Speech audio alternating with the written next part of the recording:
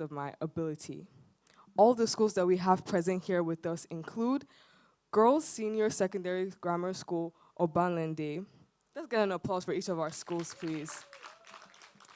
Akande Dahunsi Memorial Senior High School, Echo Akete Senior Grammar School, Okesuna Senior High School, White Dove School, Vivian Fowler Memorial College for Girls, Oxbridge Tutorial College, Lekki Campus, Chrisland High School, Ikeja, Wells Springs, and Children's International School.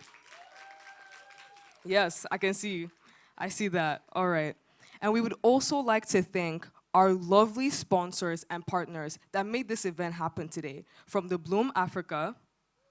We're not applauding our sponsors. Mike Adenuga Center.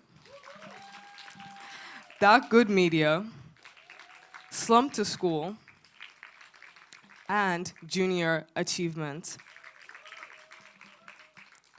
On behalf of the Bloom Africa and Girl in Bloom, I assure you that today will be momentous.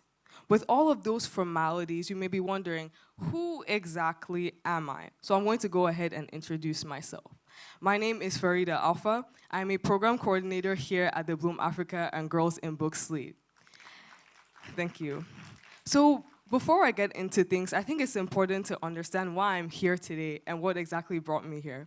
So this takes me back to 2022, my senior year of high school, and I was seated on the couch. As we all know, senior year is extremely exhausting, so I was so tired and fatigued.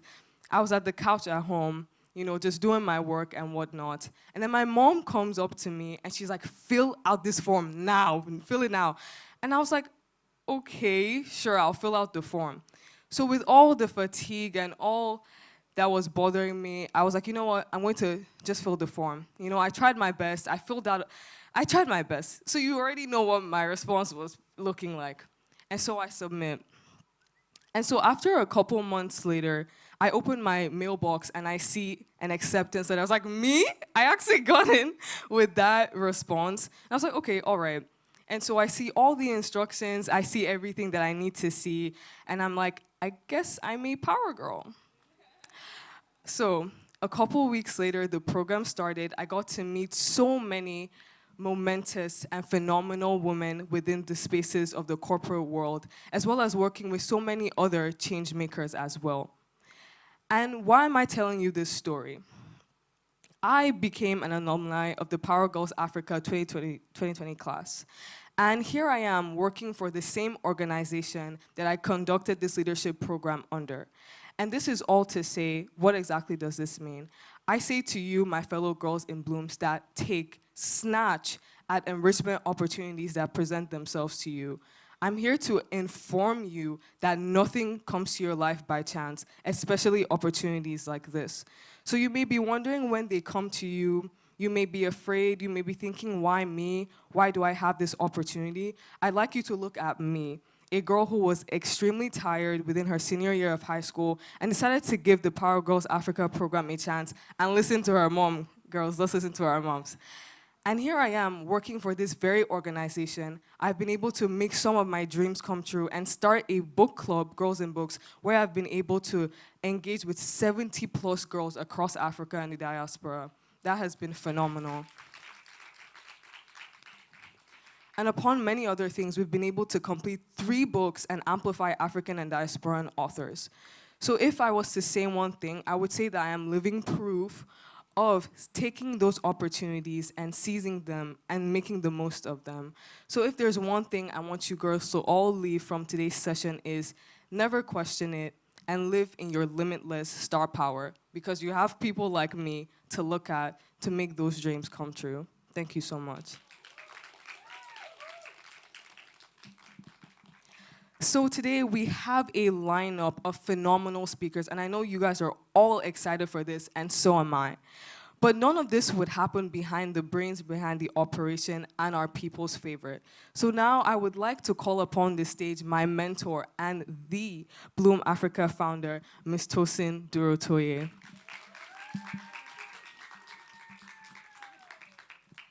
Ms. Tosin is an innovation strategist, social impact leader, and global speaker. A Forbes feature equity and diversity advocate, she is the founder of the Bloom Africa and Her 100 and is the lead facilitator for Girl in Bloom. Please applaud my mentor. Ms. Tosin has over 18 years of public and private sector experience in technology, innovation, business development, and strategic partnership. She's a certified professional coach, a Google for Startup Accelerator mentor, and a Techstars mentor. She's also an Atlantic Dialogues emerging leader, leading Ladies Africa's Nigeria's 10 most inspiring, my apologies, 100 most inspiring women, most influential people of Africa, of African descent, and a charter member of the West African alumni chapter of the Delta Sigma Theta, a 108-year-old public service organization. Ms. Tosin serves as the board member of the US for UNFPA, the United Nations Agency for Women and Girls and Slum to School, a volunteer-driven development organization empowering underserved children in remote communities with quality education, entrepreneurial skills, and psychosocial support. My apologies. Ms. Tosin holds a Bachelor's of Arts in Political Science from Wake Forest University and a Master's of Urban Planning degree with a focus of Economic and Housing Development from New York University Wagner School of Public Service. With that phenomenal introduction, please give us a huge round of applause as we introduce our founder, Ms. Tosin Dorotoye.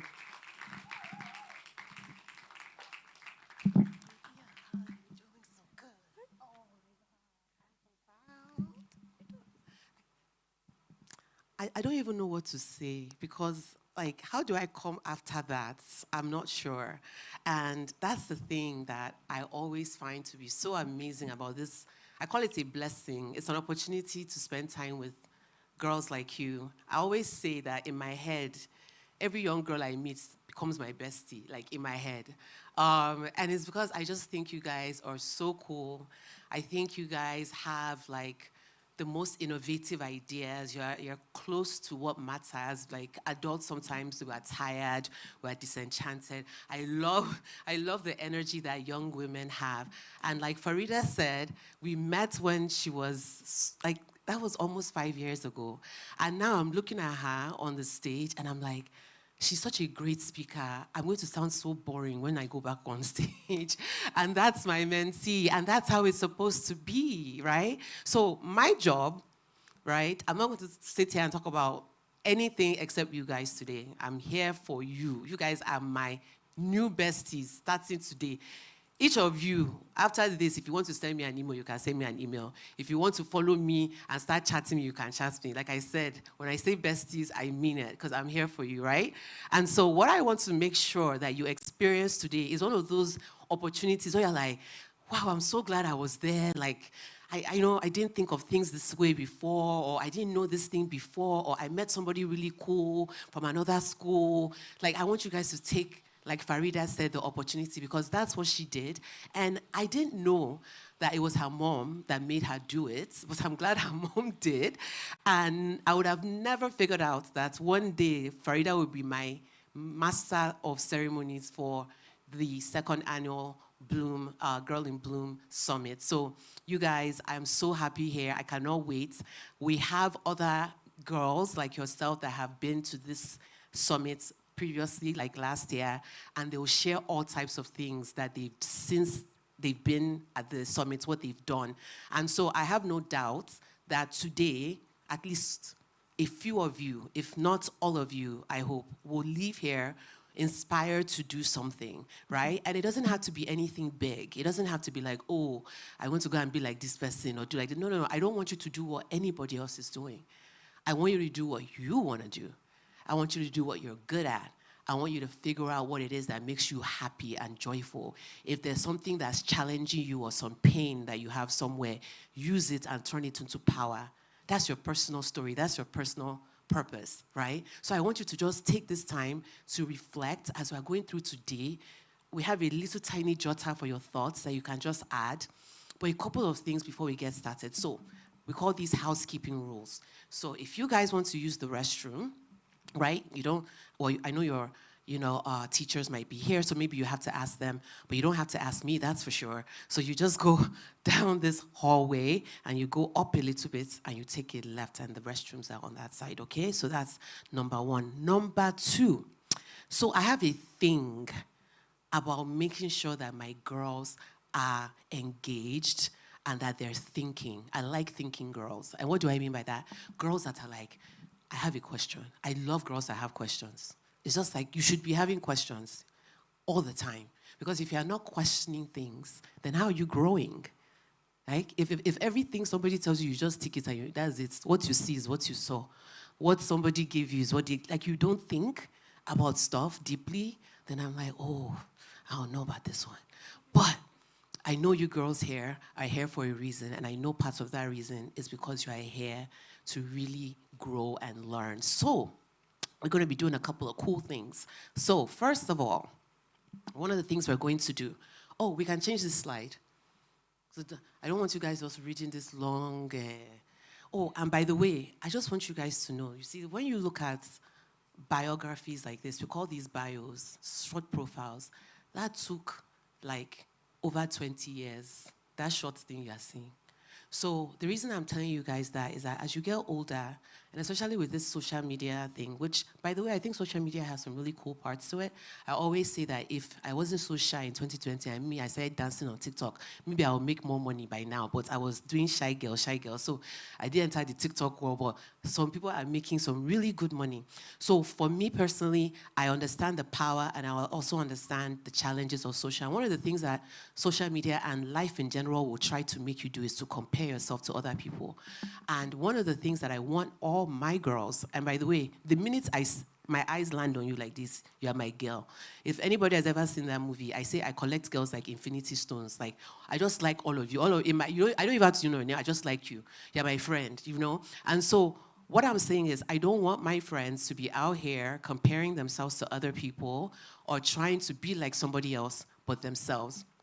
So I'll tell you instead. So like I said, that profile you saw was like over 20 years. And so somebody will look at me here today and be like, oh my gosh, I'll never get to that point. Well, you have like 20 years. So I think you're going to be just fine, okay? So no pressure on yourself. Wherever you are right now in this moment is where you're supposed to be, okay? Learn from every challenge you have and every opportunity. So very quickly, what is the Bloom Africa? You're probably like, what is this place? What is even going on? What is this t-shirt I'm wearing? I don't even know. Maybe some of you know, because maybe some of you have gone to like social media, you've like looked at it. I see some of familiar faces from some to school ambassadors that were part of another program we had. Can we give them a round of applause? They're here. Oh my gosh, these girls are amazing. They're going to be our co-moderators today, along with our speakers and our other moderators. But the Girl in Bloom is an initiative under the Bloom Africa. And so what is the Bloom Africa? The Bloom Africa is a nonprofit. So what we do is what we do. We do things here because we're passionate and because it's our purpose. We're not doing it for any other reason than that, okay? And so what are we trying to do here? We're trying to harness the power of education to mobilize African and diasporan women and girls. Who knows what diaspora is? Does anybody here know what diaspora? Yes, over there, I saw your hand. Who has the mic? We should have a mic on this side as well. We have more mics. Who's our other mic volunteer? Okay, so we should be on this either side. Okay, so what's diaspora? And tell us your name and your school. My name is Zitara. I'm from Children's International School. Okay, hi. Hi. And I think diaspora means people that are from a certain diversity, like spread around away from their homeland. Yes. You know what I tell you guys all the time? But I always tell you guys it's a secret. You can't tell anybody. This is our little secret. Are there guys in this room? There's a few of them. Can you people close your ears? I don't know if you can. Okay. So secretly, I think we're like the most intelligent. I just have to tell you that. Like, that's just my belief. But I pretend like I don't know that. So, but like, look at that answer we just got just now. She just got it. It was just like, boom. She just knew. So She didn't have to use Google or nothing. I'm so impressed. So that's what we're doing. And we're going to be looking at women not just in Africa, but even in places like Canada and the US, because a lot of us are leaving like our countries, but that doesn't mean that we stop being Africans or we stop having certain experiences, right? So that's what we're here to do. And we want to make sure that we use that to teach you girls how to make change in your community. So we're not just here to be talking and talking all day. We're here because we want you guys to go out after this and be somebody new and have new ideas of how you can help, what you can do, how you can contribute, like pay your rent for being in this world. That's what I always say. Okay? So next slide, please. So what we're doing now is that we have a few initiatives. I won't go into all of them. You can go on our website if you're really interested. But Her 100 is where we gather as diasporan women. So we have women abroad, and they all give a lot of resources and money. And one of the key announcements that I want to make today actually is about that program, is that starting next year, we're going to start awarding 4-year scholarships to girls that are going to college. We're going to start giving like grants money to people that have businesses. So if you have a business and you have an idea and you just need a little bit of money, we have a fund. It's called the Bloom Impact Fund. And then if you have like personal development training, like you want to go to a conference or you want to attend some program that will help you grow, we can also give you the support for that, right? And that's made possible. Thank you guys so much. It's for you guys, oh. So if you're here, you're listening, be taking notes, be like, I need to go and subscribe to that newsletter. I need to go and follow that social media so that when the applications open, you guys are aware and you can put in your application. And we don't want to do 1 year. No, we want to do all 4 because we want you to focus on your focus. And we don't want it to be the money, okay? So we're doing that. And so that's the second thing that's on the thing. And then Girl in Bloom, that's why you guys are here. So Girl in Bloom is a community of young female change makers that features a yearly leadership summit for teenage African girls. Go figure. That's what we're doing today. So that's what we are. And so here we are. I won't go through everything, but in Girl in Bloom, we have the global ambassadors. You're going to meet them today. They're amazing. They did some amazing things this year. We have the Girl in Bloom Summit. That's what's happening today. We have Power Girls Africa. That's where Farida came from. It's a leadership program, and you come to the leadership program, it's like 6 weeks, it's kind of intense, but you meet all these amazing girls, and then you get to have me as your mentor for life. Like, obviously, that's like the best deal ever. And then we have Girls in Books, and Girls in Books is our reading community where like any girl can join. We open up applications, and this time around we'll be opening it for summer, so it's like a summer reading club, and we just give you books, and then we all meet virtually, and we have girls from like Rwanda, Zimbabwe, South Africa, Nigeria, Kenya, Ghana, US, and Canada. And so you get to meet all types of girls like outside of, your usual. So it's a really cool place to be. We also have Leader Labs, which are like virtual and in-person events that are focused on like training for you guys. So one of the reasons I founded the Bloom Africa was because I was kind of tired of nobody talking to the girls. I'm like, why is nobody talking to the girls? Because the girls, they go to high school and they don't even have a LinkedIn yet. They don't know how to write a resume. Nobody told them how to do interview. They haven't done certain things, right? They haven't done internships because we're not focusing on the girl child. And because I really, really, truly remember, and I think that's part of the reason I do this thing, is that because for some reason, I remember what it was like to be your age. Like, I remember exactly what I was feeling. I still look at pictures and I'm like, oh, I know that girl. I know what she was going through. I know what she was thinking. And so we want to make sure that we're there for you. So those Leader Labs, they are for things like how to get into college, like how to get money for college. So we have one coming up for how to get money for uni. And even if you're not ready for uni yet, you should still come because it's going to help you prepare for getting into uni and getting money to go to school. And so that program is at the end of this month. So you should follow our Instagram, our LinkedIn, and subscribe to our newsletter. You can subscribe by going to our website. Our impact so far, we've impacted over 3,000 women and girls, so we're really, really happy about that because we're a really small team and we're really feeling like we're doing big things and we're going to do bigger things. We've done like 20 plus in-person and virtual events like this one. We have handled and given away about $25,000, which is really just a speck in what I have planned for you ladies. Like, you ladies, I'm bringing you money. That's my plan. It's like, I want more money, but not for me, for you, okay? So we're going to get more, okay? We're just starting. And then we've been to 8 African and diasporan countries, like I said. Okay, next slide. See you. So I just want to say thank you to our board of trustees. We have some amazing women that are on the board of the Bloom Africa. We have to recognize them because they're the ones that have made the Bloom Impact Fund possible. So by their contributions and everything, and these women are, if you read their profiles on the website, you'll be amazed. So you see Justina. Some of you that like Beyonce, you might like her because she's the SVP for Beyonce's company, Parkwood Entertainment. That's pretty cool, right? And then Lovey Ajayi has written books, and we have Ifwa, we have doctors, we have people that are working in all types of really cool places. So sometimes when you join our community, you get to meet them as well. Like on Friday, Lovey, who is right there, with the red lips, she's a 4-time award-winning author, and she's so fun to talk to. She'll teach you a lot, and we're having a virtual event from, where's Farida? What time? 4 to what? I think it's 4 to 5. Yes, on Friday. So you should register. Go to our Instagram to register if you want to hang out with her. Okay, next. And then after that, we have our board of advisors, and all of those are based here. We want to make sure that we are hearing you guys, and we want to make sure that we are doing things that actually support you and not just things that we think you guys would like. So all of our African-based advisors, can we just go back one more? So we want to make sure we acknowledge Ayomide, who is in the room with us. Hi, Ayomide. She is one of our board advisors. She's here. We have more of them coming. More of them are coming.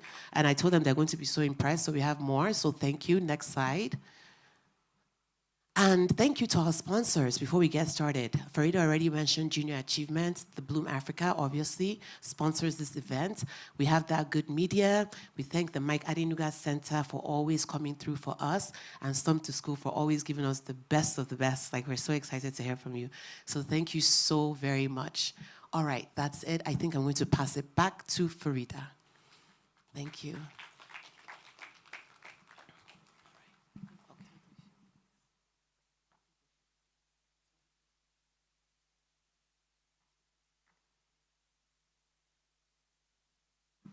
Thank you all so much for being so attentive. Can we please give another hand to Ms. Tosin, please? Thank you so much. You inspire me, truly. All right, then. I feel like our energy is still a bit low. Okay, I feel like our energy is still a bit low. So can we all stand up? Let's all stand up. Let's all stand up.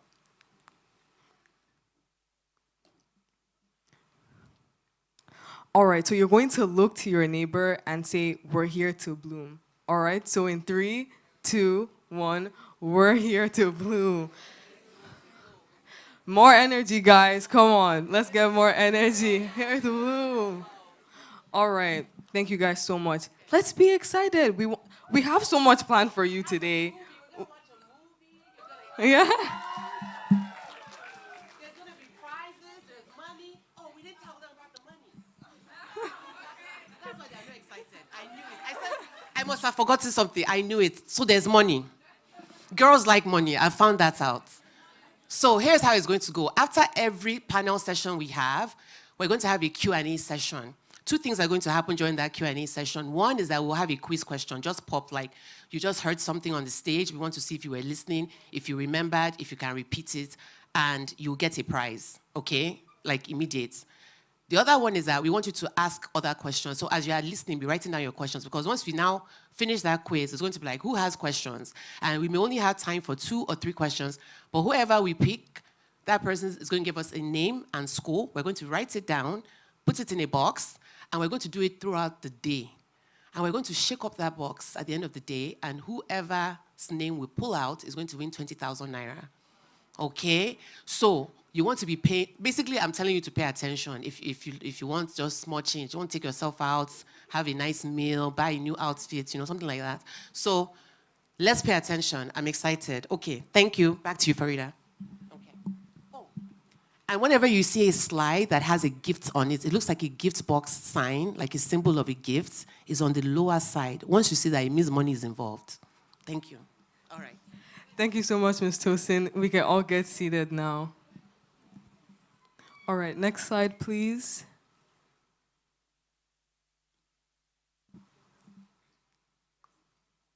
Next slide.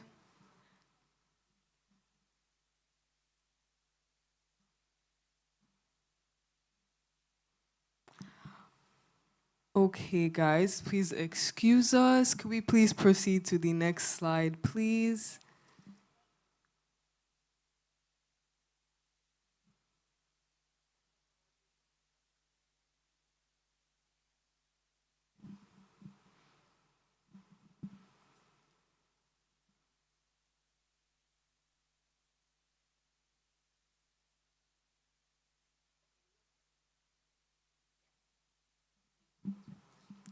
All right, thank you so much. As much as we have our adult speakers here who will be gracing the stage and enlightening us on so many important topics, I think it's important, just as Ms. Tosin said, to shed light on the girls who will also be helping us and aiding this session. So I would like to acknowledge all of our student moderators who will be assisting us with our session today, who are all Slum to School ambassadors. Can we please give a huge round of applause to these courageous girls? I hope they all will inspire you, as it takes courage to be seated up here and be doing what they are about to do. Thank you so much. Next slide, please.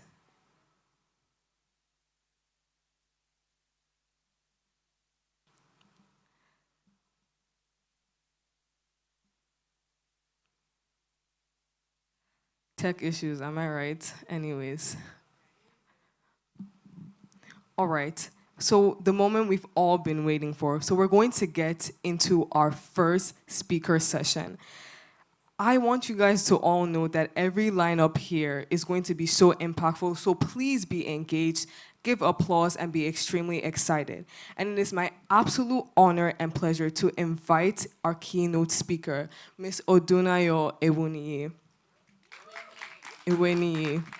My apologies.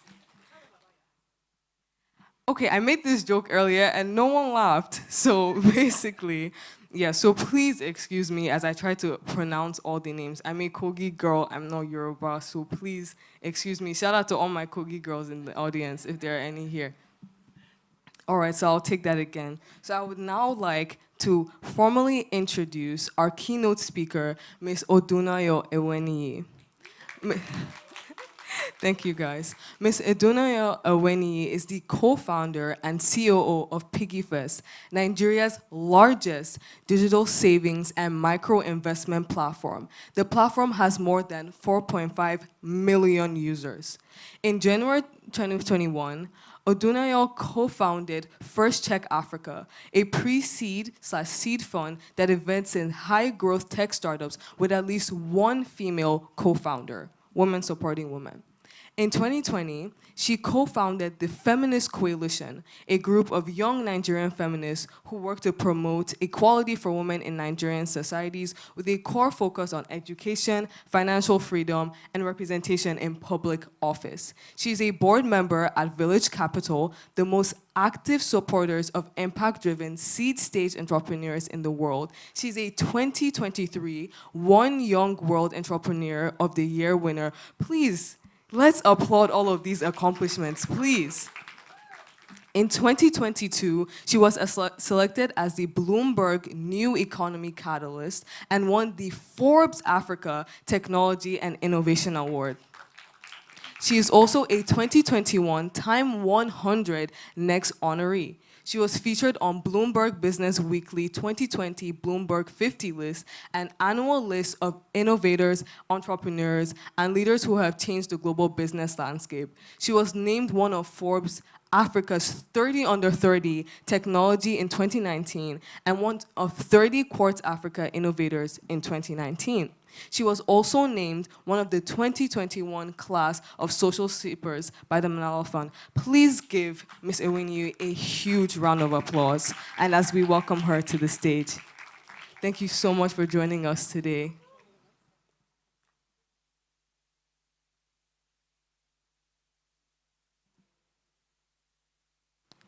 Thank you so much. And as we stated previously, this conversation is for the girls, so we will also be having girl moderators who will be joining us here on the stage. So I would like to introduce our first Slum to School ambassador. Kindly excuse my pronunciation, Ope Margaret. Please join us on the stage.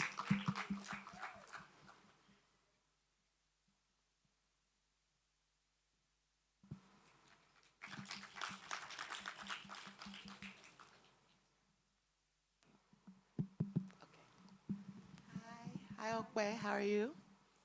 Margaret Okwe. Okwe. Okay, nice to meet you, Margaret. So I'm going to let Margaret go first. So she's going to start with our opening question, which I know that she has. And your microphone is right beside you, so just turn it on and we'll get to chatting. Okay? So thank you. Go ahead. I think it's on. It's not on yet. Good morning. Good morning. Okay, my opening question for Ms. Odunayo is, what was it like growing up as a teenager in Nigeria? You know, in a world full of bias against girls, and you were once a teenager. So what was it like growing up as a teenager? Right. So, hi everybody. My name is Odunayo. I think to begin, I'm 30 years old, soon to be 31, and it's it's just been it's very fun. I think one of the most impressive things I think about like Nigerian women is resilience, right? And so I'm very happy to be speaking here with you today. Honestly, this is my first. I took a break from speaking engagements, and so this is my first speaking engagement in like 9 months. Can you clap? You ladies, are you feeling special? Thank you. Happy that like it's here because it means a lot to me always to speak to women. It means a lot to me to help the next generation of girls like me, you know, figure out what's going on, whether it's in tech or anywhere else. I prefer it's in tech, but yeah. So growing up as a teenager, I grew up in Ijebu-Ode, Ogun State. Both my parents are university professors. And it was a very fun upbringing, honestly. And I think that we were lucky. My dad was a professor of psychology and philosophy. My mom was a professor of sociology and math, so they were very academically inclined. And the world is heavily biased against girls, but that bias, fortunately, didn't like permeate our household. So my parents didn't particularly believe in gender roles. And because they were heavily academic, we were driven from a very young age to be super ambitious. In fact, my dad used to tell us, almost like a mantra in the house, there's nothing you can't do, you're very special. And so, like, going out into the world, it was super easy for us to believe that, like, there was just very little that the world could do to stop us. And so we were very, very, very shielded from like all of those opinions that could stop you as a girl from being developed. And honestly, it was a culture shock for me when I went like out in that way and realized that people expected less from you just because you're a girl. And so it's really important to me that initiatives like this exist to make sure that whatever the world is impressing upon you, you're fighting deeply against it and that your motivation comes from inside, right? You're a girl. And that means exactly that, you're a girl. It means nothing else in the world of science, acting, creativity, art. It just means you're a girl. There is no reason that being a girl should stop you from doing anything. We were clear on that growing up. And so heavily influenced by my parents to just continue to go out and do what makes me happy and what makes the most impact. Thank you very much. Thank you, Arjun. So, you know, that's a great answer. I want to ask you a question. When you started building PiggyVest, how old were you? I was 19. Such a long time ago.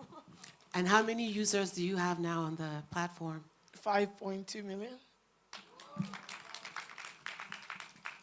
So when I tell you that I believe that girls got the answers, I mean it. I know that to be fact. And I don't look at your age as anything but just a number. The innovative minds are amongst you. The answers we are looking for are with you. It's not with the adults anymore. Okay? So that's why I honor you, I give you time. okay? Because when she was 19, she started building something that she didn't know would serve over 5 million people. So whatever dream you have today, 16, 17, 18, it is valid. It can work, okay? So I just wanted to start with that. So I wanted to ask you, Odun, about your journey. Like, how did you start that journey at 19? What problem did you see? Because I think one of the things today is, you know, we're talking about impact beyond boundaries. And when we talk about boundaries, it's not always physical. Sometimes it's mental boundaries, cultural boundaries, even educational boundaries. Odun, one of the things that I'll ask you and I want you to talk about later is where you went to school. Because a lot of our girls these days think they have to leave to go to school. They don't think they can do anything with the degrees in Nigeria.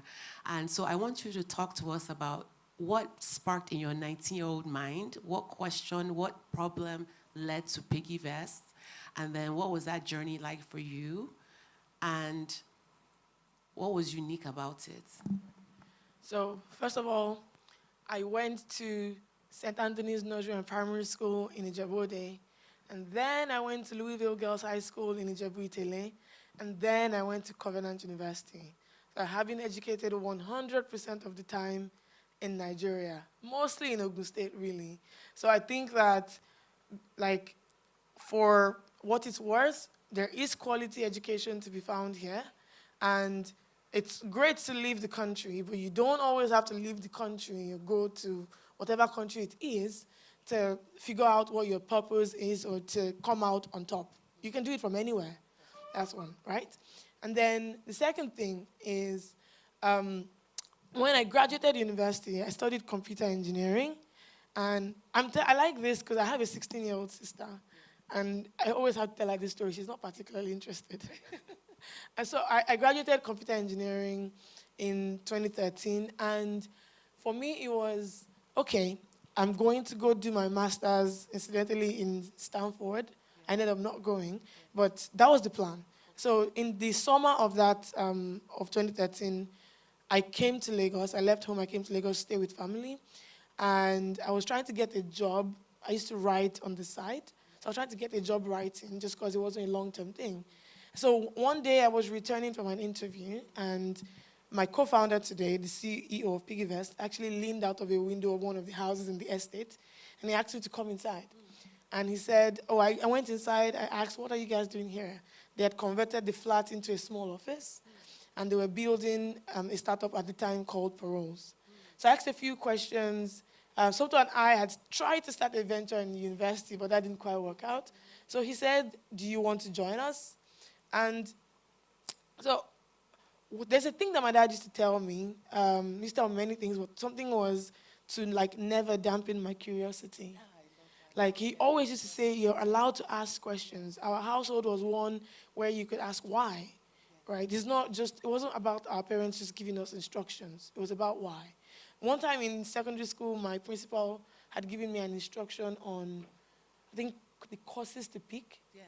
And I was like, no, I want to talk to my dad. Yes. And she said, why? I was like, because I want to make the decision with my dad. And so my dad came to the school, and he's like, well, this is a decision we have to make for her. Yeah. And she deserves the right to. So my parents allowed us to speak out. Yeah. And so that curiosity was always there. He said, don't ever just put your curiosity aside. If you have questions, ask them. And so when he said, join us, I thought about it. I want to write, but, this could be interesting. I'm very curious about what a startup means.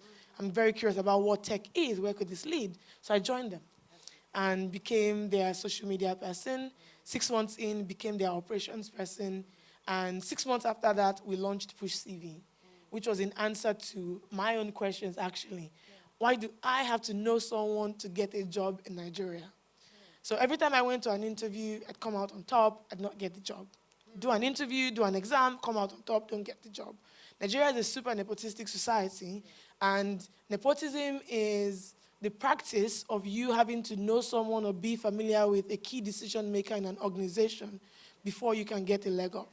And so that kept happening to me, and I was talking to my co-founders about it. We went back and forth, and PushCV was a result of that. It was a platform where we pre-screened candidates, and submitted the top 10 people who deserved it, merit, to the companies. And so that was the company that we started in April of 2014.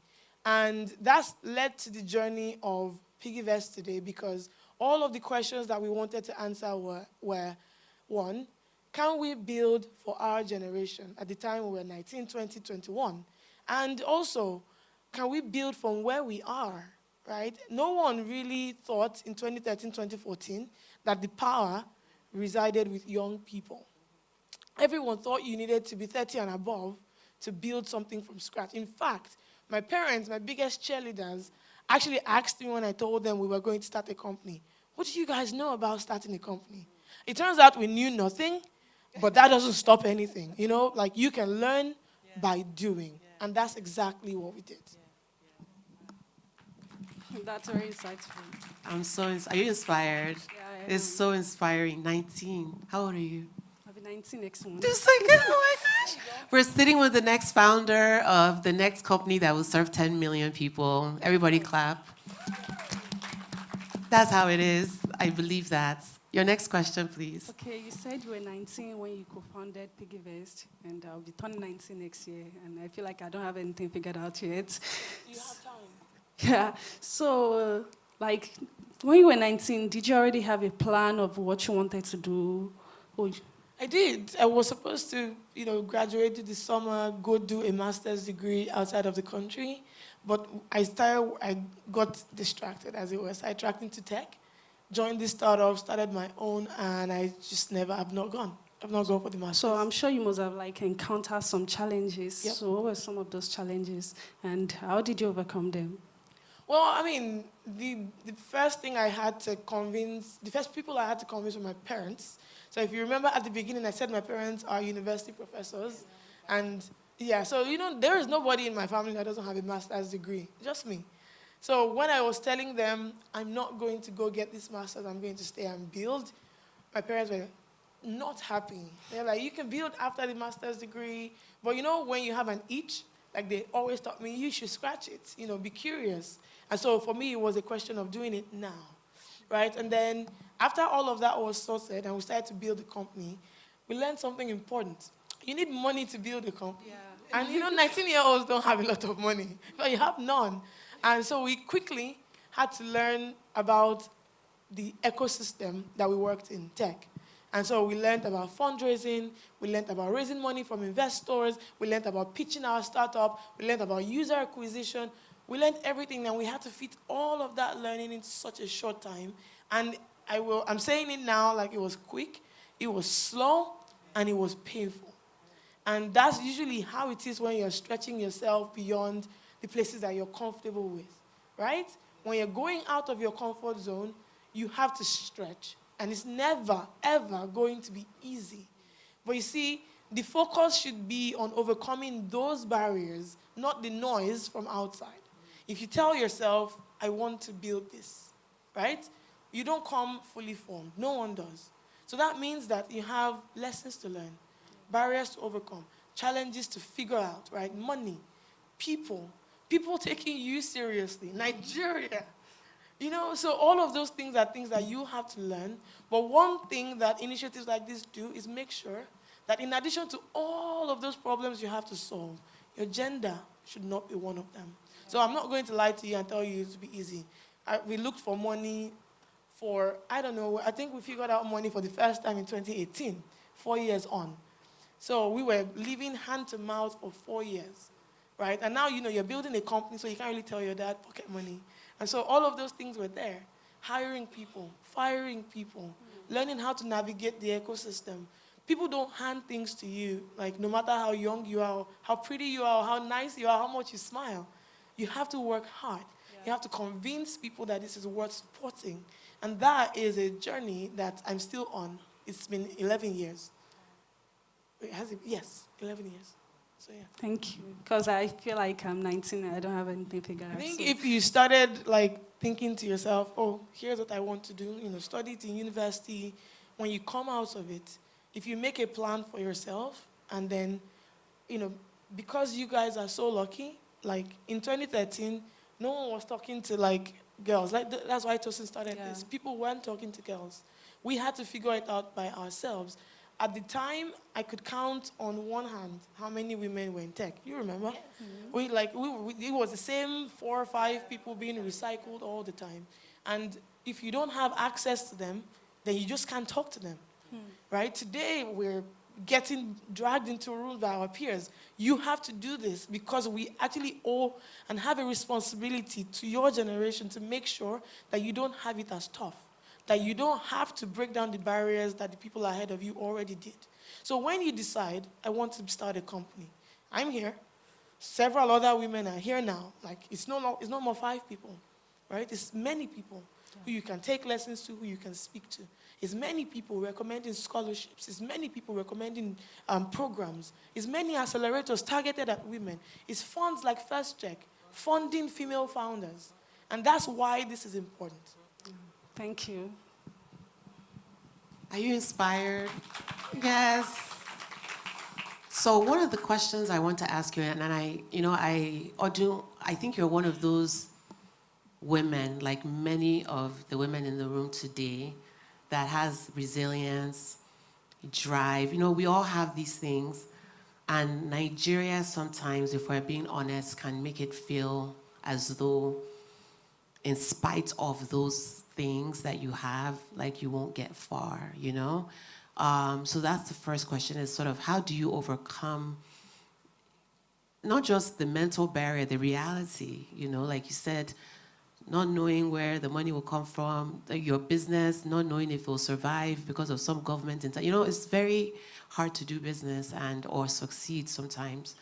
So you touched on that, but I think how do you continue in the face of that is one. And then I think two, I wanted us to talk briefly, because I know we're running out of time. I saw 5 more minutes. I'm sad, but we have Q&A, is about this idea of the plight of the girl child.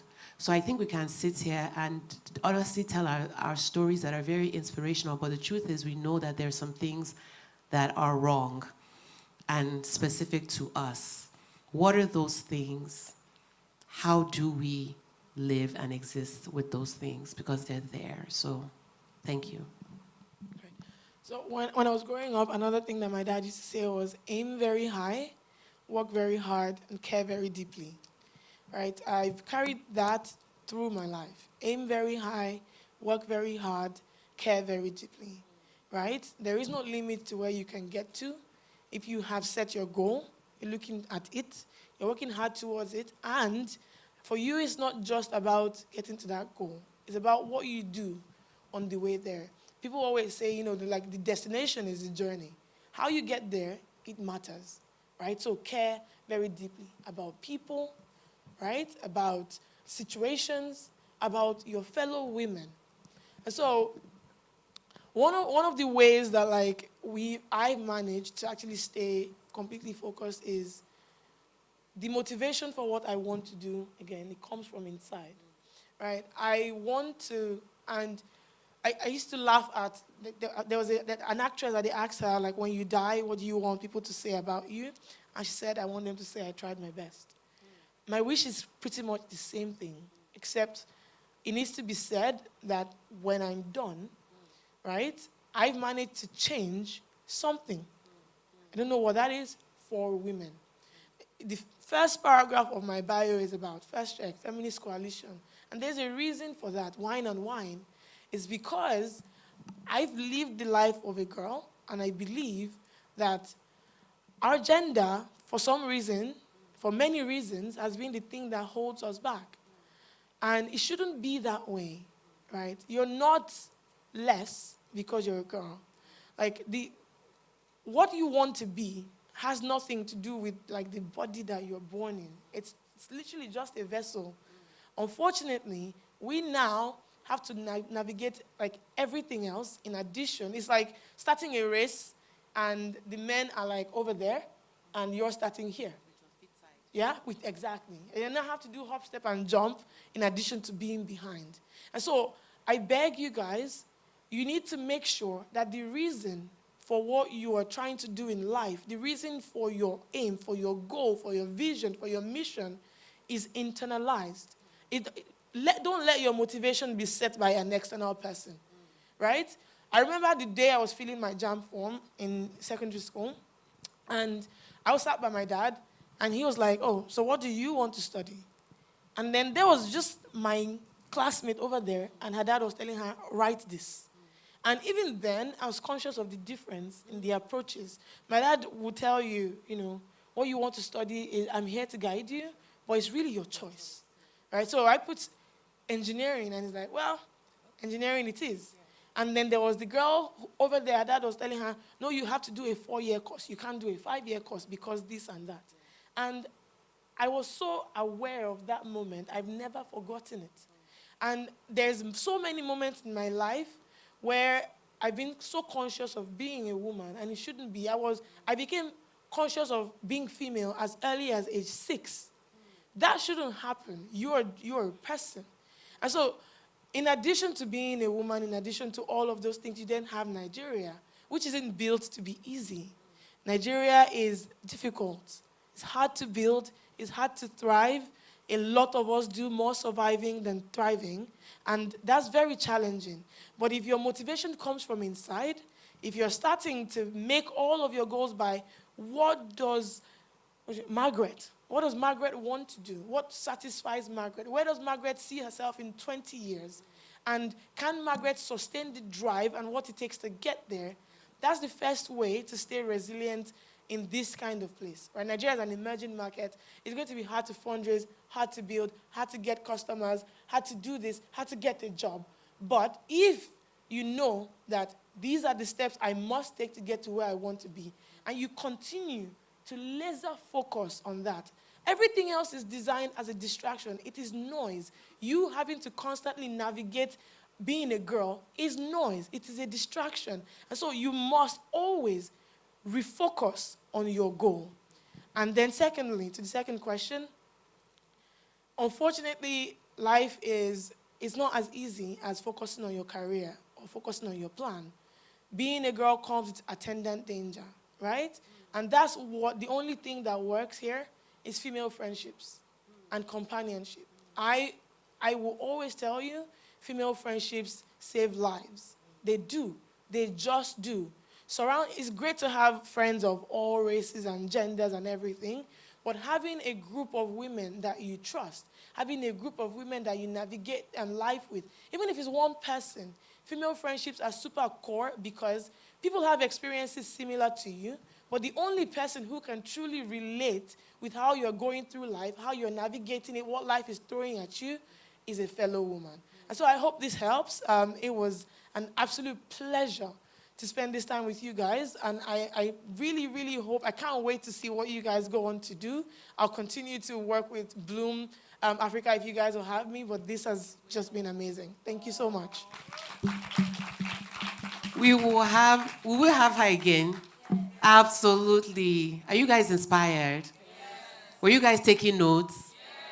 Oh my gosh, I feel so empowered. Like, I didn't know she started Piggyverse at 19. I've actually been stuck on that side of the conversation since the beginning. That's where my mind had. I was at 19. I was trying to figure out what I was doing at 19. What was I doing at 19?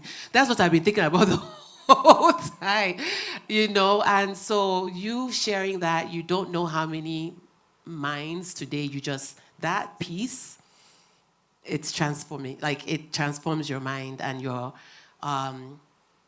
you see yourself as being capable because, again, 19 is not too young to begin your life-changing journey, to begin writing your story. You can start today.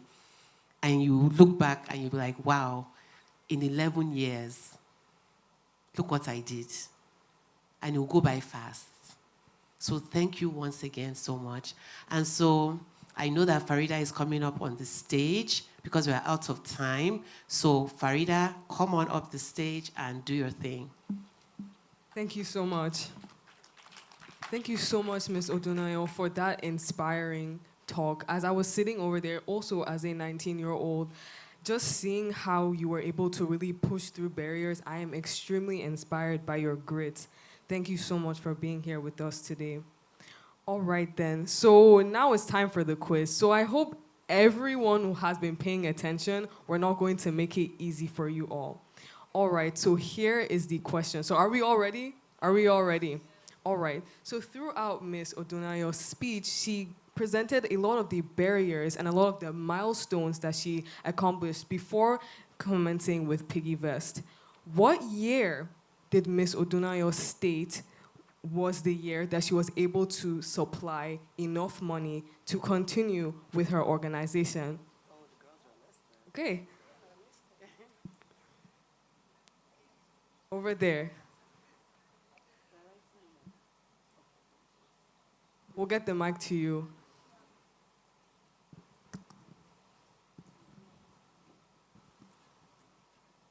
My name is Ibiron Keja Disola, and I attend Christian High School, Ikeja. She said she was able to get enough funds for to manage a business in 2018. All right, thank you so much. She can come up and get her prize. All right, so as a matter of fact, that is correct. Please come onto the stage and claim your prize. You were extremely attentive. And then Q&A. All right.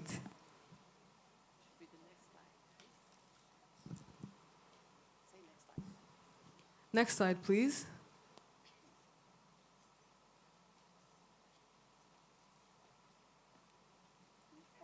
Congrats. Where's the book? Congratulations. Kindly just We'll hold take on some here. photos. Yes, yes. Take some photos. All right, so we're going to get you first. You know where the books are? You don't know where the books are? Okay. Sorry, we went to get the book. I thought we had the book for you already. But we're taking photos right now. Do you want to take a photo with us? Yes, come in. Yes, join us. There you go. Oh, that's so cute.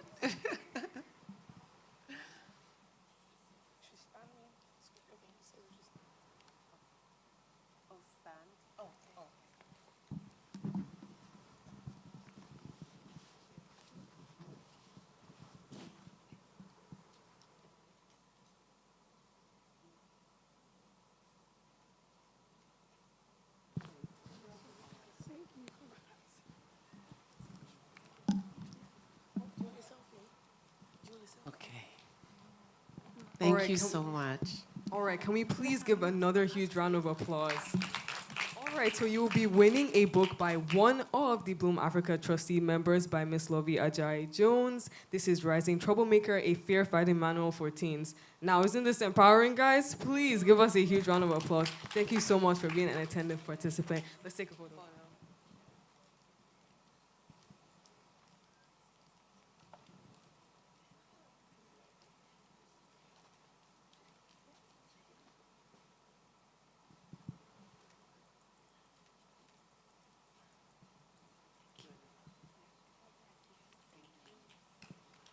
Thank you so much. All right.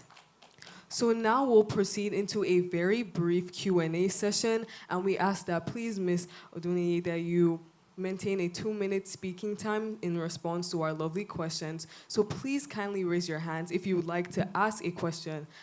Okay. All right, I saw your hand first, right up there. All right, so we'll hand it over to our ambassador. Okay, I was wondering, like, when you were 19, you have financial difficulties when you wanted to start your company. Like, I want to know, how can girls, like teenagers, make money legitimately in order to become financially independent? Internships, and then you can start small businesses. Most people at 19 are in university. And so, for instance, my sister, when she was in university, started a side business selling like essentials that people needed inside of school. I went to Covenant, so we didn't have everything. Or those things were expensive, or the store was far. So she was selling from inside of her wardrobe, and so she made some money.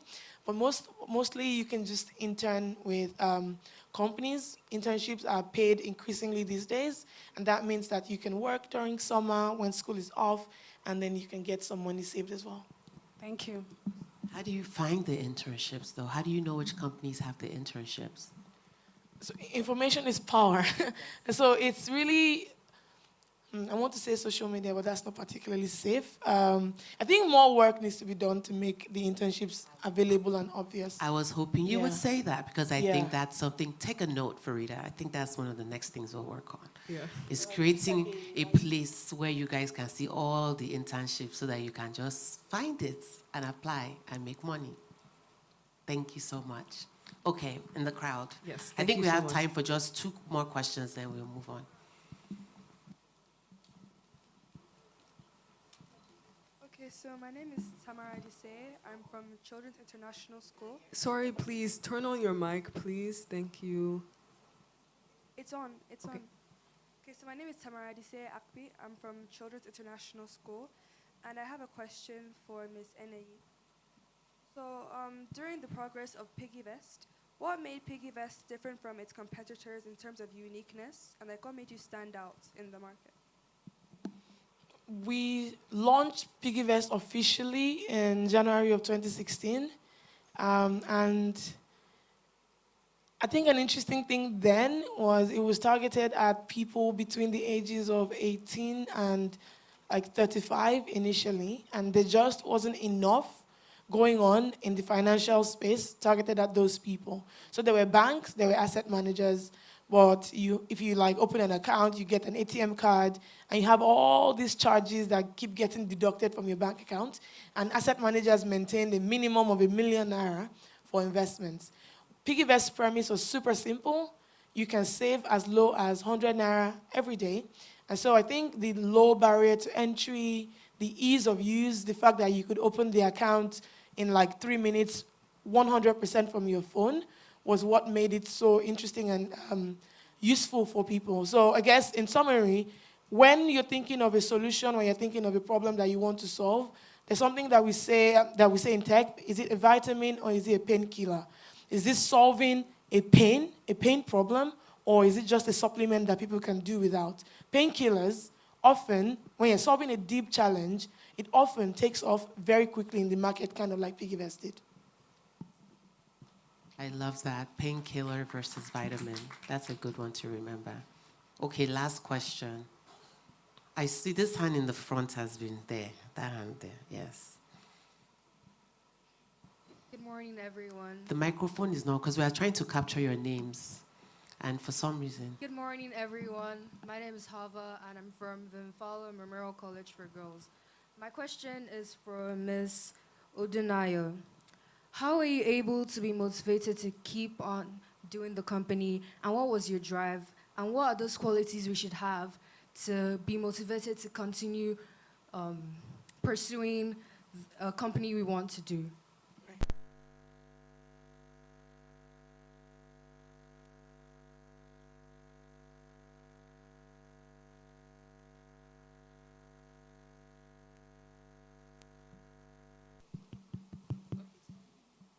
My name is Hava, Harva.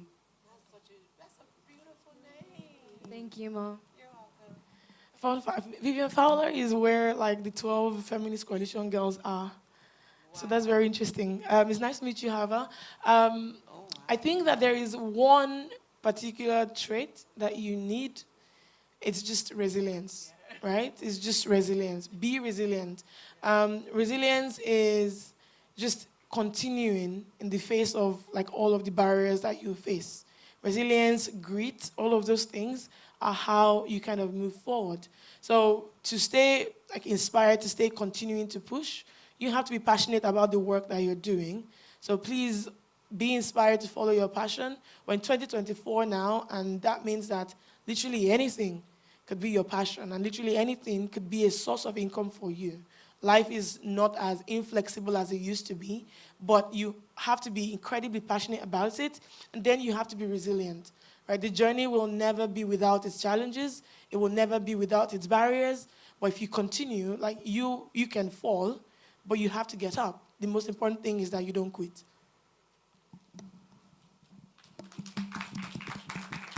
All right, thank you so much for all of your questions, and thank you so much, Ms. Odunayo, for really being so inspiring. I can feel your personality. Thank you so much. And with that, can we please give a huge, huge, huge round of applause to our keynote speaker. Thank you for saying yes.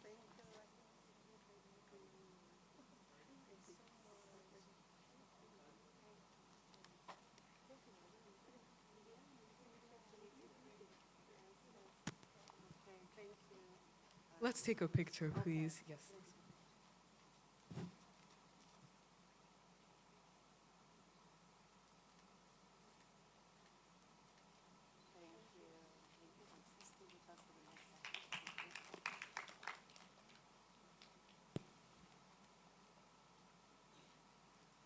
All right, so next slide, please. So now that we have had our first speaker, how do we feel? Are we feeling inspired now? How do we feel?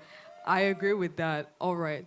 So now we'll be proceeding into our next item on the agenda. So today we have our Girl in Bloom Global Ambassadors. So through a 6-month program, they were able to complete 5 social impact initiatives, and they're here with us today to tell you all about it. So now I would like to kindly welcome our global ambassadors to give us a rundown on how they became social impact engineers. Thank you so much. Hello everyone, good morning. My name is Olamide Fatoashe. I am currently 16 years old and I graduated from Vivian Fowler Memorial College for Girls. With me here today is... Hello everyone, I'm so excited to be here. My name is Oluwapelumi Oyetade. I'm an 18-year-old teenager from Lagos, Nigeria. Hello everybody, my name is Joseph Anu-Wakpo, a 19-year-old student at the Lagos State University, Ojo. We are here representing the Girl in Bloom Global Ambassadors Program, class of 2024. Today, we have the honor of speaking about our experience as a Girl in Bloom ambassador with the incredible journey we've had with this program. My journey with the Girl in Bloom program started last year when I had the privilege of attending their first ever summit with Vivian Fowler Memorial College for Girls. It was a transformative experience, one that sparked me with a desire within to do more and create lasting impact in my community. I reached out to Ms. Tosin with an idea, and to my surprise, she not only responded to me, but she offered to mentor me. That conversation grew into something way bigger. I'm so sorry. That conversation grew into something way beyond my expectations. Mr.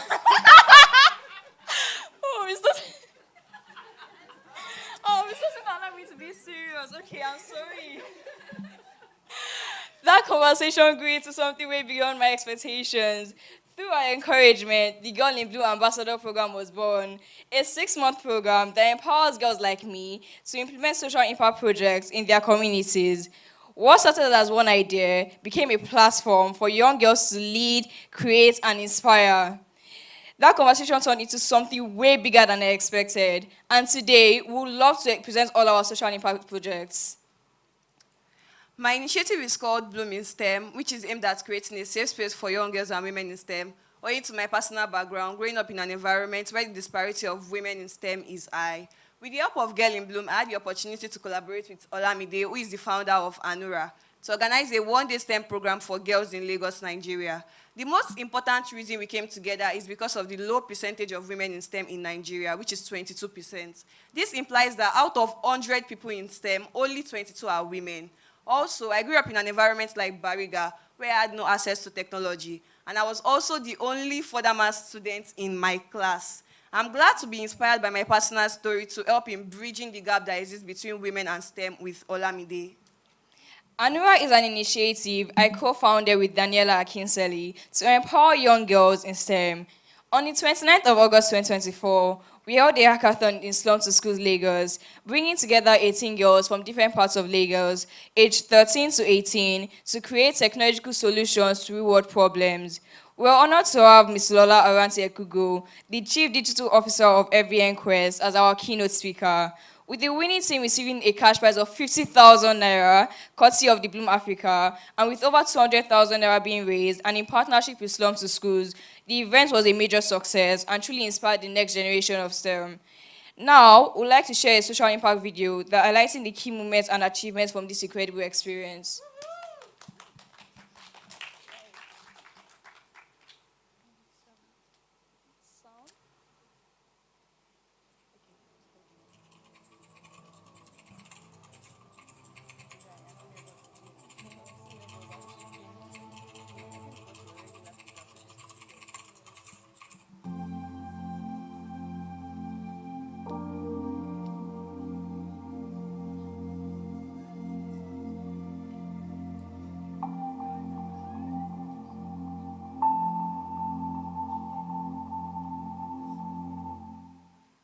is Oluwapelumi Oyetade. I'm an 18-year-old teenager from Lagos, Nigeria. I'm a computer science student at the Nigerian University of Technology and Management. I'm also a 2024 Girl in Bloom Global Ambassador. For my Girl in Bloom project, I collaborated with Olamide Fatuashi of Anura to organize a one-day program for girls in Lagos, Nigeria. My initiative is called Bloom in STEM, which is aimed at creating a safe space for young girls and women in STEM by working towards achieving SDG 4 goals on education and SDG 5 goal on gender equality.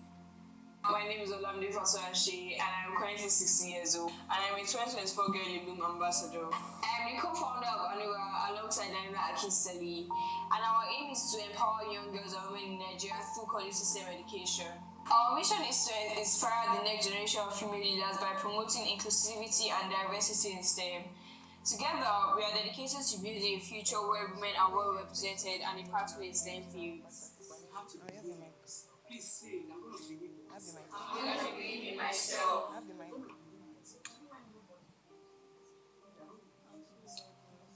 Is that, are we together on this? Yes. I want you to remember this day, right, when you came here. And remember that no matter what happens, you believe in yourself. You are not stupid, you are not dumb. You have a future. Is that right? Yes. You have a future. You are going to be great. Right? My name is John Lua. I'm a participant of today's program. Today's program was actually interesting and fun. I learned so many things. I learned to be open-minded, to believe in myself, and anything life throws at me, I should just keep pushing. I participated in this Bloom in STEM event 2024. I had a lot of fun while learning the program. We talked about STEM, which is science, technology, engineering, and mathematics. And I am motivated to pursue a career in STEM, which is computer science and software engineering. The winning team were presented with a cash prize of 50,000 naira, which will motivate them to strive for more. My name is Toluwa Banamasi, and I'm a member of the group that won today's cash prize of the group activity. Our problem was pollution, and the solution we brought about was RecycleBot.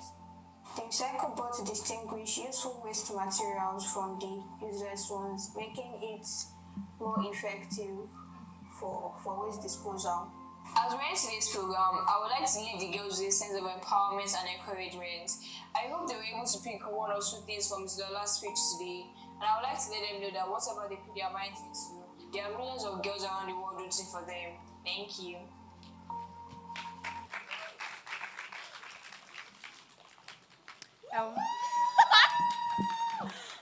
Thank you so much. Thank you so much for watching our video. So this is our statistics after the event. We had 18 girls who benefited from the program, and we were able to give out cash prize of 50,000, courtesy of the Bloom Africa. Can we put our hands together for the Bloom Africa? To the winning team. We're also able to raise over 200,000 for the program, and we also had the opportunity to partner with Slum to School for this program. Thank you.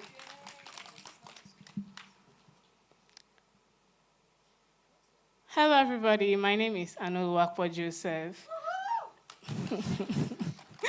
I would like to introduce to you my initiative, Sanitation for Health and Growth, an initiative inspired by the detriments of waste pollution in my environment. This initiative is driven to educate, empower, and engage teens through proper waste disposal. It involved 12 participants, a cleanup challenge, 2 local dump sites in the community, in which we were able to gather almost 150 trash bags, and a short speech from a lead advocate of Campus Recycling Champions, one of the clubs from LASU. Please enjoy as my social impact video plays. Thank you.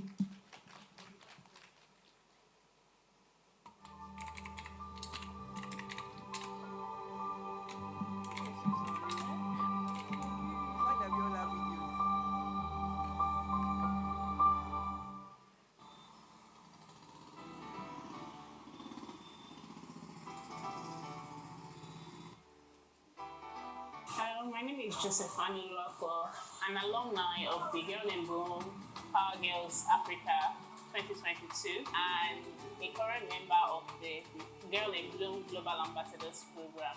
Sanitation for health and growth. Be the change, do it now. Sanitation for health and growth. Be the change, do it now. we are here to make the same change we desire. The Global Ambassadors Program has made my initiative possible by equipping me with skills, and also I have been privileged to meet with other ambassadors from different countries who have inspired me to be more efficient and also given me the strength to make this event possible. They've been able to inspire me through their own words and their passion for their projects. Sanitation is important to me because of the issue of flooding in my hostel axis. Whenever there's rain, as little as it is, it causes flood and it enters their hostels sometimes. So I want to try to alleviate that issue by cleaning some waste around the environment, because I believe that is one of the major causes of flooding around the Eva axis. As you can see, we've been able to make the place more tidy and better than before. Change starts from the individual self. Everyone out there should also stand to make the change you desire. Thank you. I would like to thank the Bloom Africa for, first of all, picking me for the Girl in Bloom Global Ambassadors Program, and also engaging us in practical skills of a project manager. And I would also like to thank them for their contribution towards my initiative. Thank you very much. I appreciate you, Bloom Africa.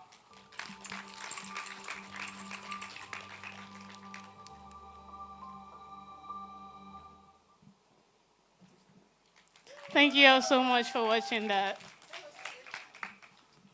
So from my initiative, we were able to gather 150 trash bags with the help of 12 participants, and a prize was awarded to both teams after the cleanup challenge. 2 local dump sites were cleaned during the event. I would like to thank the Bloom Africa and the Girl in Bloom for their support throughout this program. Thank you all so much for making it. Okay. I would like to introduce one of the ambassadors who will be joining us virtually today. Her name is Joanne, and she'll be joining us from Kenya. Joanne is a 15-year-old teenager from Kenya, and she's also the founder of Project Imani, which harnesses education to empower youth, just like the Bloom Africa. Project Imani launched the Menstrual Equity Initiative to educate girls and women in Kenya about menstruation. This is because we have 65% of women and girls in Kenya who cannot afford sanitary pads. Joanne was able to organize a one-day program to sensitize the girls and also educate the boys on how they can support women during menstruation. So I would like you to enjoy our video about our initiative.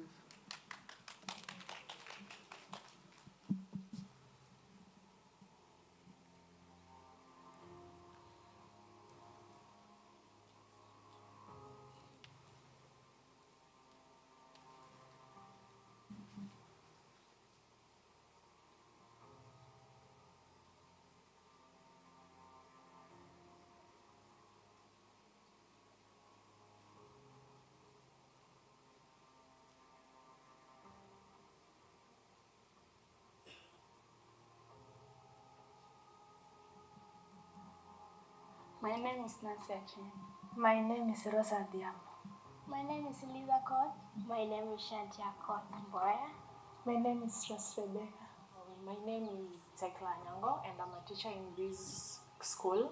Today I like to learn about food stuff, how to use a calendar when menstruating, and how to manage yourself when menstruating. How to manage what things we should do when we are undergoing the menstruation period. They should circle the month they start experiencing. They should read for how many days it take, and so that it can help them to estimate. I liked how we were learning to put pads in one place and not combine them with those ones that I have not used. It would like them to know how to use pads and to know how to use hygiene when even those foods that you're supposed to eat when you're in your menstruation. I'd like another girl to learn on how to manage herself during menstruation, like bathing and changing pads. Really appreciate this project being brought for us. Some of our girls have been educated on the menstrual cycle, the nutritional needs that they might be needing, the reusable pads, and they've been also taught on how to be washing these pads and how they should dry. I like that the girls were interacting with us freely, and they did not have fears. I liked the way we demonstrated in front of them. I like to tell other boys that menstrual cycle is a must. Girls, they undergo. And to our sponsor, we want to say thank you so much. You have empowered us. My name is Joanne Bogo. I'm 15 years old and the outgoing president of Waterhouse School, Runda. I am also a Girl in Bloom Global Ambassador representing the country Kenya, and also the Student Political Research Initiative for New Governance Kenya Chapter Director. And my initiative is titled the Menstrual Equity Initiative, and it's a multifaceted approach towards tackling the issue of period poverty. So it was prompted by the unfortunate statistics that 65% of women and girls in Kenya are unable to afford menstrual hygiene management materials, as well as the fact that about 10% of 15-year-old pad users in Western Kenya report receiving them from sexual partners. And so it is because of these statistics that we're here today at Joka Academy conducting a workshop about periods and menstruation and teaching girls about the hygiene practices that they need to follow.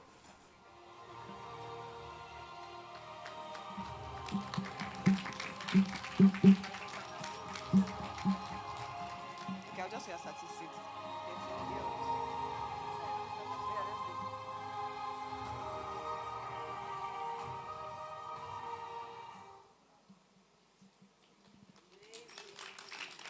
Thank you so much for watching Joanne's video, and this is our statistics after the event.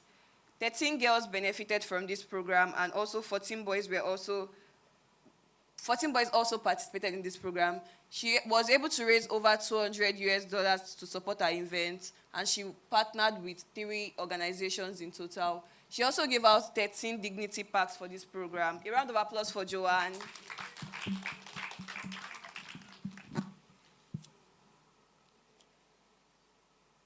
On behalf of some of the girls who were not able to make it here, I would like to present their initiative, Greet Africa. This initiative is founded by 3 girls from Akwa Ibom. Destiny Ifeong is a 15-year-old indigene of Uyo State, a final year student of Uyo High School, Oron Road. And Promise Jeremiah Okon, a 17-year-old, and Promise Samson, indigenes of Uyo, Nigeria, a graduate of Community Secondary Commercial School, Ifeoyong Isuk. The Great Africa Initiative is a masterclass program to engage young girls in basic digital skills. The Great Africa team was able to impact 50 girls and were honored to have guest speakers who specialize in the digital computer world. Please enjoy as the social impact video plays. Skinless like pearl, the best thing in the world. I've never tried to find anybody else than you brown skin girl. Skinless like pearl, the best thing in the world. I never tried to find anybody else singing. She says she really grew up boy like me. Don't believe in nothing but the Almighty. Just a little jeans and a pure whitey. She never dreamed to ever be nobody. Why it is important to bring girls to this program is because it enhances education, it builds their confidence, it prepares them for the future workforce, and addresses gender disparity. Why we are doing this master class is because it creates ripple effects, it fosters digital citizenship, and it also contributes to the economic development. Our hope for the future is to increase impact, empower generation, collaborate and partner with other international organizations, and encourage technological advancement. Thank you. The best thing in the world. I never tried you for anybody else. If you looked in the mirror lately, wish you could trade eyes with me. Cause there's complexities in complexion, but your skin is glow like diamond.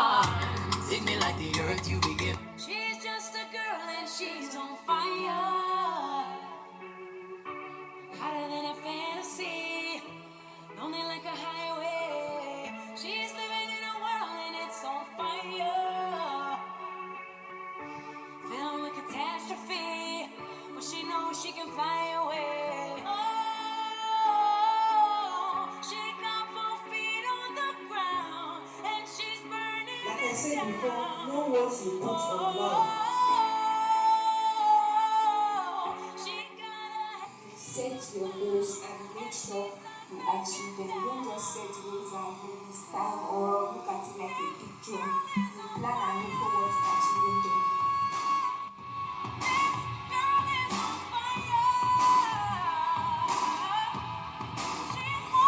That's why we say, thank you, Blue Africa. Thank you, Girl in Blue. And thank you, Miss Toto. Looks like a girl, but she's a flame. So bright she can burn your eyes. Better look the other way. You can try, but you'll never forget her name. She's on top of the world.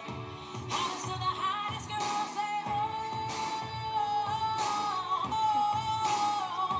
got her head in the clouds. And when I come in.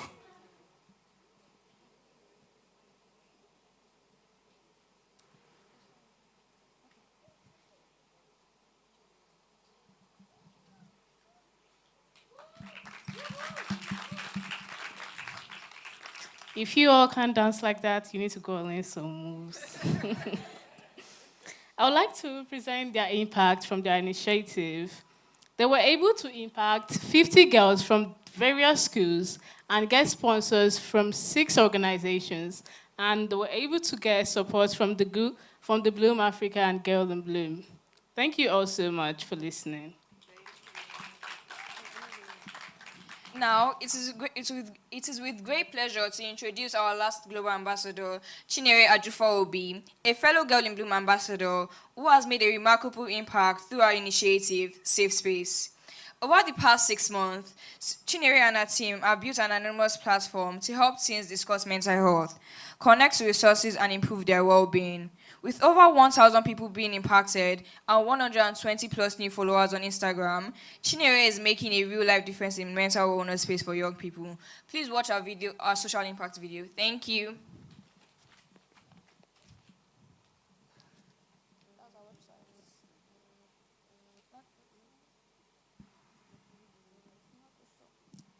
Sorry, next slide.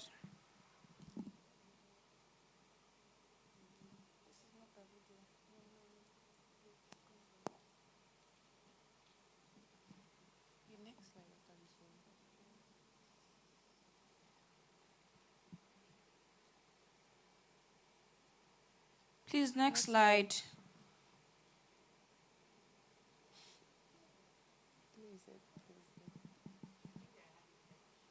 Okay, but basically, this is how Chinere's website works. Basically.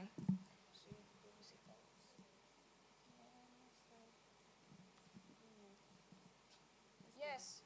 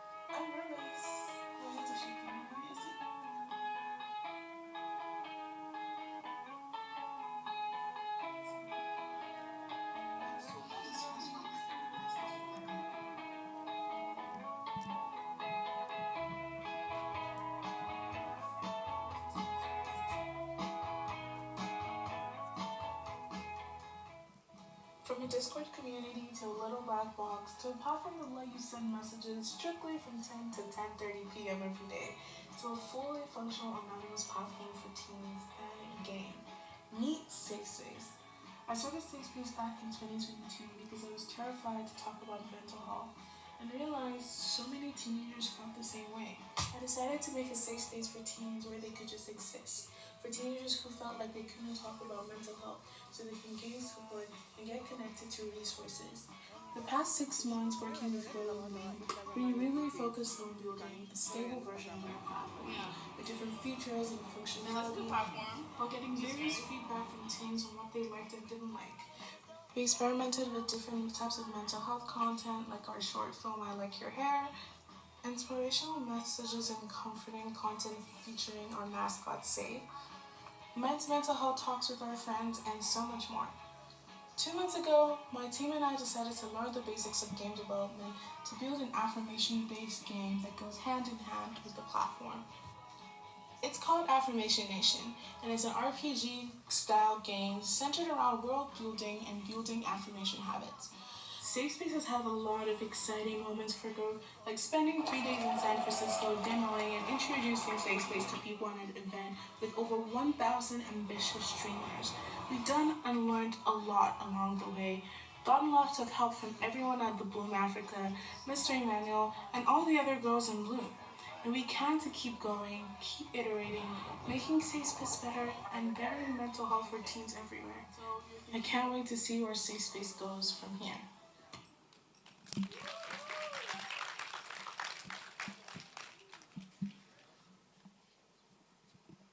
Wow, Chinyere's videos gets me every single time. Please, can you guys give her a round of applause again? She made that video herself. It's really wonderful. Chinyere was able to impact over 1,000 people and gain 120 plus new followers on Instagram. Her Instagram is safespace_it matters, so please follow her.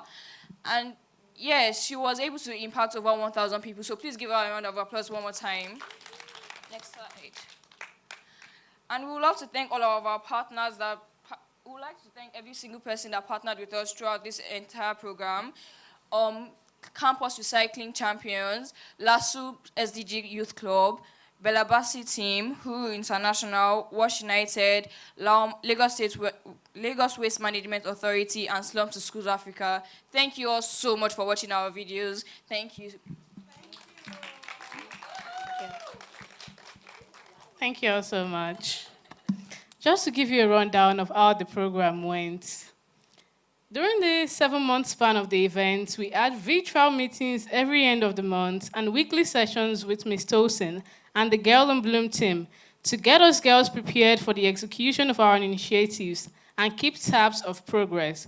We also had the opportunity of guest speakers, women of excellence, such as Kudirat Abiola and Susan Ibugu, 2 of 3 women with the most signed petition to ban child marriage. Throughout this program, we've watched each other grow and impact our community with passion. Thank you. My advice to every young girl who is aspiring to become an ambassador or a change maker in future, don't give up on your dream. If you can dream it, you can achieve it. And please, we would like to tell all of you to please follow our Instagram pages. Mine is Anura_STEM. bloominstem.ng. Annie Joe. Joanne's own is project.imani. Chinyere's own is safespace_it matters. And you can connect with us on, and Greet Africa. So you can also connect with us on LinkedIn, basically our names. Thank you all so much for watching this with us. We truly appreciate it. And thank you to Ms. Tosin and the Bloom Africa. Thank you, Ms. Tosin. We love you. Thank you.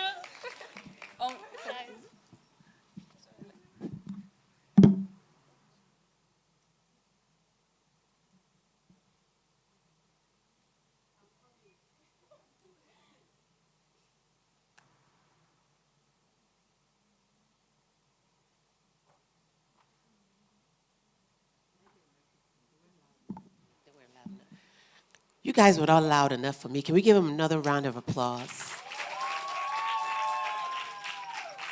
Right? Because that was 6 months of work that they did. And look at how they just presented it like it was nothing, just showing you videos. They're the ones that will tell you what their eyes saw. Lamide, you're not going to tell them. I'm not going to tell them. No. Lamide, Vivian Fowler graduate. She's the reason I started this program. She came to me after this exact summit last year. I didn't know who she was. She was beside me in most of the pictures I took because I remembered her smile. She wanted her face to show. And then she sent me a message and she just said, "Hi, Ms. Sosa, I met you at the summit and I have this idea and I would love you to mentor me." And so I said, "I'll get back to you later." And then I thought about it, and because obviously I don't know if I have issues, but I like to just pretend like I'm not busy. I like to do more things. So I was like, Lamide, why should we do it just for you? Let's do it for everybody. And that's how it became a program. And so that's how they became our first class of global ambassadors. But as you can see, they grew a lot.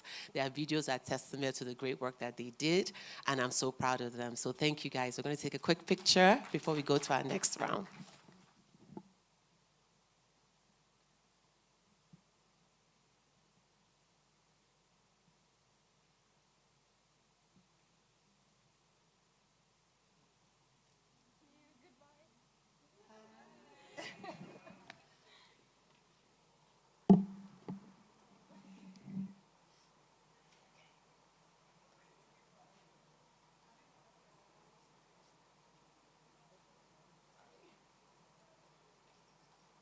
Thank you all so much for being active attendees and participants. I would just like to say that each of these ambassadors were phenomenal. Working with them on the team, it's so amazing to see them effortlessly present all they did this year to each and every one of you.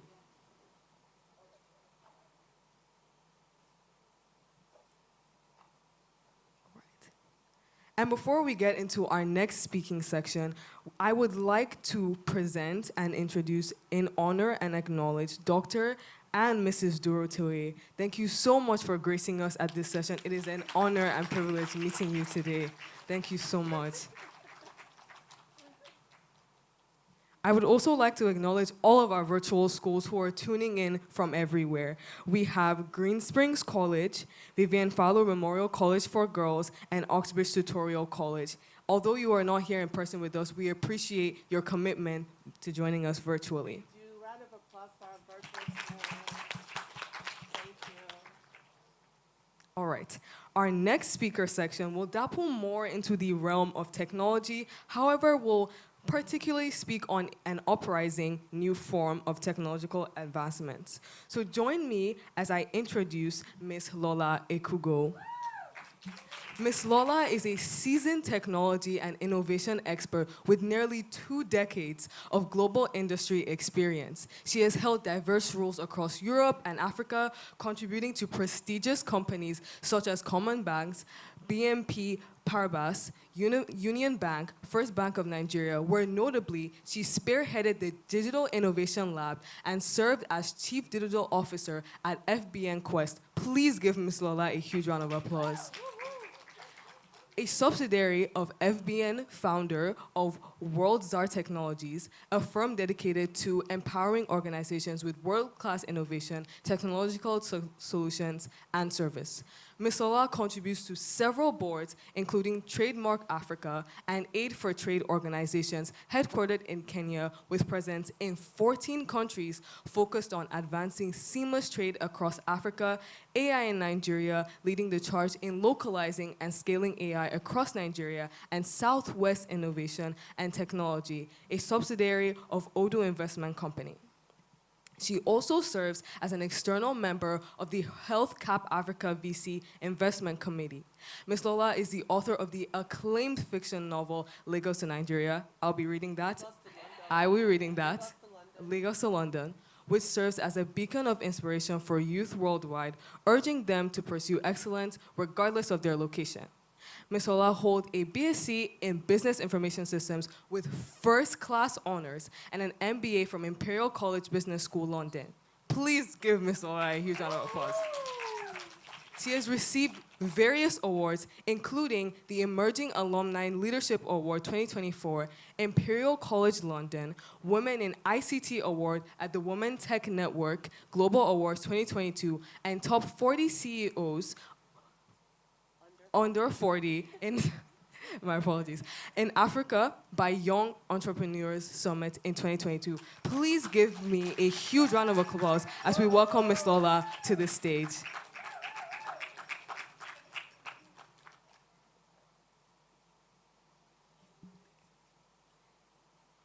I would also like to welcome our Slum to School ambassador, Motorayo Idu. Please join us on the stage. She will be acting as our co-moderator for this session.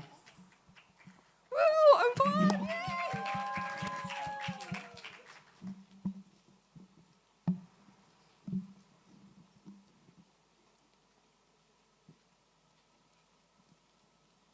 Hi, how are you? Thank you for joining us. Can you introduce yourself? Okay. My name is Motora Yedo from Slum to School, and I'm an alumna of Pelip Africa. And how old are you? I'm 17 years old. Amazing, amazing. Thank Can you. we give her a round of applause, please? Thank you. So you know you have the first question? Yes. Okay. Okay. My first question is that, okay, I read your biography on the internet. I think like 2 months ago when I want to do a research for my school on AI, and your name popped up like you're the artificial intelligence expert. Wow. And what came to my mind was, as an artificial intelligence expert, what are your strengths and weaknesses? How do you use your strengths to improve your weaknesses and those? Okay. So good morning, everyone. It's a huge pleasure to be here. I'm honestly so proud of Tosin. I think, it's not an easy thing to conceptualize something and then bring it to life and not just leave it behind, but sort of watch it grow, bloom, and sort of herd. And I'm so proud of you. I'm so pleased that you called me. Please give her a round of applause. I'm also so proud of the Bloom ambassadors. When Tosin had asked me to sort of support, I remember thinking, I'm busy. But I was like, I always like supporting women and what they're doing. So I was like, I'm going to do this. But I didn't know what to expect. And honestly, they blew me away. Like, I left, I came back. I just wanted to be there to support them. And I'm so, so proud of you. I even have some books for the ambassadors here, which we will present later. So going to your question, and I met you as well. You were also there, so yeah, she was at the Slum to School. Okay, so I think I should speak about, in general, my strengths and weaknesses, right? And sometimes, honestly, I look at my profile and I'm like, is this me? And honestly, even my parents, I really believe that they would, till today, think, wow, so she turned out fine. Because I was not an easy person to crack. I come from a family of 4, quickly, and my father is and was a petroleum geologist. Even till today, he's still working at over 75. My mom was a chemistry teacher. Very serious. I mean, if you're a child of a teacher, like disciplined, And so my brother was the firstborn and is my older sister. Then there's me and there's my junior sister. My brother just knew he wanted to be a medical doctor. So he would just be like reading. And then we'll even be like trying to play. He'll be like, sorry, excuse me. I'm trying to read, and sort of push us out. Those kind of guys, And then my older sister, she was like a mathematician. So you would just call her and you'd be like, what is 5 times 20 times 15? And she'd just like tell you. And then there was me. I was really an outdoor person. I like to just go out and explore. I had a very strong mind. So if I had some curiosity in my mind, I would be like, I'll go and do that. And so I think I used to get into trouble. I remember there was a time my parents were like, look, Lola, you're not doing so well in school. So they were going to force me to read. So they gave me this book and they were like, you read this chapter. And when you finish reading this chapter, we'll come back. And they just said, read the chapter, we're going out. So I looked at it, I was like, what's this? I had this thing in my mind. There was this tree in the estates. It was called a pitanga tree. I'm sure you don't know what a pitanga is. I didn't know what a pitanga was, and I thought I really want to explore what this tree was. So as soon as they left the house, I just glanced through and went to search for this tree in the estate. And then my parents came back, and they were like, oh, Lola, come and sit down. And I sat down, and they started trying to ask me questions. It never occurred to me that they would ask me questions about what they asked me to read. So yeah, I was chasing trees. So I was really that kind of child. My junior sister is a software engineer. I mean, she always knew what she wanted to do. So I think it was, I'm really grateful. And I think it had to do with a lot of guidance, belief that I got to where I am today. And of course, I'm still sort of moving. So if you ask me what my strengths are and where, I would say that a lot of it had to do with my will. I had a very strong mind about what I wanted to do, what I feel is right. And I was very analytical. So before I come to a conclusion, I would really, really think about it. I have a lot of empathy as well. So, I always want to know what people are thinking before sort of, pouncing on them with my own thoughts. And I realized later on that those are really strong skills. One is, of course, having your own mind. And so when I decided to be serious, I was like serious times 100. In terms of analytical, I'm always thinking about all possible scenarios. And I think that helps with whatever area you are in life. And the last is about empathy. A lot of leadership, really, you have to be able to, understand people. In fact, when I came to Nigeria and beyond, I realized that people are everything. If you can't understand people, then you can't get anywhere, even more so. So I think those are some of the things that I've... Thank you so much. That was inspiring and educative. Thank you. So, Lola, I want to get into a little bit of what you're doing. This is your season of AI. And like she said, she Googled you, and your name is coming up. So clearly, you're owning the space, and I think that's fantastic to see a woman in, that side of technology. And I think what I would like to ask you to do is, in the simplest terms, how would you describe AI, right? Because there might be girls in the room today that have interest, or they don't even know if they have interest yet, but they want to hear what it is you're doing with AI and what the implications of AI can be on a country or a continent like Africa, a country like Nigeria, a continent like that. What are some things? Why should we be excited about AI? Thank you, Tosin. So I'll just break it down in really simple terms. AI is basically a technology that sort of allows a machine to learn and think in a way similar to human beings. Basically, I don't know if anyone has watched or knows about the Terminator, the movie Terminator. I'll be back. Oh, they know it. That's why I wanted to check. I was feeling old. Thank you guys for knowing it. We were old. Terminator, has anybody, if you've seen Terminator, or you even know about it? Yes. Okay, not too bad. iRobot. Okay, we're getting there. All right, okay. So, it's essentially that where we're looking to a point where machines can sort of think and act in a way similar to humans will. And really harnessing the power of machines, because there's some things that humans really may not be able to do that they can do, and I think it's the other way around, where humans can do and they cannot do. One thing that's very important to AI is data, because that's how the machines learn. They learn. So it's based on what's available. They always say garbage in, garbage out.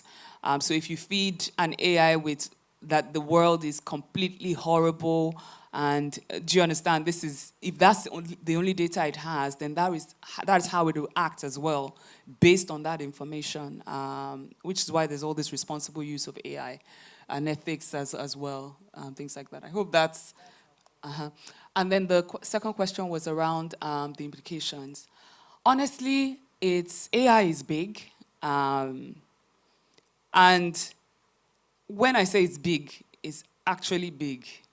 It's not something that's going to go away. I mean, even when I look back in the last 2 years into some things that we were doing and some things we're doing now, we've already evolved. I mean, I don't know if anyone knows anything called ChatGPT.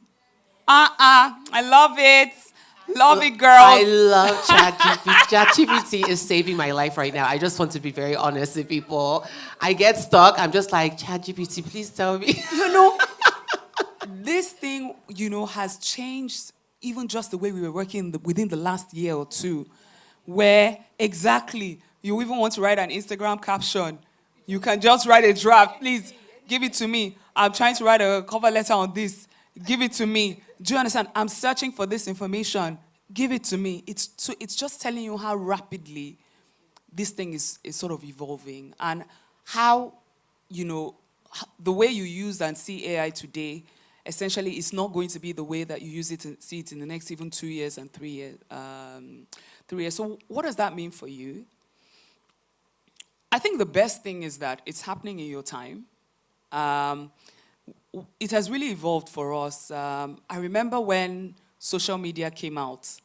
High five. Now I'm aging. I'm certain does anyone know what high five is? Okay. Yes. It's just interesting how high five came out, I don't know, maybe in the 90s. And it was like huge. It was like your social media, but not with all the, with not as much as it had now. And people were still, trying to see, whether it was safe or how to use it.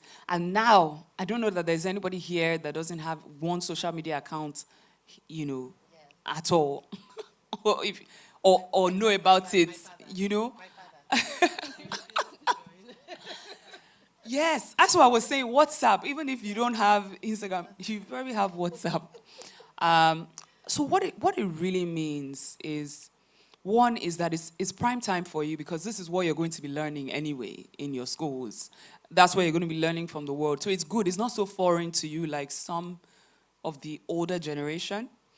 Secondly, it really brings to front the importance of continuous learning, right, for all of us.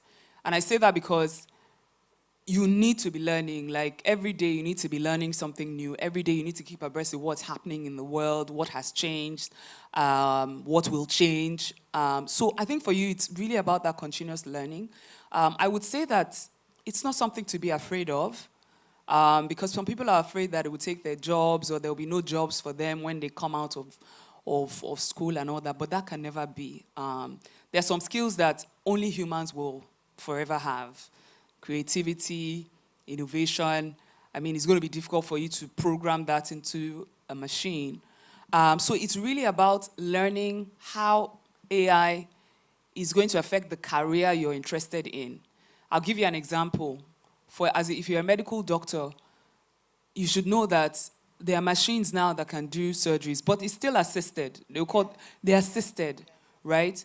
If you're a medical doctor, planning to be a medical doctor, you would know that there's something called 5G technology now that allows for fast transmission, meaning that you can be here and be operating on somebody in another country because the response is so quick, So it's really learning how AI is impacting your own future career. Like, if you're in tech now, you know that there's something called low code where, machines can do. But at the end of the day, there's still some coding that they cannot do.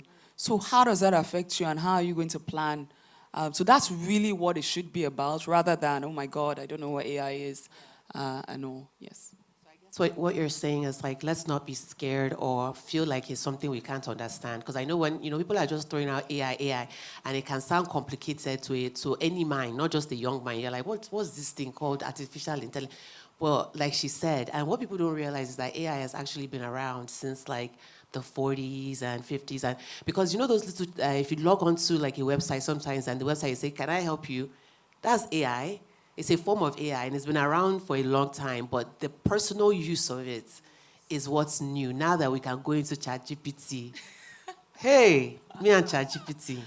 Please don't use it for your coursework. Don't go and use it for your Use it exam. for I your didn't say go exam and use it for or your course. For Because if they that now would be plagiarism. suspend you, say Miss Sosi is the one that said you should go and use it. I did not say that on record, please. So thank you. Next question. Okay. You say that the world of technology is growing rapidly. Is that like, do you have an habit or practice that help you to just snap, it come out today and you're adapted to it? Things like that. Is there like an habit that you develop? I think, it's a good question. I think, first of all, you need to be open-minded, very open-minded. And that's to say, you know that you're in a world that's developing rapidly. You know that things are changing, and you are happy to receive information. So I'm very open-minded. When I go places, okay, is this what's happening? You receive it, right? Secondly, is about the continuous learning that I said. I remember as a child, my father, he's a petroleum geologist, and I remember I would wake up in the night, like you'd want to ease yourself, and he'll be like studying. And I always used to think, like, what is he studying? Like, he's already like finished school. And it's not to scare you. He's already finished school. Why is he up? But later now I realized that if you're really trying to be on top of your game, you need to know what's happening. And by that is, as I said, being aware of what's happening and learning, seeing how it impacts you. What skill do you need to learn? And, just doing that consistently. Thank you so much. Question. So my last question, and then we'll take questions from the quiz question and from the audience, because I know they've been taking notes, is for you to tell us about your book. We have a reading club that focuses on African and diasporan authors, and that's the founder of it. That's also our MC. That's why she's dancing. She gets so excited when she discovers a new book for her book club members. And so can you tell us a little bit, because this book, you're going to be gifting it to the ambassadors, and it's my fault if I had remembered, we would have been able to get some for the other girls, but I know that if the girls hear about it, maybe they'll go and buy it. So tell us, because I know it's a great book. Okay, so it's titled Lagos to London, and it's a fiction story. Other people come and ask me later, and they're like, oh, was it about me? But it's a story about everyone, I would say. So it's about two young people, Remy and Namdi, who sort of travel abroad. And I would say that because their circumstances were completely different. Remy came from a family of lawyers. Her parents expected her to go abroad. They chose her course, and then she would come back and run the family law firm. But no one asked her what she actually wanted to study. And she used to love writing. So she had everything sort of on a plate and her future planned. Then you had Namdi on the other hand. Namdi was the one where he was just a big dreamer. His parents were not well-to-do, but he really wanted to go abroad to study because he felt that would be the best for him. And so he basically hustled. If you want to see a real hustler, I think you should look at Namdi's story and how he sort of found his dream to go to the UK. And I think with both of them, the expectation was that when they get to the UK, it was going to be paved with gold, and they would just get there and your life is set. And I know a lot of people want to jackpot and believe that when you get there, your life will just change. And all the answers were there. But I tell you, I always used to say that the grass is green where you actually water it. And everybody's path is different. And you need to remember that you're on your own journey and not somebody else's journey. And so that is really the story of two of them and how their lives turned out, who went, who came back, who was successful. Did Remy, I should say that Remy, the book started with Remy who did not graduate, and that was a big issue from the law they had sent her to. So it's exactly, and she really struggled. So it's really about self-discovery, about resilience, about finding your own path in life. I would say that's what the book is really about. Love that. I really love that. And it's so interesting, that thing you said about, and I know Felucia is here, she'll be talking about our strengths and discovering your strengths, because one of my favorite quotes is like, if you judge a fish by its ability to climb a tree, exactly. Right, the fish will always think that it's stupid. Yes. But the fish was not designed to climb a tree. So when she had to go and study for her degree in the book law, she doesn't want to study. She's not designed for law. So of course, the pursuit did not work out. And some of you may relate to that. I personally decided to take accounting in university because I thought maybe I could end up on, I don't know, I wanted to make money. I wanted to go and work at an investment bank. I like to make money. So I was like, let me go and make money. I'll go and do accounting. Oh, has anybody taken accounting in this room? Do you even know what it is? Don't do it. You may be designed. I can say it because that thing gave me chest burn. Every time in class, my brain would just be empty. The teacher is talking, I don't understand what he's saying. I was just blanking. And I remembered, you guys, I got the worst grade in my academic life. And that's part of the reason I want to tell this story to you guys, because it's like, if you've ever had a bad experience, it doesn't stop you. I told you, when you saw my profile, I had to tell you that profile took 20 years. That's 20 years that you saw. And just because you started in a way doesn't mean that's your path. I got a D. D as in dog. And I carried it home to my father. Because what man would do? I've collected the D now, I had to show the D. So I now went, I said, I got a D. My father was like, what? And I just started crying. I did it because of you. I wanted to do business because of it. He was like, what did I tell you to go? Don't put this thing on me. The man just freed me, right? They said, please, free yourself. Go and do what you are designed to do. But that thing, if you bring back another grade like this, once I allow you to go and do the thing you want to do, you must do it well. And so I chose political science and arts. Oh. You wouldn't have guessed that. You're like, how did you get here and you do all this? Because life is not a straight road. Yeah. So just because you had an experience in school, that's just an experience. It just taught you something you're not good at. It taught you something you don't like. And from there, you can just go another angle. And so don't let things like that discourage you. Just keep going. And one of the things I loved that Odun had talked about, and you talked about as well, interestingly, is curiosity. Because I always talk about follow your curiosity. If you go on my LinkedIn and you see my resume, you'll be wondering how everything is connected. It's connected in a way, but really and truly, it was just me following tree. You know when you were following the tree? That's what I do. I'll be like, okay, that thing, let me see what that thing is. And then I'll go and I'll say I like it and I'll stay. And if I don't like it, I'll leave. And that's just my life. So don't be afraid to try things, fail. If you're not good at it, you just learn something that you're not good at, and then you go and do the thing that you're good at. Okay? So thank you so much, Lola. And I know Farida is waiting to come up next. So Farida, let's have it. Our fearless MC.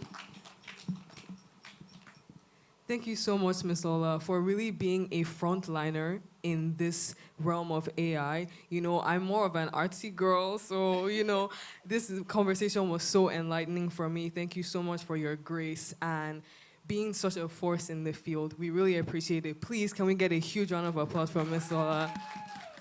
You guys too. Your clapping is, I don't know, it's one kind. Thank you. Because now, when it's time to feed jollof rice, everybody will be standing and listening to directions. So clap now so that we can keep clapping throughout the day, okay? Thank you. All right, another time for prize. All right, so as you guys know, we'll be having another quiz question. So I hope everyone was being attentive. We're going to be giving out another book. So coming from me, I even want this. So, All right, so here is our question. Throughout Ms. Lola's talk, she enlightened us about AI and its specific functionalities and purposes. So now here is our question. What exactly is AI according to Ms. Lola? Oh, that hand was so fast. Right there.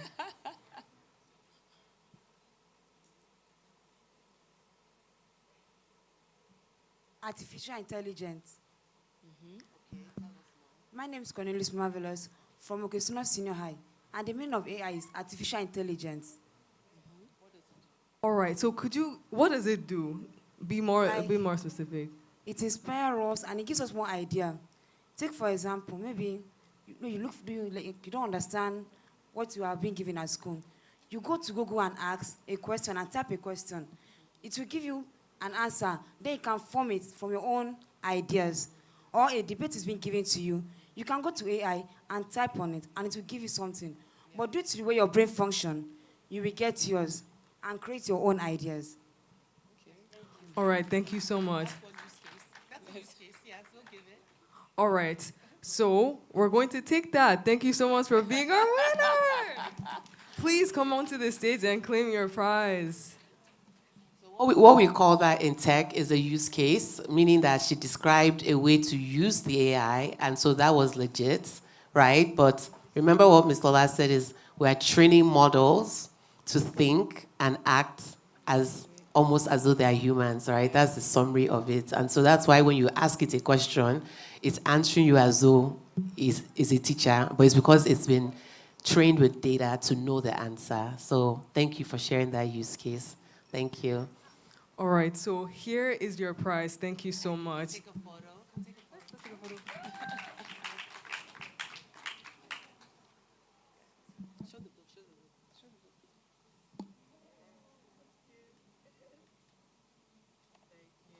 Thank you, congratulations, Thank you so much. So now we're going to proceed into a brief Q&A session. So Ms. Ola, I kindly ask that you have a 2-minute speaking time to respond to our questions. All right. Hands out. All right. They just want the 20K.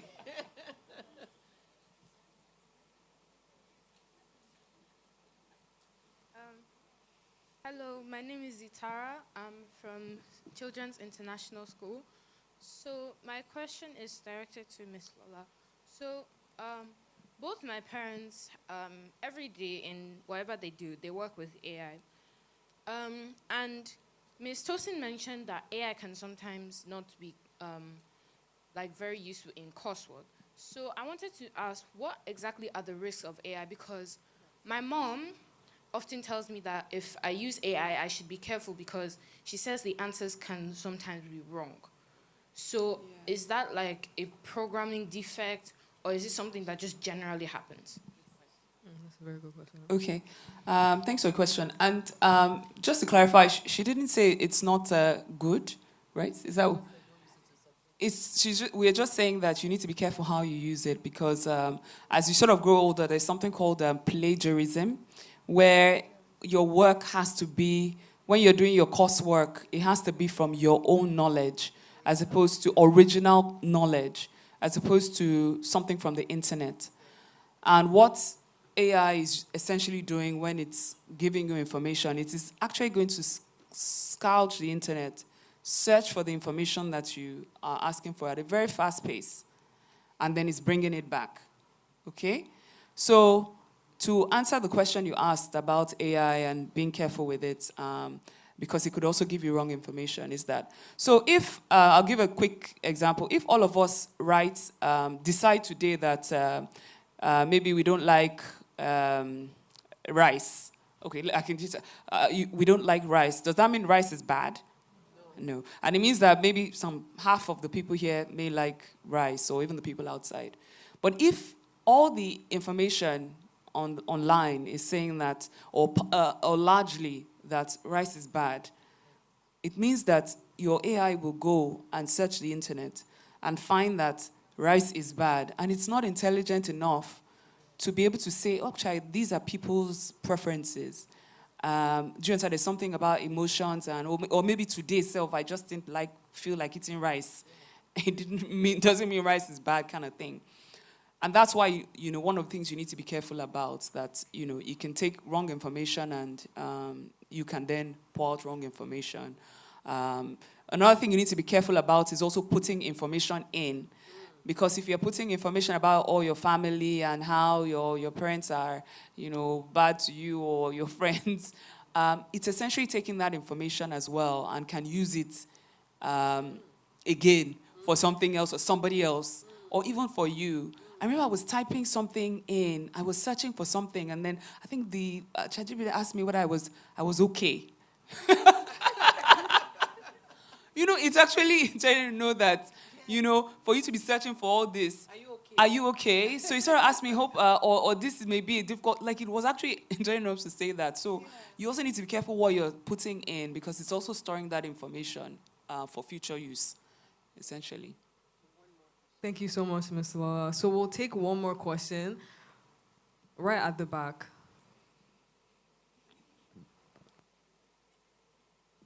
We're going to make sure that we can I'll give up my microphone, so because I'm on this side, so whoever comes up next as the moderator on this side, you can come and collect their microphone so that we're making sure that we're capturing this side and that side evenly, okay? Thank you. Good morning, everyone. I am Odege Siogene, and I'm from Wellspring College. So my question is basically... Can you repeat your name? Because we have to capture it for that cash prize. I am Odege Siogene, and I'm from Wellspring College. So my question is based on... So I asked my favorite AI, that's Gemini, what are the most problematic issues that the world has? And it actually told me AI. So, yeah. So my question to you, as somebody who is really in the frontier of AI, how do you react about AI being revolutionizing so fast that we don't even know the level to which it can revolutionize to, and the potentials of its negativity, it becoming a weapon, and also, what do you have to say about that? So that's a good question, and it's even interesting that that was a response. And I think it's because right now, if you see the world, governments are coming together, trying to see how they can, create policies to protect the use. If you're very familiar with what's happening in the world, people are using AI because AI can also now generate graphical images to actually create something called deep fakes. And so you could pretend like it could look so real. Yes, even the voices. There were things like telephone banking before where, you could actually use it to authenticate your transactions and things like that. Now, it could be an AI. So I totally understand that it's a threat and a risk. But how I see it is, innovation is always risky. In fact, in the world, consistently, innovation is always ahead of regulation. So people are always trying to grasp with it. But it's not something that we then need to say, okay, actually, we're going to ban, we're not going to see the value or see the use. So I think it's just something to keep abreast of. It's innovation, it's going to evolve.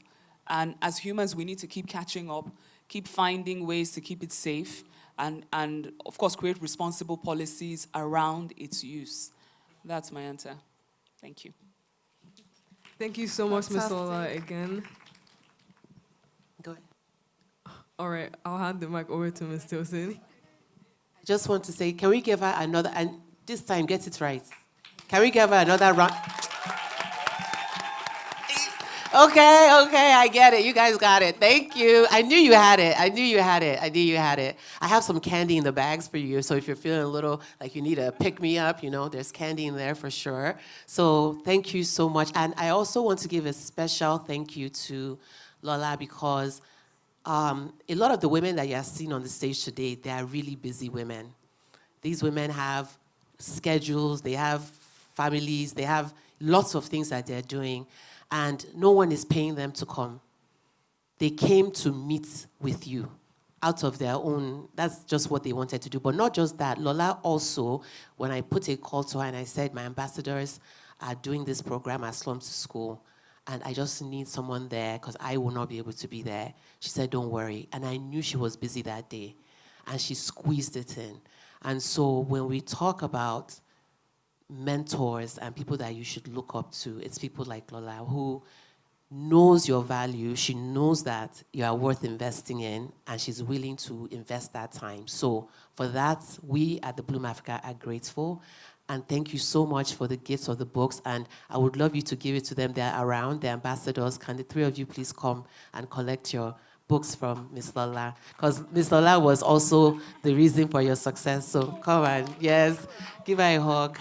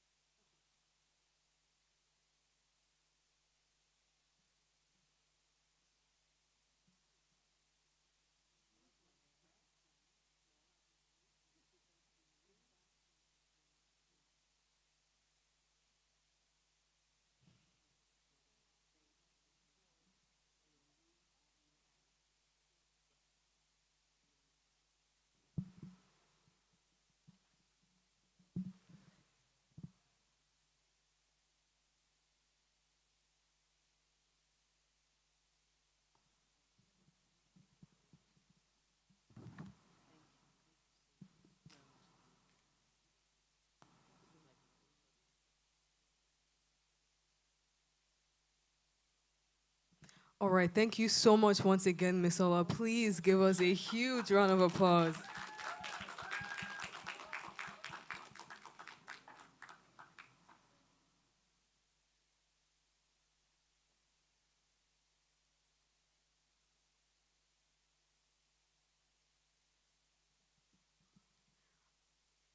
Okay, before we get into our next agenda item, we would like to honor and present to you all our board of advisors that are present in the room with us today. So we have Ms. Keke Adenuga. Please give a huge round of applause to them. Thank you. We have Ms. Foluso Banamosi. Please give her a huge round of applause. And we have Ms. Ayomide Akindoli, so present, so active. Thank you all so much. So the next agenda item we have is one that is very close and dear to the hearts of us here at Girl in Bloom. It is so dear that within my Power Girls Africa class of 2022, we actually conducted a period poverty campaign just to tackle the exact issue that this movie is going to present to you. So we'll be having a movie screening of Her, which is a film produced and created by the Conversation Cafe through their Sanitary Bank initiative. I would like each and every one of you to deeply pay attention to this movie as it tackles such a crucial topic as period poverty affects millions of girls around us. I would now like to commence the presentation of Her.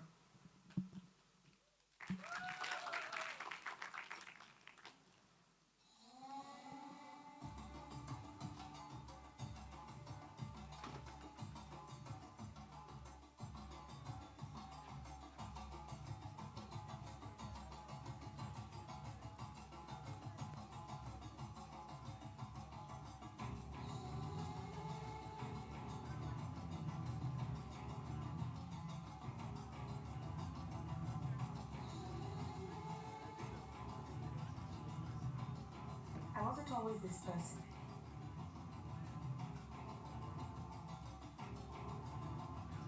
I didn't always have this voice.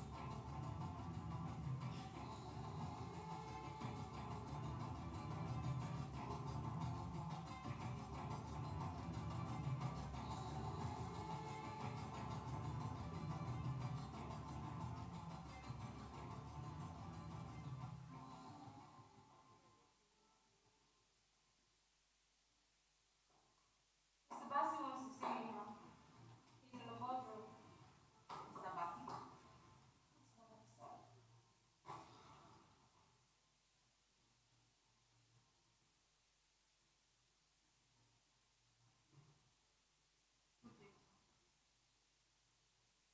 So, I need you to buy me food. Amala Megiri with 2 pieces of fish head from Yabuka. Yabuka on Ladi Street. Sorry, do we have a problem here?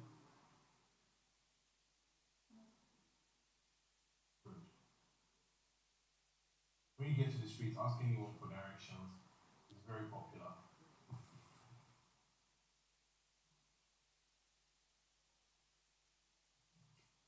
And whilst you're there, get something for yourself as well. Then the shape of yours come out small.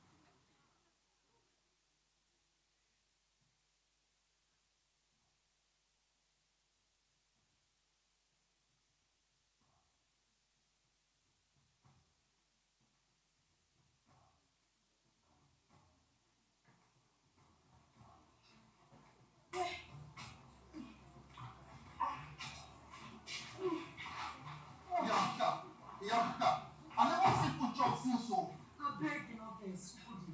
She dey come. Eh? You are a now. She don't leave you this. She never come. Say she dead now. I beg in office, everybody. I go go back that now. Who is to come now? I go beg in office. Please, I just go market and come. Ah, sorry, what?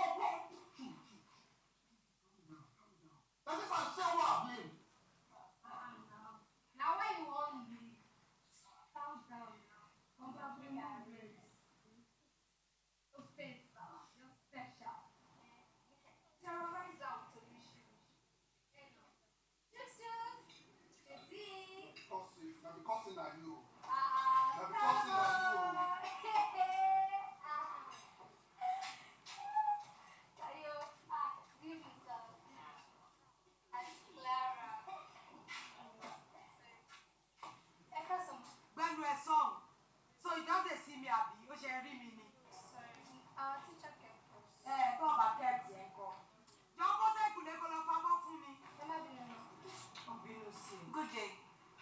Well done, Auntie. Good afternoon.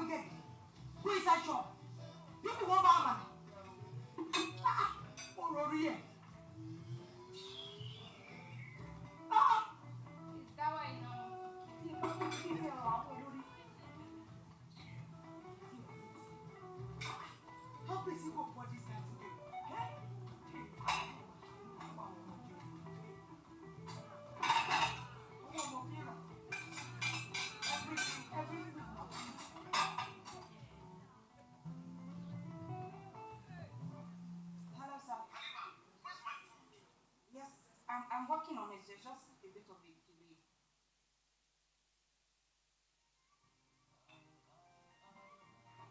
Is this your first? Excuse me. Don't worry. She's gonna answer you any minute now.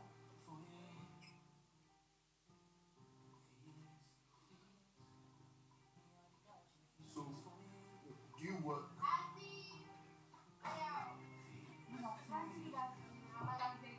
Yeah. 2 places to go. Fish head, 2 each. Go sit down and come. When I finish, I will come with you. No, I'll just wait. Okay.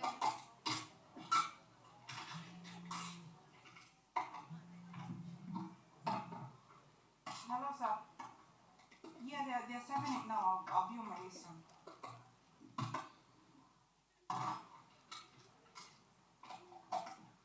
Tina, 7:50.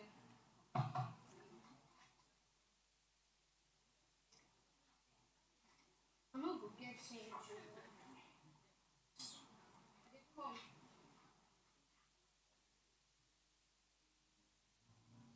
Bookie. Ha. I don't turn big girl back. And see, like I will go back there and come and change. Help.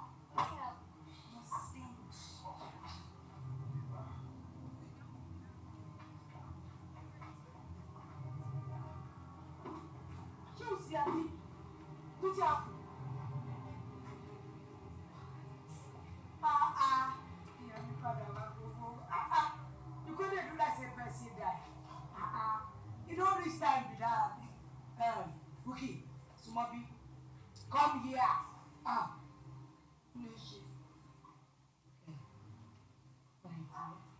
You don't become woman be that.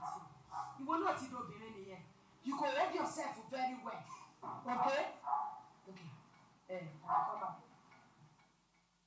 You get it.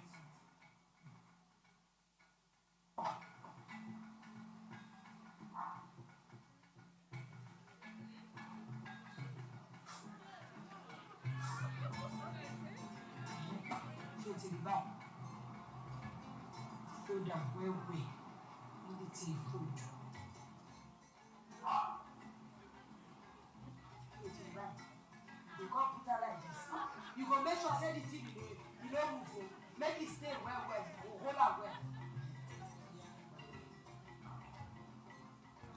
Go down. But I hurry up, your customer go soon come. Give me your one way. Follow her. Somebody will let me talk to. I guess you continue pounding. Auntie, sorry.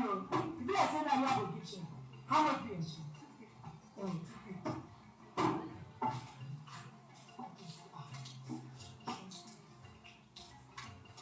Thank you. Yeah, thank you very much. Okay, you're right. Sorry. That time she looked like an actual son she had. Who? Your daughter. Bookie. Oh, you living in a tampon. It's far safer than using a backpack. Me, I don't know that one. I'm sure she knows it. Bucky. Yes, yeah. And I took her home. I told her to see something different about this kid.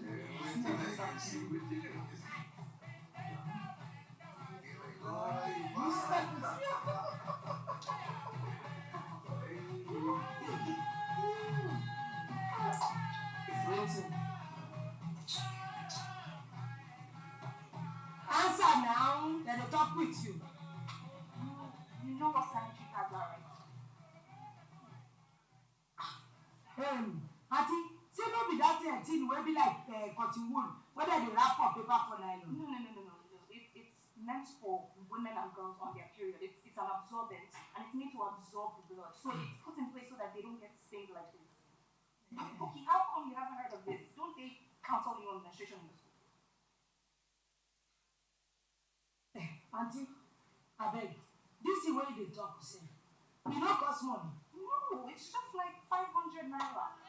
How many times the person go use am? Maybe one time. get there now. They go buy something where they go use clean yash, she throw away. Auntie never reach like that. We don't get that kind of money. Abba. Oh my God. It's not that expensive. It's not a waste. If you go waste, you go.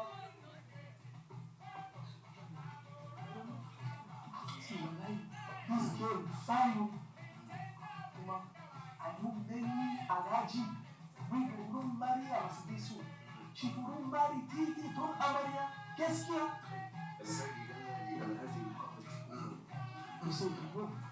What Iyabuki, I go read. Why are you talk like this? Why are you talk like this? Iyabuki? No be money Iyabuki I define. How? If Alaji promote her for plenty money, give her Iyabuki. Iyabuki, I will release this girl sharp. See, Iyabuki, I will marry the girl. Iyabuki no go marry this thing. You be useless now. You don't get shit.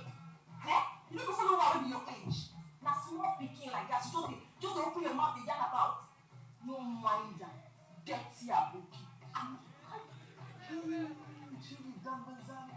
How do I catch it out? Who join your mouth for this phone? Eh? Who put your mouth for this phone? Men they talk. I shall with who I they talk. And so, this is how they should. I be correct as strong. Correct one. I be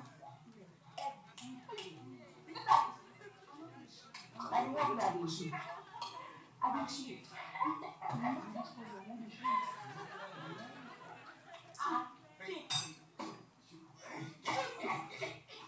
Chief.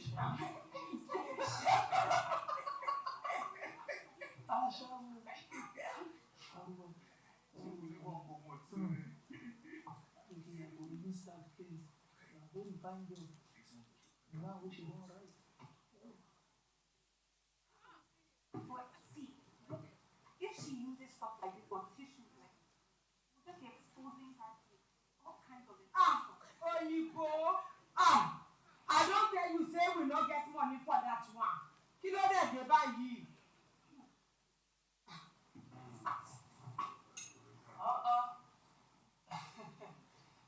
Don't come back. Eh? Babies, what's happened? Chief, I don't answer me. No wahala now. Eh? On to the next bobo. No be your fault.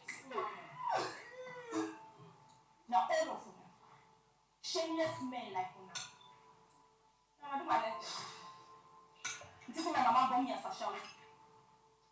Now men like una when you get shame for body, when God don't curse. You see small pikin, you begin the touch am. You touch am once, touch am twice. Begin talking, mama no believe her. Now what she supposed to do? No be to try enjoy am na every day. Na so e dey start. Pikin no value im body. E grow, no work, no money. Na wetin the pikin suppose do? No be to just try use their body make money na every day.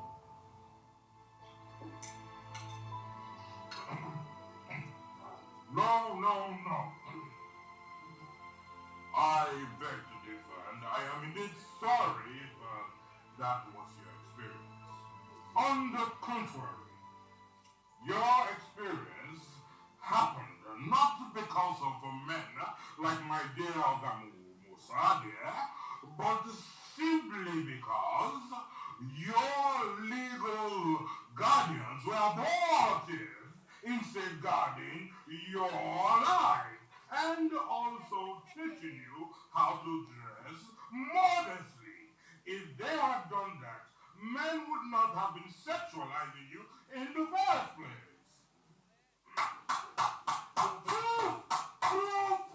Professor Nagodi, Professor Nagodi. See, hey, I don't talk for anything where I need to talk for here. You don't talk for it. You be good man, Professor. I beg, you give up for Professor one drink, I beg. Criminally called beer, please. Thank you. Criminally called beer, Professor, beer na haram. I beg no vex, beer na haram, Professor. Is it also your parents will be a sick bastard? Did I talk? I said, is it also your parents' fault that you're a sick bastard?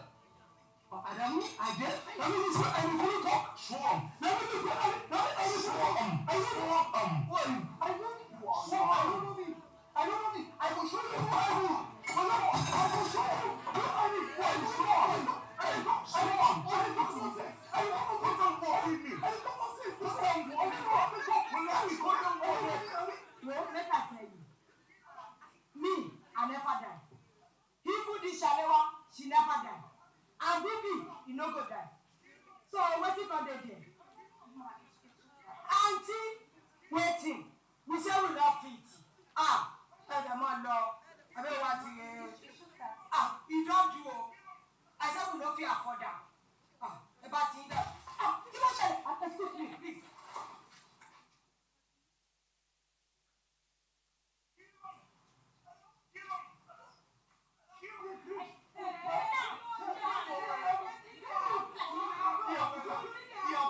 This man is a pervert. He has been yelling nonsense about your daughter all day. He dey talk say her body don't right. He's a pedophile. You don't do. This one of my working place. Stop me the day. We don't be the fight for here. Oh yeah, everybody drop your instruments. I'll drop your instruments. Oh yeah, Kamisa.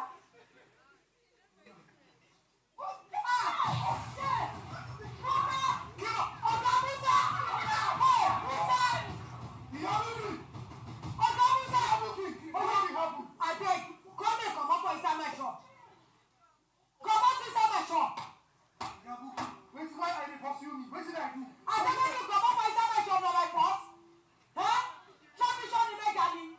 Show me, Wani. I said, when you come up for my shop. Everywhere, where you go now, so they call person, problem for person shop, now you drink. You be wicked person, you oh, no rubber on No, the only you get book up for this area. You're good. I know sweet. No problem. Go another person shop. Shameless man. Come on for my shop. Come on. Now just some credit to the shop every time when you come. That is why your wife will run away and leave you go carry. And I want you now. If I ever hear you mention the name of my pikin, for that's your mouth. You see this thing what they hold. He go land above your head. He boy. I don't want you to tell no.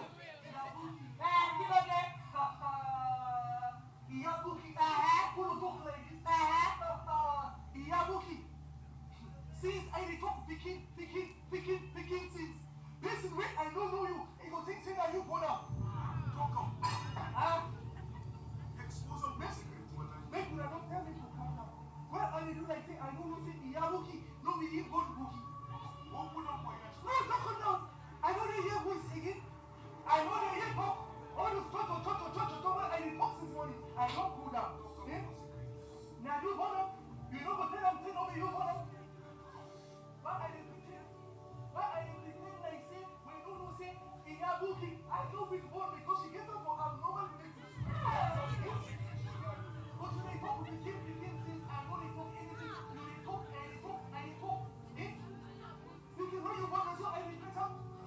That's what I did pick up for thinking where you want.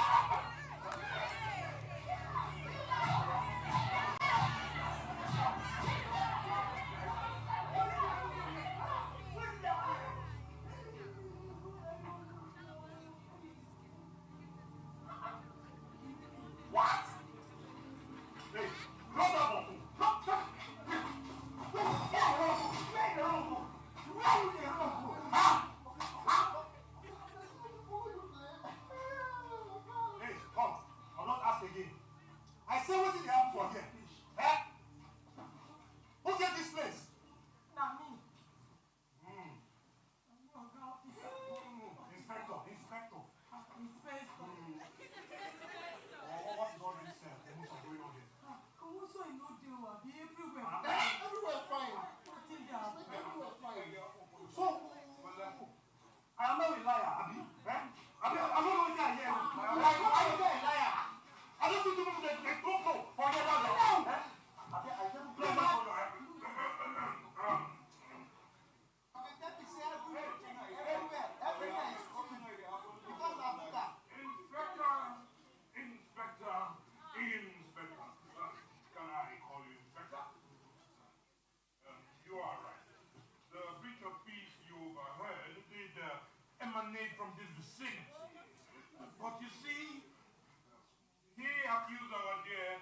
Iyabuka of claiming to be Buki's mother, when as a matter of actual fact, she isn't the one who birthed her. Yes. Thank you. Who will be Buki for here?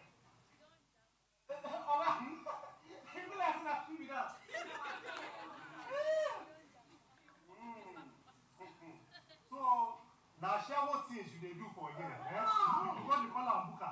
No mind am. Inspector, no be ajawo something I dey do o.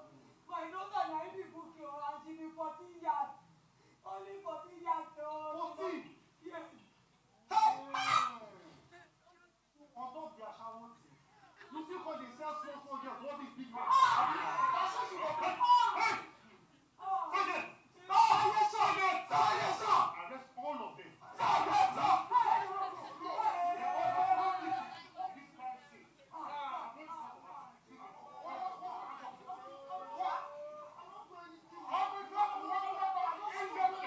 Exactly here.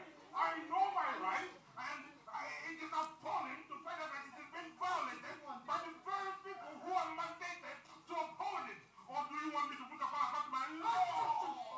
Officer.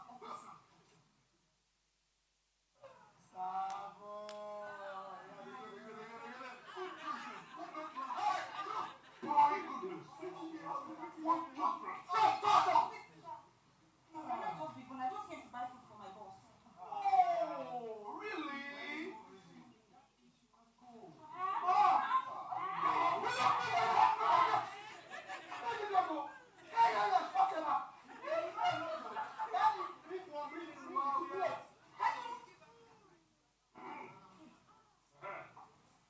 So, I just finished talking to my Oga. He says the case is a very serious one. Who dey sharp it? Strong case. But no problem. We can settle it so that it does not get to the station. That's my inspector for you. Who is very gracious. Madam, come. Go first, my friend. I like. I just small money we need. Settle this one. Just 100K. Who dey push up? Inspector, where I go see that kind money? I don't think concern you. Come, madam. Madam don't tell me what to go do. He said small 100K. What do you care about? Na my buka. Na my vocation PD. End of Gogoba. How much I can say market? Oga 100K plenty money. You know they say, madam, 100K, or we shut this place down now. Because I hope you know that this place is already a crime scene. Hey! After saying that this wouldn't be happening, but for that bookie girl has a lack of proper hygiene. Walking about with the steering, walking about with the stained dress. What you big?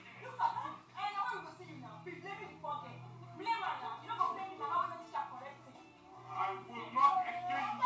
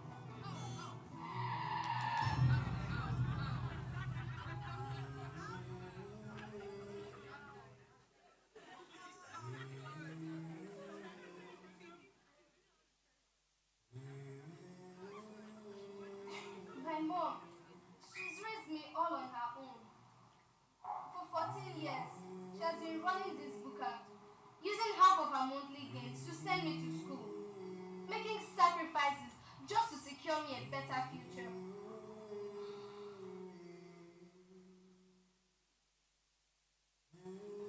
And if it means I'll have to use clone instead of having her spend more money on some expensive pad or something that happens once in a month, then I don't mind.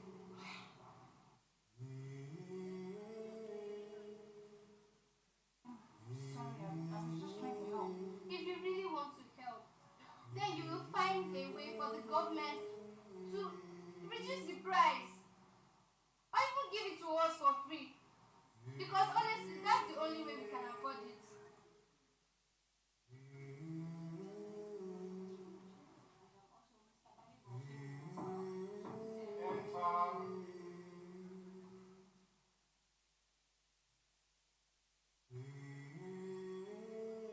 Where did you go?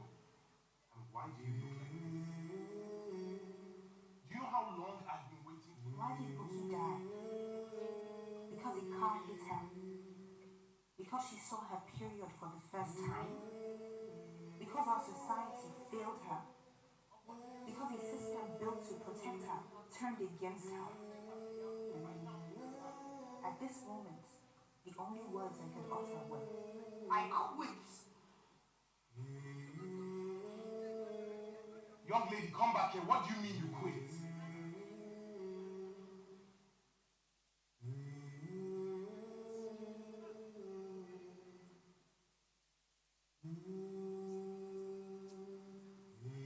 They say you never know when your life will change or what will make you find your calling.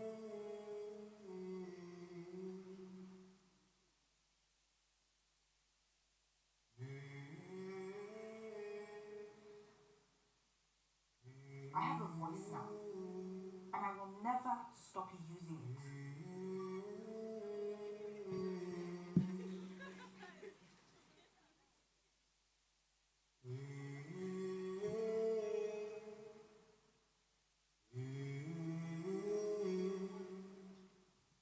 Because it could have been any of us.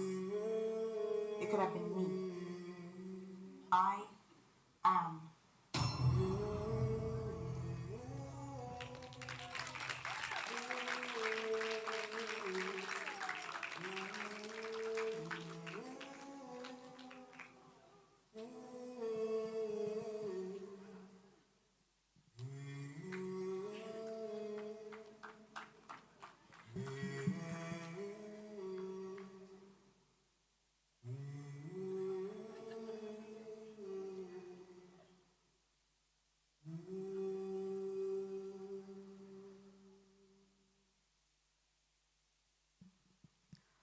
Okay, did we enjoy the movie? Okay, did we enjoy the movie? Yes, we did. Of course we did. Thank you guys so much for being so attentive. And as much as I enjoyed hearing your conversations and hearing your laughs, I want us to also realize how severe and important the topics that are being conveyed in this movie are. So would anyone in the audience like to let us know what some of those topics are and like some themes that they got? All right.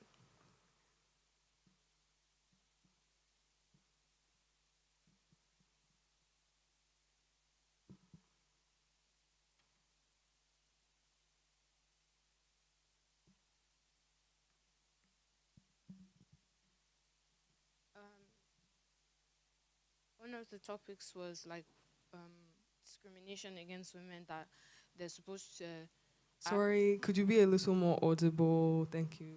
One of the things that I picked was discrimination against women, that we're supposed to do certain things or act certain ways, and if we make mistakes, then it's not our fault. It's our guardians or our mothers or our own fault for not apparently teaching or learning the way we are supposed to act. We were told certain rules, like cover yourself, don't talk in a certain way, and it's not fair. Yeah, it really isn't. Thank you for being so brave. Can we please give her a round of applause? All right, we have a hand over there.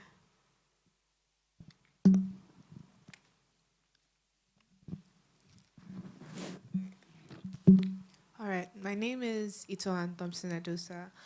I go to Oxbridge. So the first thing I noticed was the impact of poverty on this girl. So she had to restrict herself from wanting these things because of her mom's financial situation. And she believed her mom did so much for her, so she couldn't have these things, even though it's supposed to be something she should have, regardless of anyone's financial situation.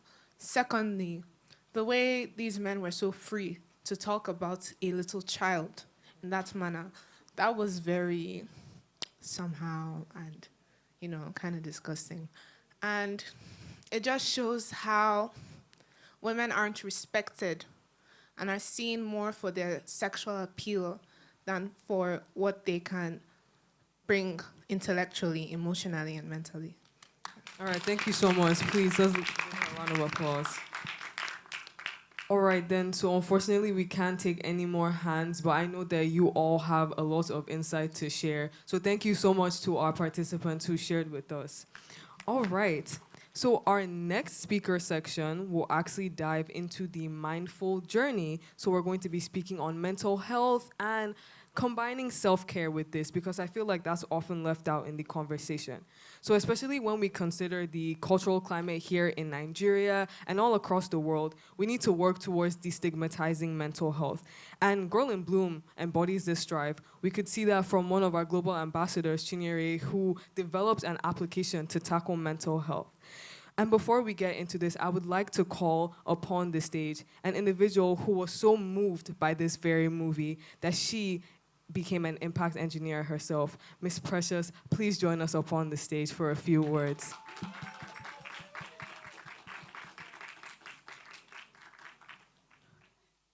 As a matter of fact, before Miss Precious gives us some kind words, Miss Precious raised 700,000 naira in 2 weeks in order to support her period poverty campaign. Thank you so much, Miss Precious. Hi, everyone. So I'm not much of a public speaking person, but first I would like to thank Tosin and Keke, but she just left.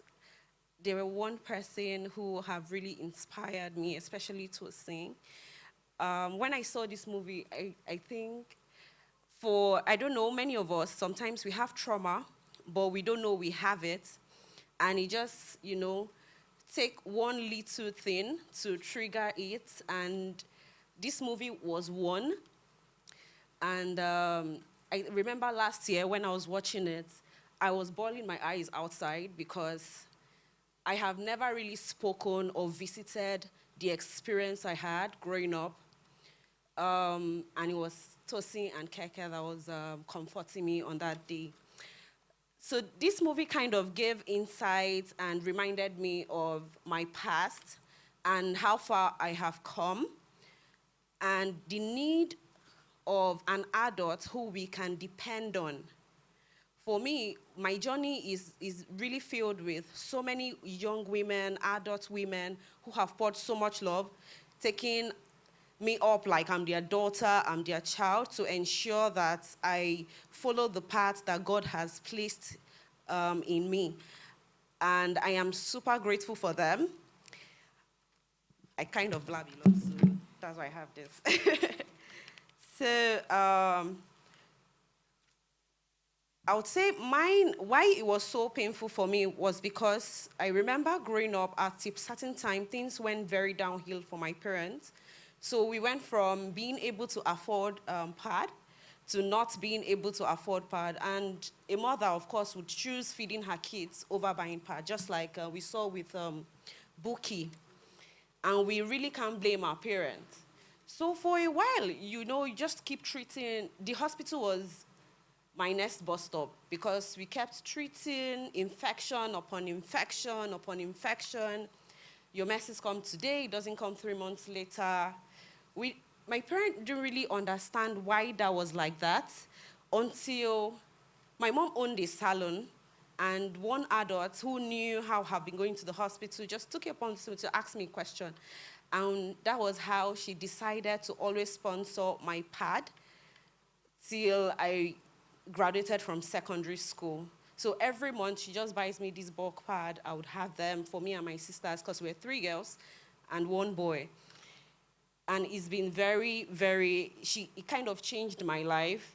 So I would say that she was my comfort zone. I could talk to her.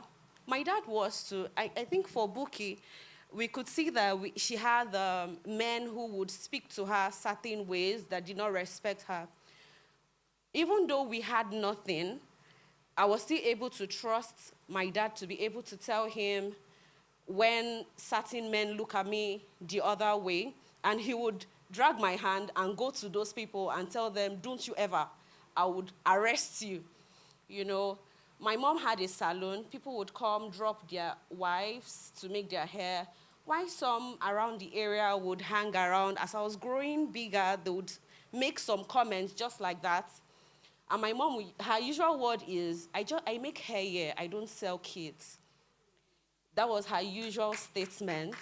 And it helped me to be bold about what I wanted.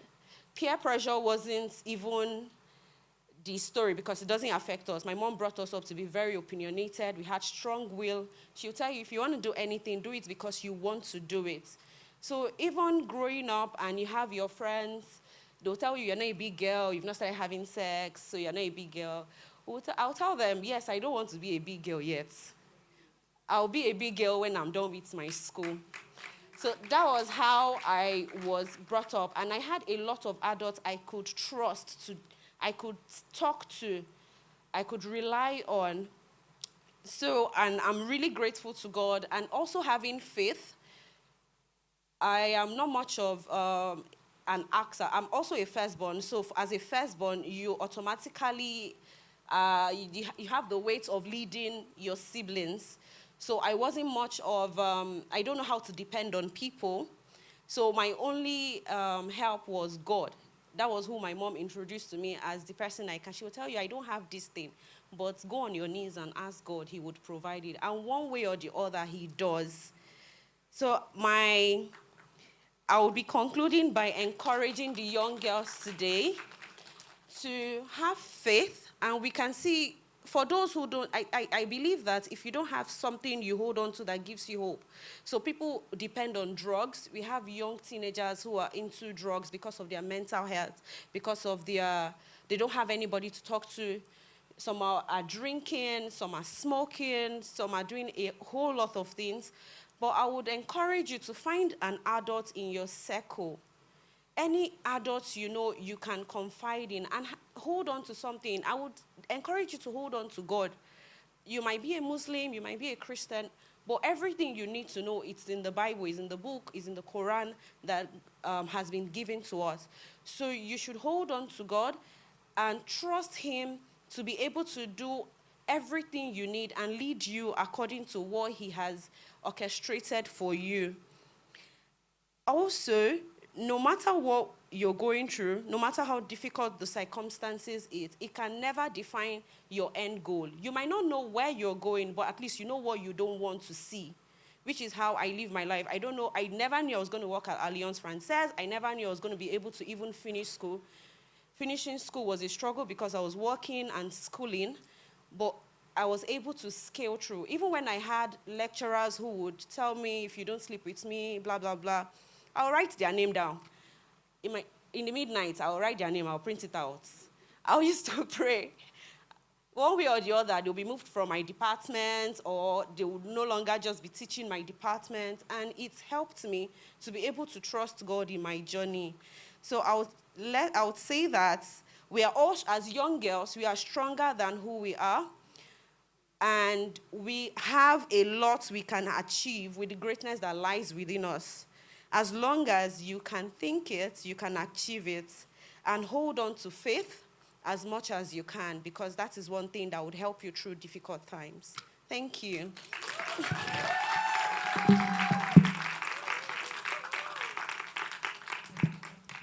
Thank you so much, Miss Precious. You truly are phenomenal. Please, can we give her another round of applause?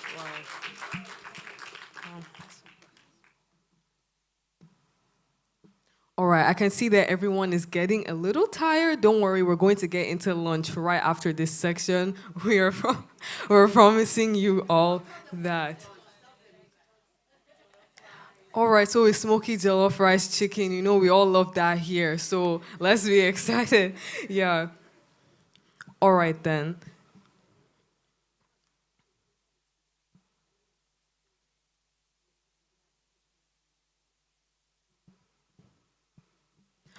All right, then, everyone, we are going to proceed into our next speaker section. So we're going to be diving into the topic of mental health and self-care and whatnot. So I would... Next slide, please. All right, so before we get into our speaker section, I would like to introduce our moderator, Ms. Foluso Badamosi. Woo! Ms. Foluso Badamosi is a business and technology professional. She is an author, speaker, trainer, and also a Gallup-certified strengths coach who helps individuals leverage their talents. In 2013, she co-founded a non-profit organization. Ms. Foluso lives in Lagos and is married with her 2 children. Kindly gauge upon her plethora of accomplishments. Thank you so much.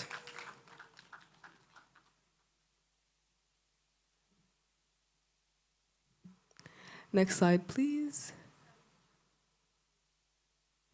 I would now like to welcome our speaker, Ms. Angel Yinko, to the stage.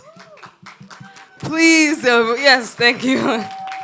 Ms. Angel is a highly skilled consultant, psychologist with extensive experience in providing therapeutic services to both corporate clients and private individuals across Nigeria and internationally. She's dedicated to extend beyond the private practice, and she's actively involved in several leading mental health organizations. Ms. Angel has also been featured in very high-profile events, including TEDx. And last but not least, through this program, she has emphasized the critical role of mental health, her organization, Just Us Girls Therapy, mental well-being in shaping healthy, fulfilling lives, helping young women navigate challenges with resilience and confidence. Please give her another round of applause. I would now like to introduce our co-moderator, our Slum to School ambassador, Okeke Promise.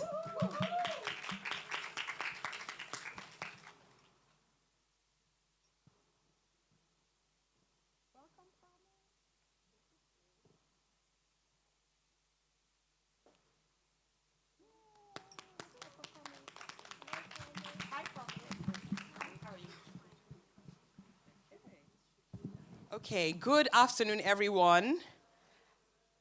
Are you having a great time? I think it's because they need lunch. We won't give you lunch if you don't say properly. Good afternoon, everyone. Hey, you might even get something a little bit more than lunch. Let's try it again. Good afternoon, everyone. Thank you. Thank you. How has it been? Let me hear some responses. How's it been today? Yes, it's been what? Good. I love it. I'm loving all of the words. Welcome, Angel. Hi. Hi. My co-moderator. Can you, just turn Yeah. your mics. Okay. So we're just going to jump right in because as you can see, our audience is in need of sugar and lunch. So let's get into our conversation. So, Angel, fantastic work you're doing. Can we please clap for her? Thank you. Fantastic work. Well done. Thank you. So we're just going to get into it. Can you please define mental health for us in a way that everybody in the room can understand? So, very simple, basic. Good afternoon, everyone. I'm very glad to be here. And just to start, first of all, before we get into mental health, big shout out to Tosin. All right. In 2019, I came for the first Girl in Bloom. And we were in a restaurant, if I remember correctly, and there were no more than 20 girls in the room. I think they had just done their A-levels. It was me, Tosin, Mrs. Chika now, and we were just there. And it was big then, but it was 20 young women, right? And now I'm in Alliance Française. Auditorium. And we are being filmed, and it's on the internet. My friends have sent me, like, they're watching, and it's hundreds of people. And I'm just so, so proud. Like, because to see something grow, and to see it now and to know that it's going on, it's just, You're doing amazing. Well done. Well done. Well done. Like this thing she started, you all were not there, but she started it a long time ago for you, and I'm so glad to see it. So now to the question.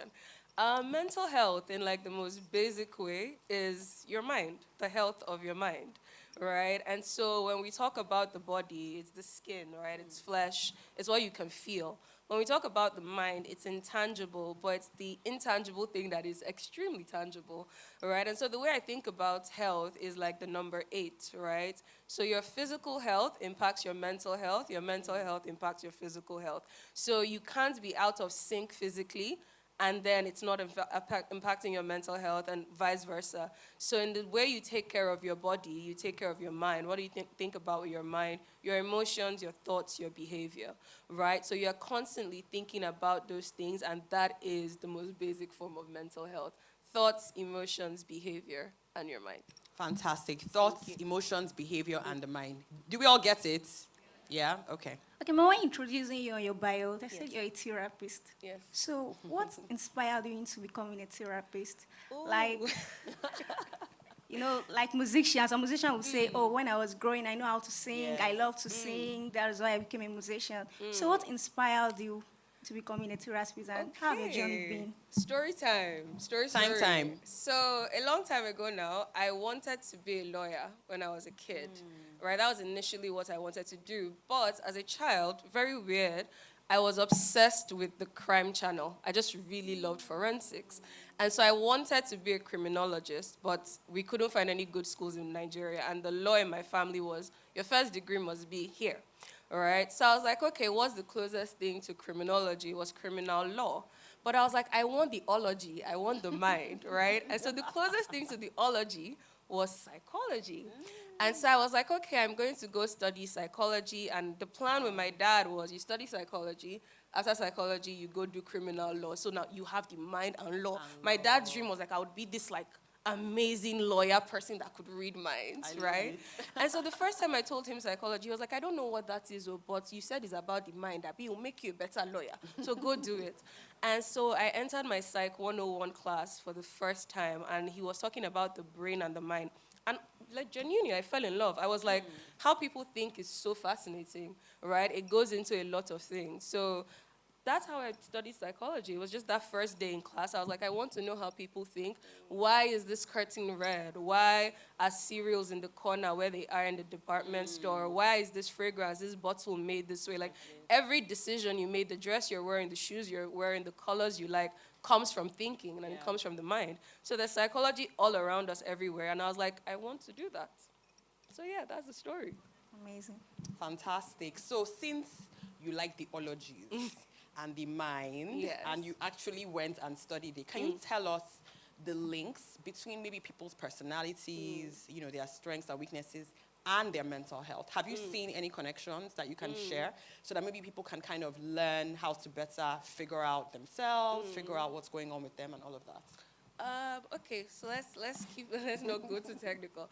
But I think the first thing to start off with, if you think about your strengths and weaknesses, is there's a theory in psychology called the nature-nurture theory, which is like, are you the way you are because of your nature biologically, or are you the way you are because of how you were nurtured, you know, how you were raised and your environment?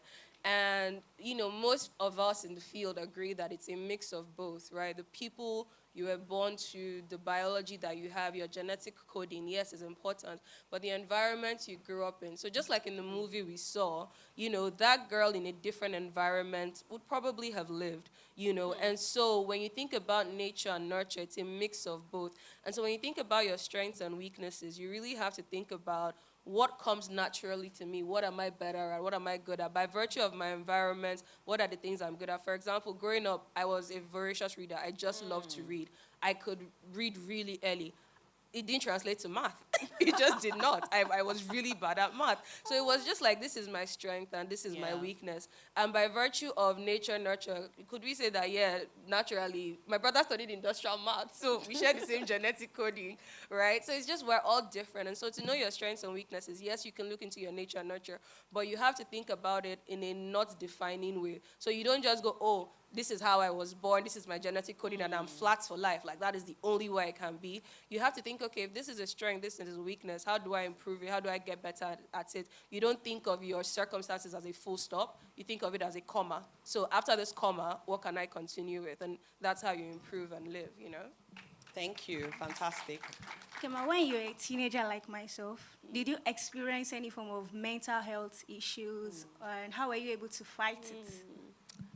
So I think like we all experience mental distress. I don't think adults are the only ones that are mentally stressed. Like even with the age we're living in now, we're seeing a rise in mental distress with young people, right? So as a teenager, what did I struggle with? I went to boarding school, right? And that was quite an experience because you're putting 8-year-olds to 16-year-olds. And Nigeria is so interesting in like, there's a hierarchy system and there's respect.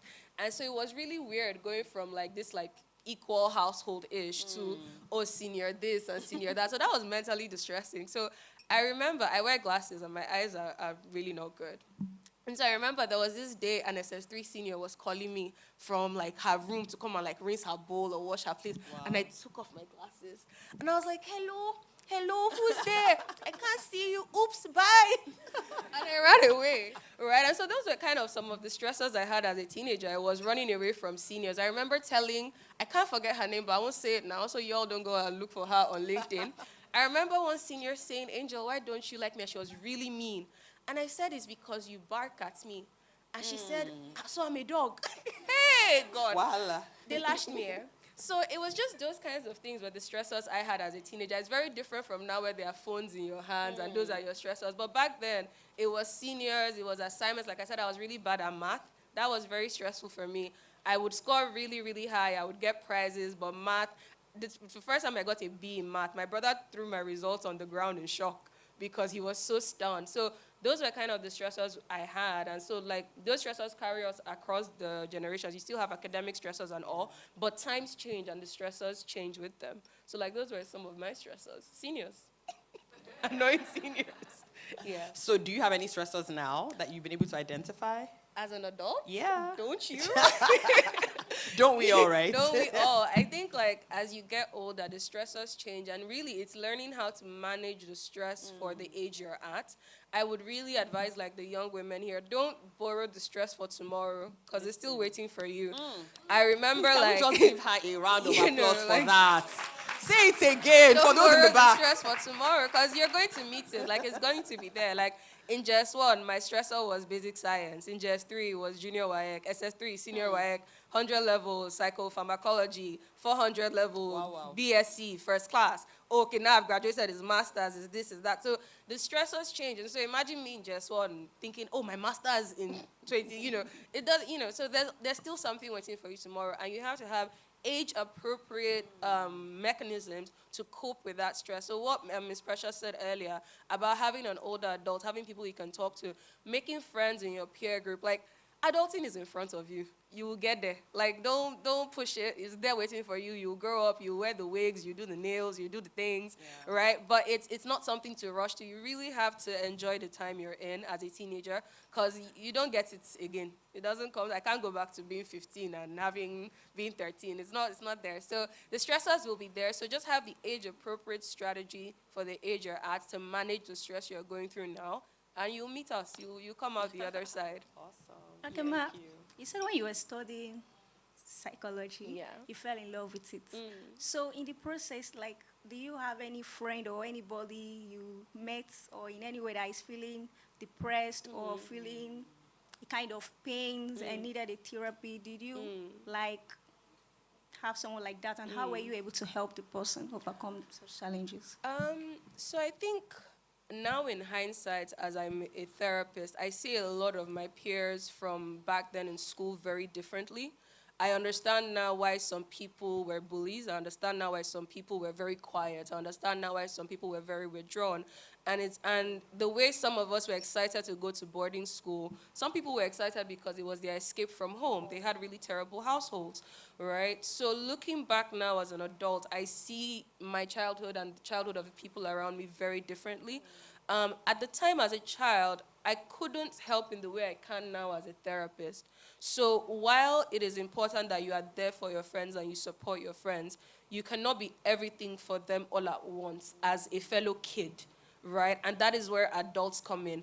Now, we live in a very different time now where like therapy is being more and more. There's mental health awareness. I watched a young woman's video, amazing, right? But back then, the guidance counselors we had, you know, not to say it's bad, but the only thing they'll tell you is prayer. You know, you would go to, yes, my school had guidance counselors, but it was more tailored towards like what you want to study and all those kinds of things. So times are changing, and you live in an age where there's so many resources. So take advantage of that. Use the internet. I use the internet well because in the same way there's pros, like Ms. Lola said, there's also cons, right? So as you're looking for resources, make sure you're looking for the right things. Talk to your parents. If it's not a parent, talk to an adult you trust that will understand, right? At the time, I couldn't help the way I can now. I could just be a friend as a fellow child, you understand? But in hindsight, I see that a lot of people were going through a lot of things, and we just didn't know because we were also kids, you know? So give yourself some grace if your friend is going through something, but if you can help, speak to an adult. Yeah. Thank you. Thank you. Okay, so in this environment, I mean, we all know that there's a lot of cultural beliefs. You just alluded to one, which is the guidance counselor saying to pray and all of that. But fortunately, like you said, we also live in a time where there's more awareness. How would you advise the girls in the room, you know, just to kind of manage the cultural perceptions, you know, what people are telling them and all of that versus the realities of what they are feeling? Like, what would be your expert advice for them? I think, like, being a kid or being a teenager, especially being a teenager, you're right on the brink of, like, you're an almost adult, but people still treat you like a child, but they also treat you like an adult in a way. So it's like, when do you want me to adult and when do you want me to kid? Right? You're telling me I should choose my courses, but you're also saying I can't do this, I can't do that. So it's a very sometimes confusing time. Also, your bodies are changing, your emotions are changing, you know. So there's a lot going on all at once. And the first thing I would say is have a support system, and that cuts across all ages. Having friends that are going through the same thing as you just really, really helps. I remember being a kid and like all my friends were developing and I was still just very skinny. And I was just like, what's going on? I was just like, I want it to happen for me. You know, me too, I want to wear, you know. I want to wear I want to wear bra.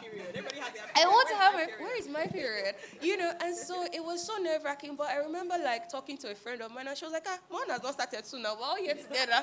You know, like it's not just you, and just having that support that, okay, it's not only me having the crushes, it's not only me going through these things, it's not only me worried about what you need to go to, because these are like seemingly big decisions at the time, right? And so I would say, first of all, have a support group. If you're in a school that has a support system aside your friends, because yes, your friends can help, but like I said earlier, there's still also kids just like you. Look to the adults in the room. And if you've ever gone to secondary school, you know the teachers that have sense and the teachers that don't. Just if we're putting it, if we're keeping till today, I remember the teachers that had sense and the ones I could go to and the ones that would just tell me to kabash, you know? And so go to the teachers that have sense, right? Go to the teachers that you can trust, you know? And so those are the things I would say, and use the resources available to you. You know, you're growing up and you'll get more autonomy, but for now it's still limited. And so the adults in your life still control a lot, and that can suck a lot. But like I said earlier, adulting is waiting for you in front. The autonomy you're looking for is coming. You will have it and have it in abundance, you know? So yeah, that's what I would say to like a younger me. Okay, ma, I also do hear that mental health, that social media affects our mental health negatively. So what are these negative effects it has on us? And you can also share the positive parts for us.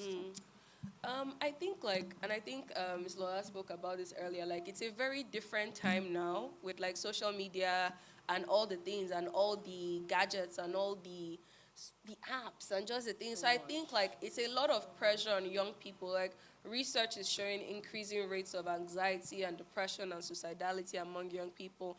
And even as an adult, right? For example, there are times you open LinkedIn and you're just like, you know, people are achieving. So as an adult woman, if I'm feeling that way, how much more a teenager, a 13-year-old, a 14-year-old, like, oh, somebody's mom got her this, or somebody's dad got them this, and there's you know. And like I said earlier before, if you're developing, you're just developing in your school. Now you're like, I went to primary school with that person, they've done this, look at her, she looks so curvy and things. So I can't imagine the pressure like you're all living under with the social media apps. And I would first of all speak to the parents and say, like, it is still your responsibility as a parent, right, to guide your child. You can't leave parenting up to social media.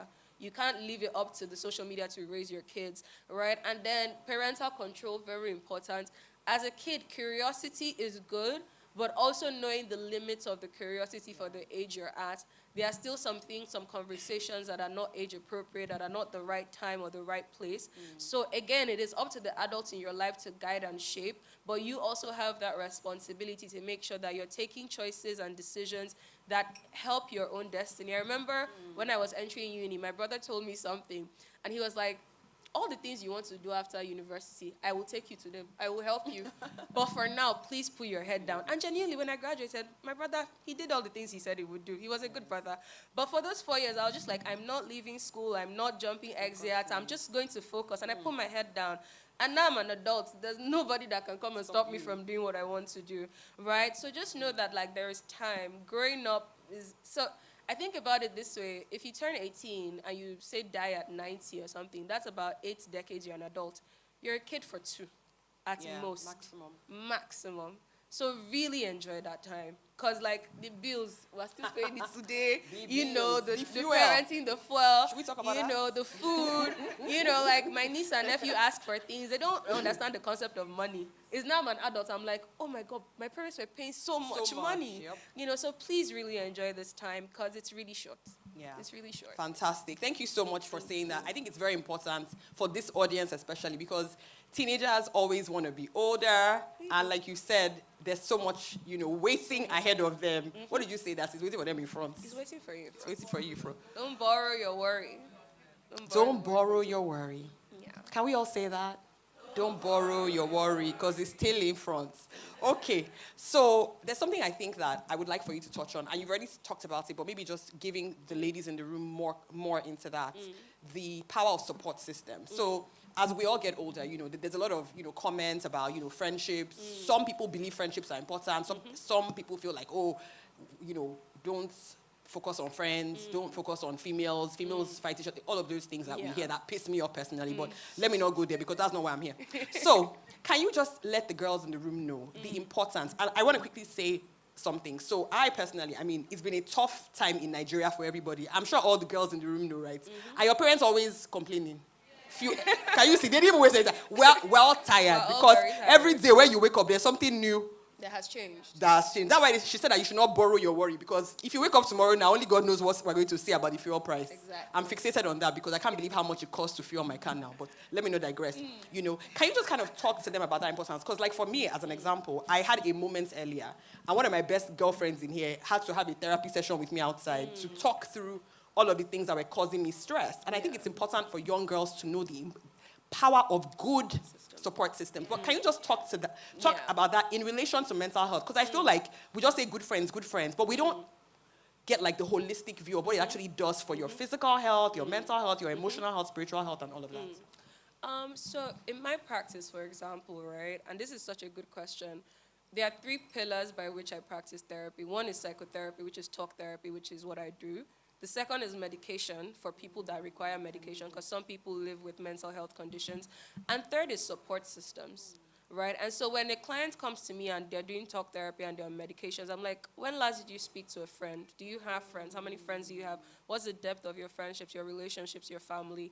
And so I think the first thing I'll touch on in talking about support systems is before we even get to friendships, is family. But not everybody has good family. That's just the truth. Right? And so as you get older, you now have what we call chosen family, the family you choose. And that is where good friends come in, right? And as young women, it's really important you start to cultivate those bonds. I have friendships that are decades old, I texted my girls this morning. I'm like, we're going out this evening. And these are friends that, we've known each other since houseware. right, since just one, and so those are the friendships that kind of shape you through life. Another thing is, as you do get older, yes, there are those lifelong friends and old friends, but friendships also change, right? There are friends you lose along the way that because you now have different belief systems, different values, jackba, there's division, there's things like that. Life happens. And so don't just get stuck on, I've known this person since just one and they must be the only friend I have. It is okay to change friends. Absolutely. It's okay to make new friends and create new lifelong friends. They are friends for a season and they are friends for forever, So you must also learn to make that difference and also know when a friendship is hurting you more than it's healing you, right? So there are times when you're like, we've been friends for 10 years and she's supposed to walk me down the aisle and all this kind of thing. But like you and this person don't have things in common anymore. It's not flowing. Life is not just lifing that way. So like support system is really important because therapy is expensive in Nigeria. I'm a therapist, I know that, right? So it's not every time you can have your therapist on speed dial. You can have your friend on speed dial. Yeah. My clients can't call me now on stage like you can't. You talk to me max once a week, right? But your girlfriend, you can be on the phone with her 2 hours, 3 hours. This is what he did, oh. You're bawling your eyes out. The job is not jobbing. You're crying because that is your girl. So it's really important. And the thing with female friendships is they last across decades. There are people. When my mom gave birth to me, she had friends that still came for her 63rd a couple of weeks ago. These people carried me, So it's really important to know that, like, you need support systems across the lifetime and start making those friendships now, not tomorrow. Okay? Fantastic. Thank you so much. Okay, ma'am. What are the signs and symptoms that, for instance, I might have a friend close to me. My friend, she doesn't want to tell me that she's suffering through this or she's feeling this particular sign or pressure. So what are the signs that I will use and know that, this girl is under pressure and she needs someone to talk to? So what are the symptoms I could see in such a person and how can I help such a person? Okay. So signs and symptoms is very important. If someone is your friend and you have a friendship with them, you know when they've changed. So for example, now, if I go out with Tosin, right, and she's just very withdrawn and very quiet, if that's not Tosin's natural demeanor, I know that, okay, something is up. So I ask, I inquire. Now, if going on 1 week, going on 2 weeks, going on 3 weeks, she's still like that, like the issue hasn't passed, it's still persisting, I know that, okay, girl, do you want to talk to a professional? Like, maybe this has passed my own power, right? Like, maybe this is not just, girl banter anymore. We need to see someone professional. So really noticing, like, the mood changes in your friend that go beyond normal. Because we all have mood swings, right? But if a mood swing is lasting a period of time, a very important thing, like I said earlier, physical health. If a person's physical health starts to change dramatically, you suddenly see they're sleeping a lot.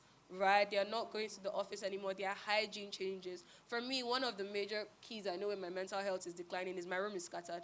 I really like order in my room. So when my room starts to get cluttered, I'm not folding my clothes. I'm just like, I need a check-in. Something is going on. So knowing your own self and your own personal habits, and also knowing your friends as well. Somebody just starts to not take care of themselves, their hygiene, they're not sleeping well, they're not eating well. A big one is eating, especially for women. Right, you have to really, really be aware of like how you're eating, but also look out for your friends as well. I remember in secondary school one time, one boy broke my heart, and I stopped eating for 1 week. Wow! And I wasn't eating. Because I wanted him to see, and that he broke my heart. Yeah. And I'll just go. And this is a secret. Don't tell anybody aside from the people that are on the camera. And so I wasn't eating, and so my other male friend was on his table, so I would go and give that male friend the food, but I wanted him to see that, you've broken my heart, I'm not eating. Yeah. And one day, my actual male friend ran after me and was like, what is wrong with you? You're losing weight, better eat. And that was a good friend, right? Because I was doing this for a boy. Obviously, I don't even know where he is now in life, right? We don't know each other, But you know what I mean, is my friend looked out for me and was like, your eating habits are changing. Obviously, at the time, we didn't know it was mental health. Exactly. But that was a stressor for me. A boy didn't like me anymore, And please don't do that. Don't go that extreme. Don't do that. Learn from me, right? But these are just the ways as a young girl, you can have stressors that affect. And if my friend didn't look out for me, I wouldn't have gotten better and clocked it and be like, what are you doing? Like, go and get some Goldie Mon and eat, and better eat, So it's really looking out for your friend and how they change and, like, talking about that. Amazing. But again, you're a kid, right? So if it gets beyond your power, talk to the adults in the room. Yeah. Thank you so much. Thank you for sharing so deeply in a way that the teenagers can connect. Because let's not pretend.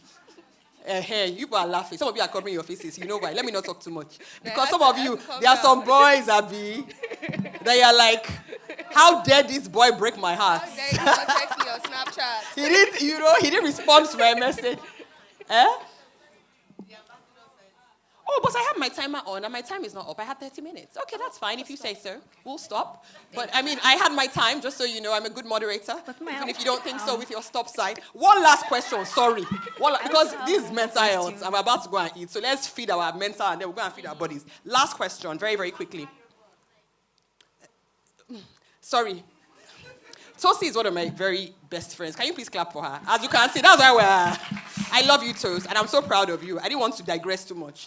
Okay, just one last question for the girls in the room, very important, because you talked about your room. You said when your room is not tidy, you know something is up. Can you just help the girls in the room?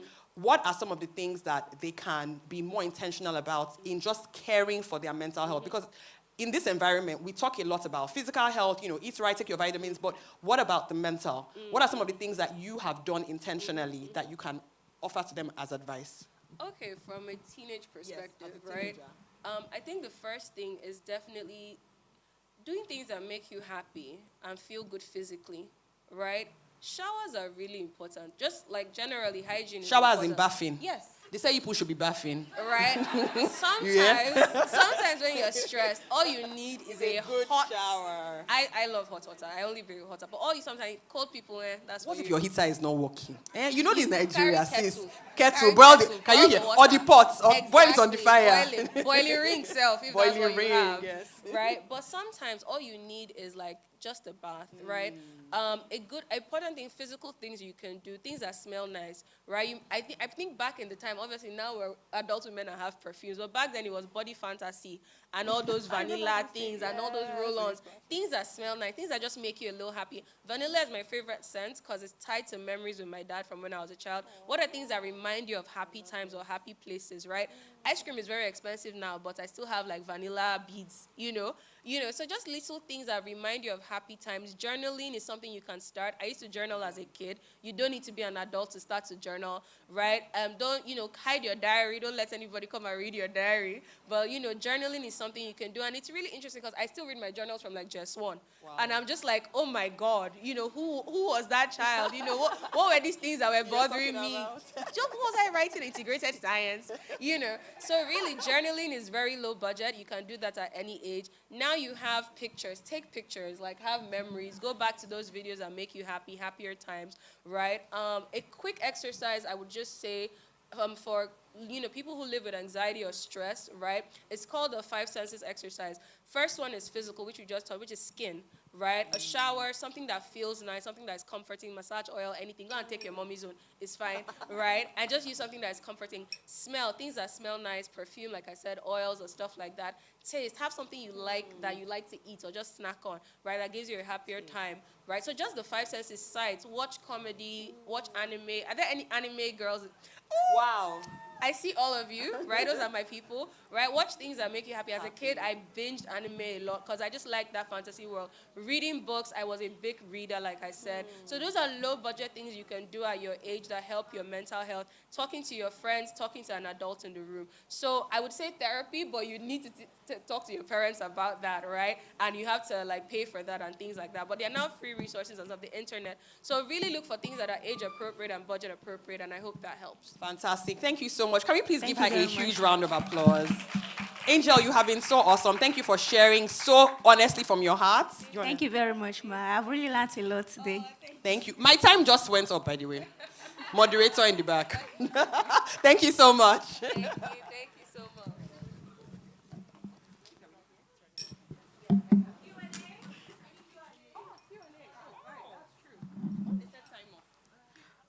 All right, can we get another round of applause for Miss Angel? She was so good. Yeah, I absolutely. So good. Even like her voice, the way she even So responds. soothing. So yes. therapeutic. Yeah. So therapeutic. Oh. Okay, Q&A. Do we have any questions? There are some aunties in the front that are raising their hand. In fact, the aunties are the first ones to raise their hand. It's because of fuel. Fuel is causing problems in Nigeria. Aunties are stressed.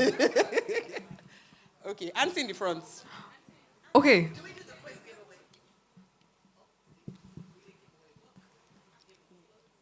Giving away. Thanks. Yes, out. Yes, I will tell you. Okay, please, this Auntie in orange. Sorry, they're just gonna give you a mic. Thank you so much. I would like us to become friends. Tosin, is that okay? Why are you asking for permission? I have to. I was invited. I don't want them to not give me lunch, please. It's almost lunchtime. I wanted to ask, is there an age for children to start therapy? You know, yes, mothers want to be close to their children. I have a 5-year-old who, when I think about her as a teenager, my heart just, she's a lot. Yeah. You know, so at what age do we start to encourage therapy? I feel like this one. At what age do we start to encourage maybe therapy in children? Is it even something, or is that my role? You know, you said social media should not raise a child, right? Yeah. Is that my role as a mother? Should I be the one fixing my life right now? Where does mothering end and therapy begin? Moderator to bad. Please, let's clap for her. I feel you, sis. Okay, so this is an interesting question because there's different kinds of therapy, right? So there's developmental psychology, but not to get into all of that. What you're talking about is talk therapy, right? How soon can kids start that, right? I would say when they get verbal and they can speak. So I know one of my colleagues, her children are in therapy, and I think they started when they were like 8, 9, 10. So the moment they can communicate with someone else, right? Below those ages, there are other types of therapy like speech therapy, you know, and other things that happen for children that have like developmental challenges and things like that, right? So even younger, they can. But if it's talk therapy, 8, 9, 10 is a good place to start. I would add a caveat that if the child has like developmental issues, behavioral issues, so anger, and not like specifically, but just like anger issues, acting out and things like that, you can start therapy even earlier. But if it's just, okay, you don't want to tell mommy this thing, go and talk to an unbiased adult, you know, who just 8, 9, 10. I would say that for parents in the room, you also have to know that like the children have confidentiality with us. So something I see with like Nigerian parents is that they want to know, so where is your case file? What did you talk about? And it's just like, no, like unless the child is allows, but also is harmful to themselves or other, there are conditions by which we share, right? So you can't just break a child's confidentiality like that, because then the child comes to therapy and they don't want to talk again. Right? So please, as parents, if you're sending your kids to therapy, please don't come and ask us for case notes. We're not going to give you, you know. Thank you.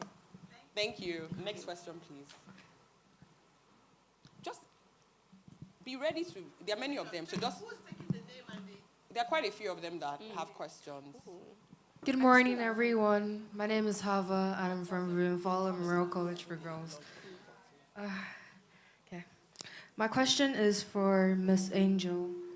As a psychologist, what would be your advice to someone who has social anxiety and is an overthinker? Tosi, that's your child right there. Okay, so for social anxiety and overthinking, right, you have to be aware of what triggers your anxiety personally, right? Because anxiety is a very big thing. There's anxiety, the feeling, there's anxiety as a stressor, there's anxiety clinically diagnosable, right? So it's a spectrum. So when we talk about mental health, think about it as a line from 0 to 10, and you can be anywhere on that spectrum. So to what degree do I get socially anxious? To what degree do I overthink? How serious is it? But also, what are my stressors? So for example, there are people who are very nervous about public speaking. They start to have sweaty palms, their hearts start to beat fast, they start to hyperventilate. If you're further down on that spectrum, you know that, okay, I need to do certain things if I need to public speak, right?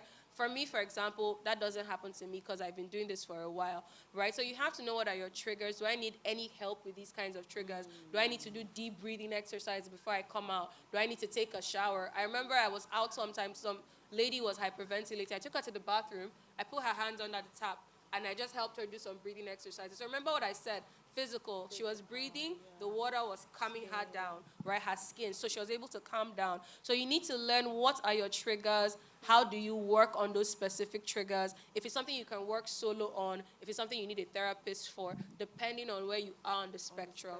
So yeah, that is what I would say. All right, thank you so much, Miss Angel. That was great. So we'll just take one more question and then we'll go into our quiz. I see a very eager hand up there.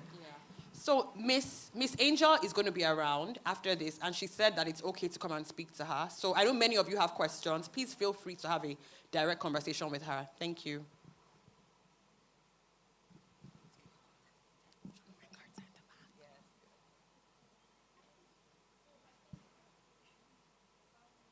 Hi, sorry, we can't hear you. The mic is on. Turn your mic on. Okay, sorry. Hi. So my question is, Nigerian parents believe that children or kids. Sorry. Oh, Yeah. sorry. And then can you hold the mic closer so we can hear you well? All right, all right. My name is Sophia. I'm from White Oak Schools. So some Nigerian parents think children are not meant to have like mental issues and stuff like that. So as a child with such parents, what are you meant to do? And then if you have a friend that like needs help, you know they need help mentally, need someone to talk to, but they're not willing to like get advice or seek help or something like that, what should you do to advise that person? Yeah, thank you. Okay, this is a great question. So remember earlier I spoke about how as a kid, your autonomy is very little, right? And that genuinely sucks.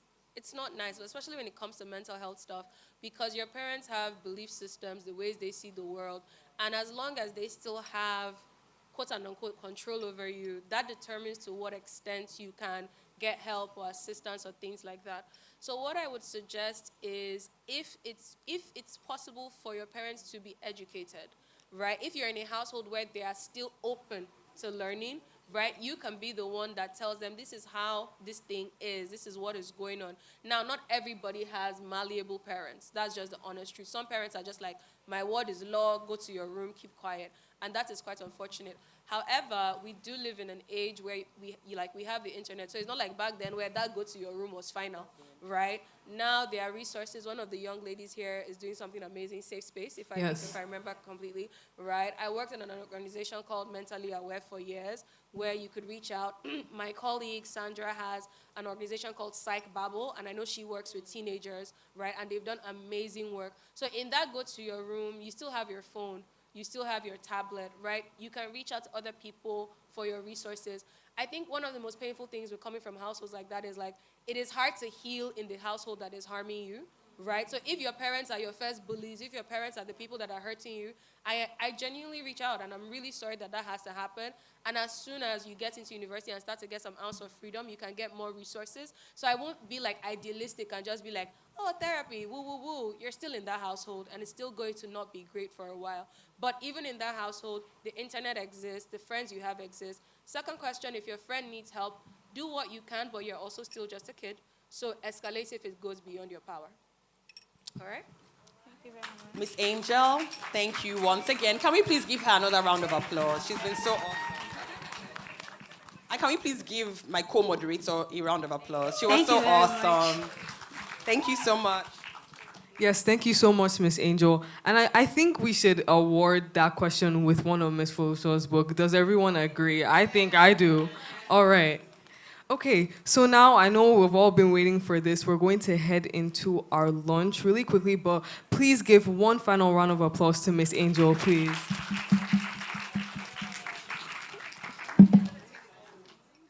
Yes, all right. Please, let's have some pictures. Yes.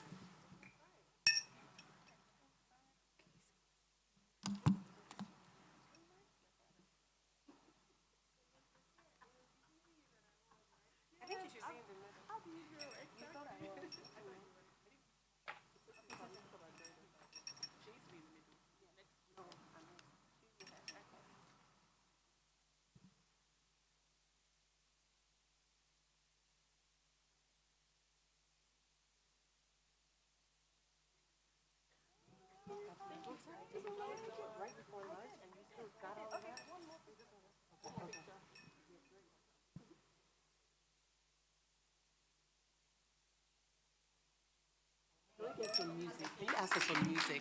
Get us into lunch. 45 minutes. Okay. And then we're looking for girls that want to be interviewed. Okay. Yes.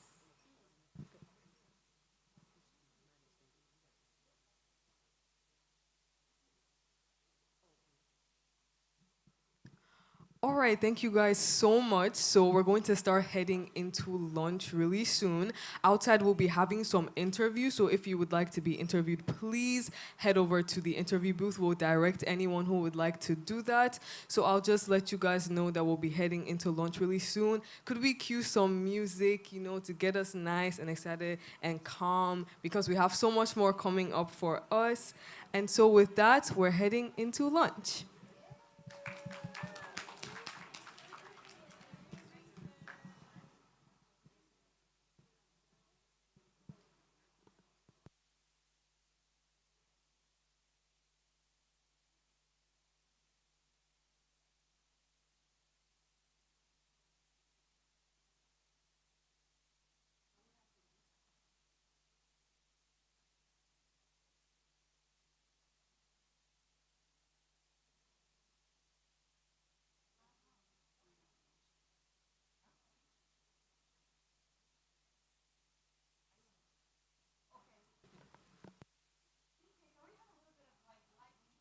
Do we want music?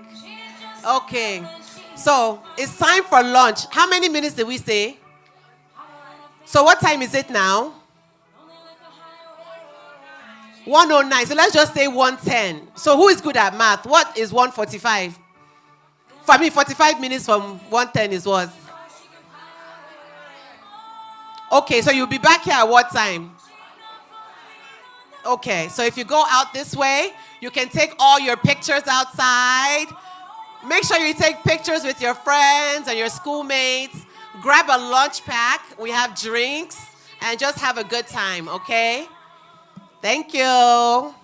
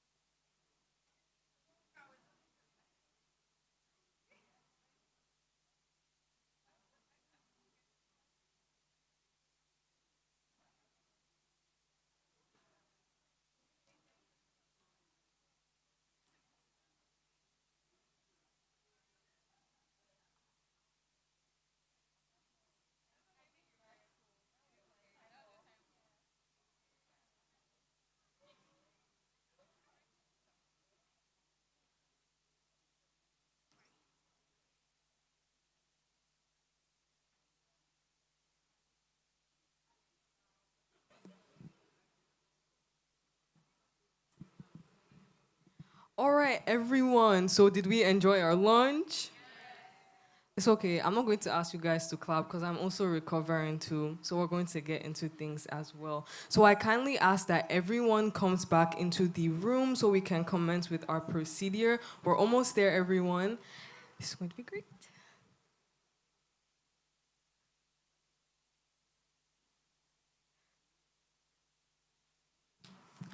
All right then, so now that we're all in the room, thank you guys so much for coming back with full energy, we hope. So to begin the second leg of our agenda, I would like to call upon a very prominent figure upon the stage to address us. So please join me in your applause as we welcome Miss Adeyemi. Ms. Adeyemi is the Principal Education Officer and Desk Officer for the Lagos State Education District 3. Please give her another round of applause as she graces the stage. Thank you so much for joining us. Good afternoon, everyone. My name is Ms. Adeyemi from Education District 3. I'm so glad to be here. I'd like to start by thanking the organizers, the Bloom Africa, for this initiative. I'd like to thank the Junior Achievement Nigeria for this initiative. You have done wonderfully well because it's not very easy to bring the child together to as well educate them. Thank you for the awareness because when Mrs. Angel was actually talking, she took me back to the memory lane when I was a child because I actually grew up in the boarding school as well. How the seniors bully us, but we do not stop there. We have that can-do spirit, and that's what has really, really impacted us. So I want to thank you. Thank you so much. Thank you for all, and we hope to partner with you in the future. God bless you. Thank you. Please, can we get a louder round of applause for Ms. Adeyemi? Thank you so much for joining us. All right, so we have so much more planned for each and every one of you, so we're going to get right into that. So before we get into our second leg of speakers, we would like to invite to the stage a Girls in Books member who will be giving us a spoken word. So could you please join us on the stage to deliver this? I am so excited to meet you. Woo! Guys, please, let's applaud.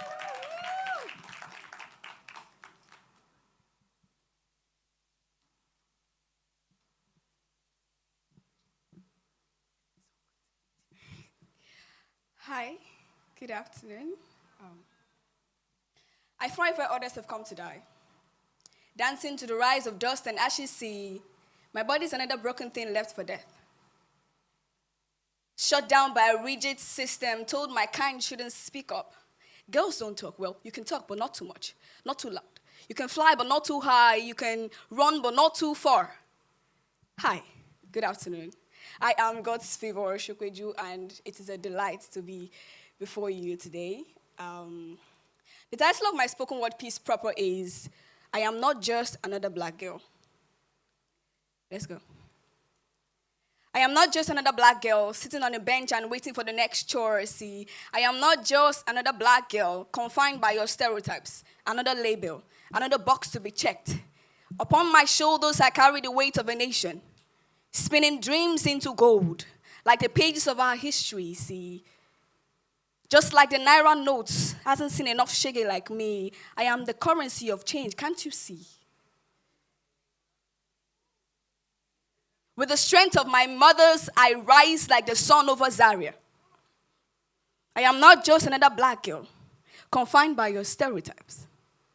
Watch me shatter ceilings, break down bars and doors of limitation, see.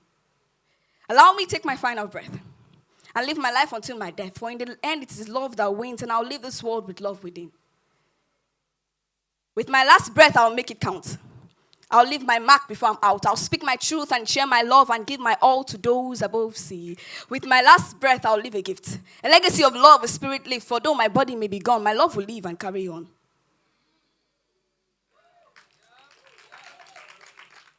I cannot be contained. Like the river that flows, I cannot be contained. Although they try to fit me into their little boxes, skinny, too boyish. No, not too tall, too short. I cannot be chained. And just like that, I am not just another black girl sitting around and waiting for the world to change. Watch me change it. Thank you.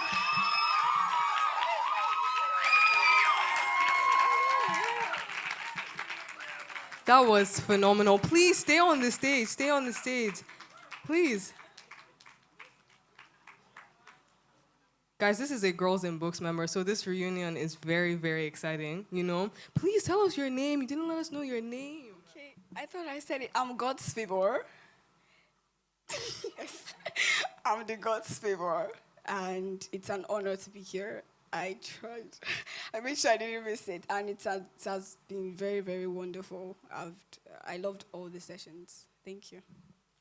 Thank you so much. Let's give her another hand. All right, so I hope that was lovely entertainment for you guys. That was phenomenal. I love the excitement for that. All right, so we're going to get into our next speaker session, and I hope we're all excited because this is a topic that we all like to gravitate to, money. How do we make money? So get all your notepads out. I see you. Okay.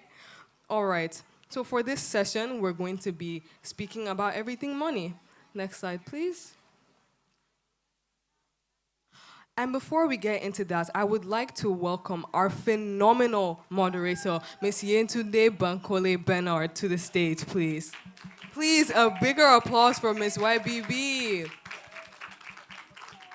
Ms. Yetunde Bankole Bernard, or YBB, is a marketing communications expert and the Chief Experience Officer at the YBB Company, a reinvention and evolution agency. She helps individuals, companies, and teams to define their message and tell their unique stories from a place of authenticity and value.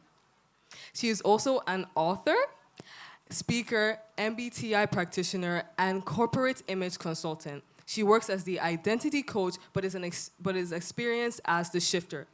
Ms. YBB offers a bespoke service tool called Recall, an identity solution for those seeking the next of their lives. She also organizes a yearly travel retreat called Find Your Next Self for leaders and teachers. She is the founder of Recall for Men, a virtual community for young African men. Please let's give Ms. YBB a huge round of applause.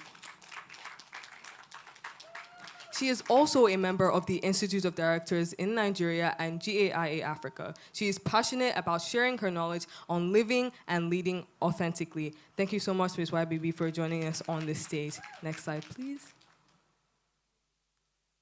And now we would like to introduce our powerful speaker, Ms. Jennifer Awin. I'm so sorry, please excuse me. Ms. Jennifer Aringwe. I'm so sorry. Yes, Miss Financial Jennifer, everyone. Please give her a round of applause.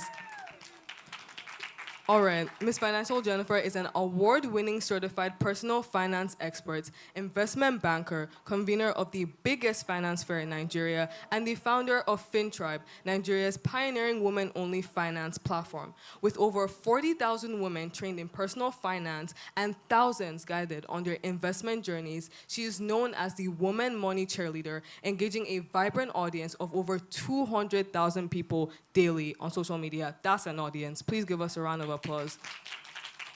Ms. Financial Jennifer is a professional experience in a lot of things, from auditing, aviation, treasury operations, fixed income, please be clapping, this is a lot of stuff, securities trading, and so much more.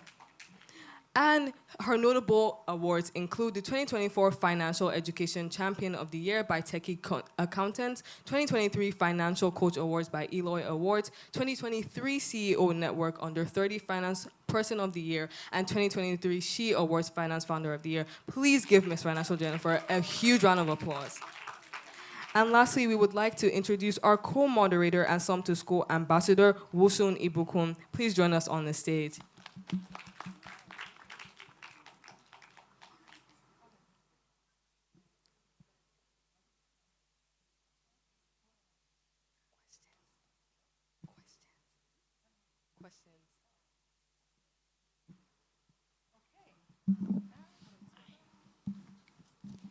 Okay.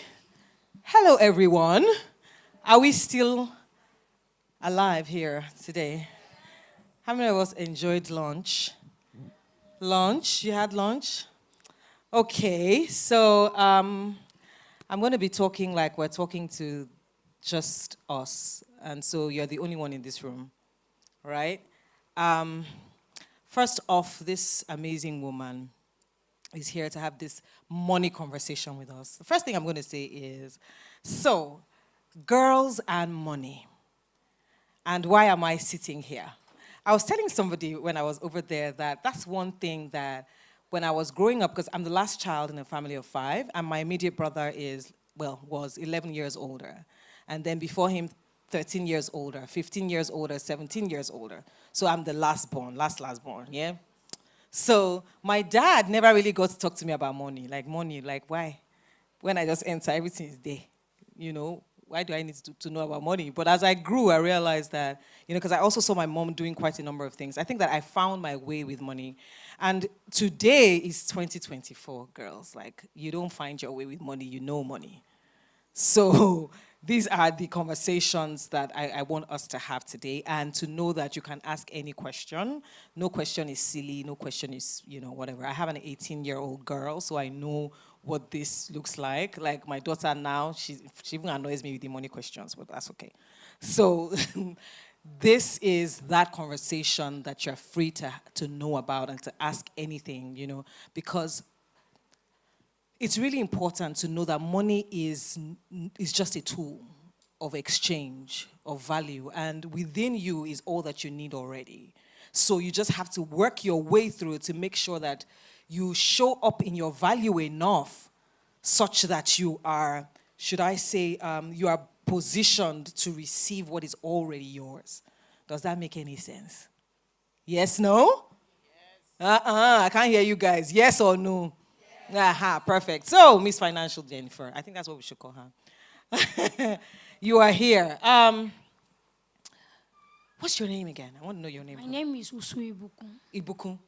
Ibukun. I'm calling you Ibukun. So, Ibukun is a blessing, guys, just in case you don't know. That's what it means. So I'm going to, what, first of all, are the things that you think that you want to ask her first? Because I'm just going to listen to you and, help out with this conversation. I think it's more your conversation than mine, to be honest. Right? So you start with whatever you want, and then I'm just going to be here. And if there's something that you haven't really asked, then I'll poke. Does that make sense? Do you want to do it that way? So, are you ready? Go ahead. There you go.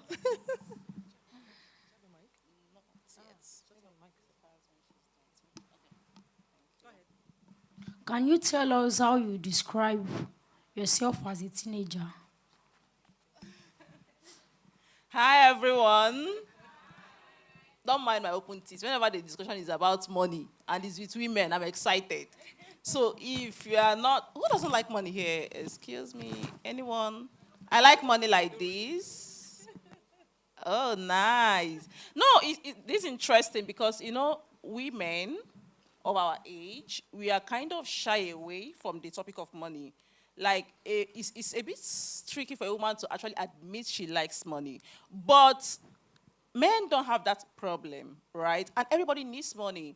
Like you said, it's a tool. So I think we should start from being comfortable, accepting the fact that money is a good thing. It's a good thing. The things that make you happy, they say money doesn't buy happiness, but, right? So let's start from there. If we could describe myself as a teenager. Okay, so my grandmother raised me, and I didn't really quite have I was a boring child. Let me be honest, I was a boring child. But since you're talking about money, there is something I've always been that person that if you want to talk about business, God help me, I like money. I can't even deny it. When it comes to business, I can remember some of the businesses I've done in the past. There was a time, when people are telling the story of, I sold pure water, it's usually from the place of grass to grace. Unfortunately, I was not a rich kid though, but I sold pure water. But it's not because I needed it, but I shall want to make money. They had to do family meeting before I stopped. And I was still in primary school, for Christ's sake. So it's not today's thing. But the funny thing there, you said they didn't talk to you about money. Nobody talked to me either. And it's sad. most of our parents, they didn't. And even if they want to, it's mostly the guys, the boys, because, girl, go and marry. Your husband will take care of you, right? But that's something I'm hoping the women of our age, we are becoming more enlightened when it comes to the topic of money. So as a child, I was that child that is always thinking of money, one business or the other. But in spite of that, I was terrible with money.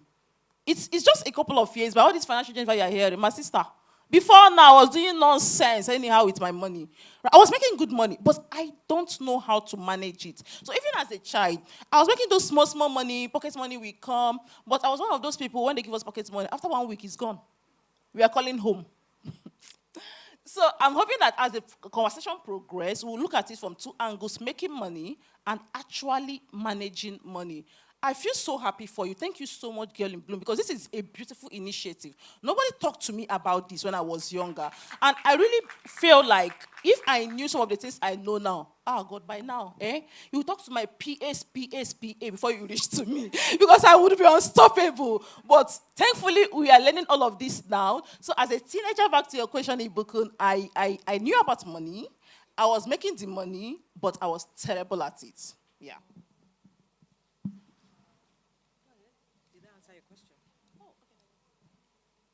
Did that answer your question? Okay. Ibuku, did your parents discuss money with you? Ma? Do your parents discuss money with you or in school? Lucky you. Don't worry, we'll learn all of those things here today. Okay. Do you have any more questions? Go ahead. Yeah, go ahead. What I want to ask about now is that how can a teenager make money by herself? I shall know you like money, it's in your eye. Okay. That's quite interesting. And I feel like, what I always tell my people, do you have those kind of friends that you have money conversations with?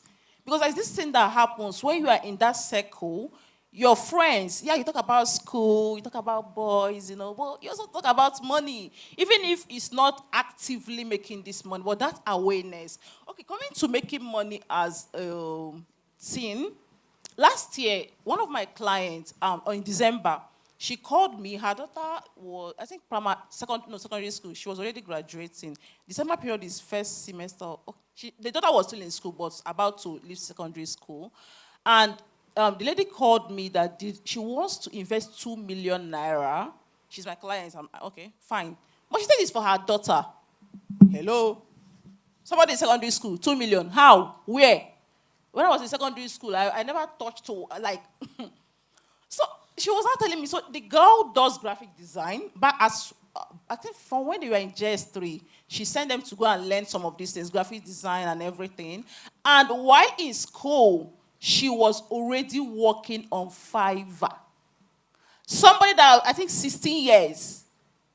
Hey, I was like, really? So that was the money she made throughout the year. I was really impressed. This generation, I know they do 2 million. Okay, so from that story, I think we are in the best generation. The internet is so amazing. You don't have to go and sell pure water or donut. I saw donut. You don't have to do all of those things like I did.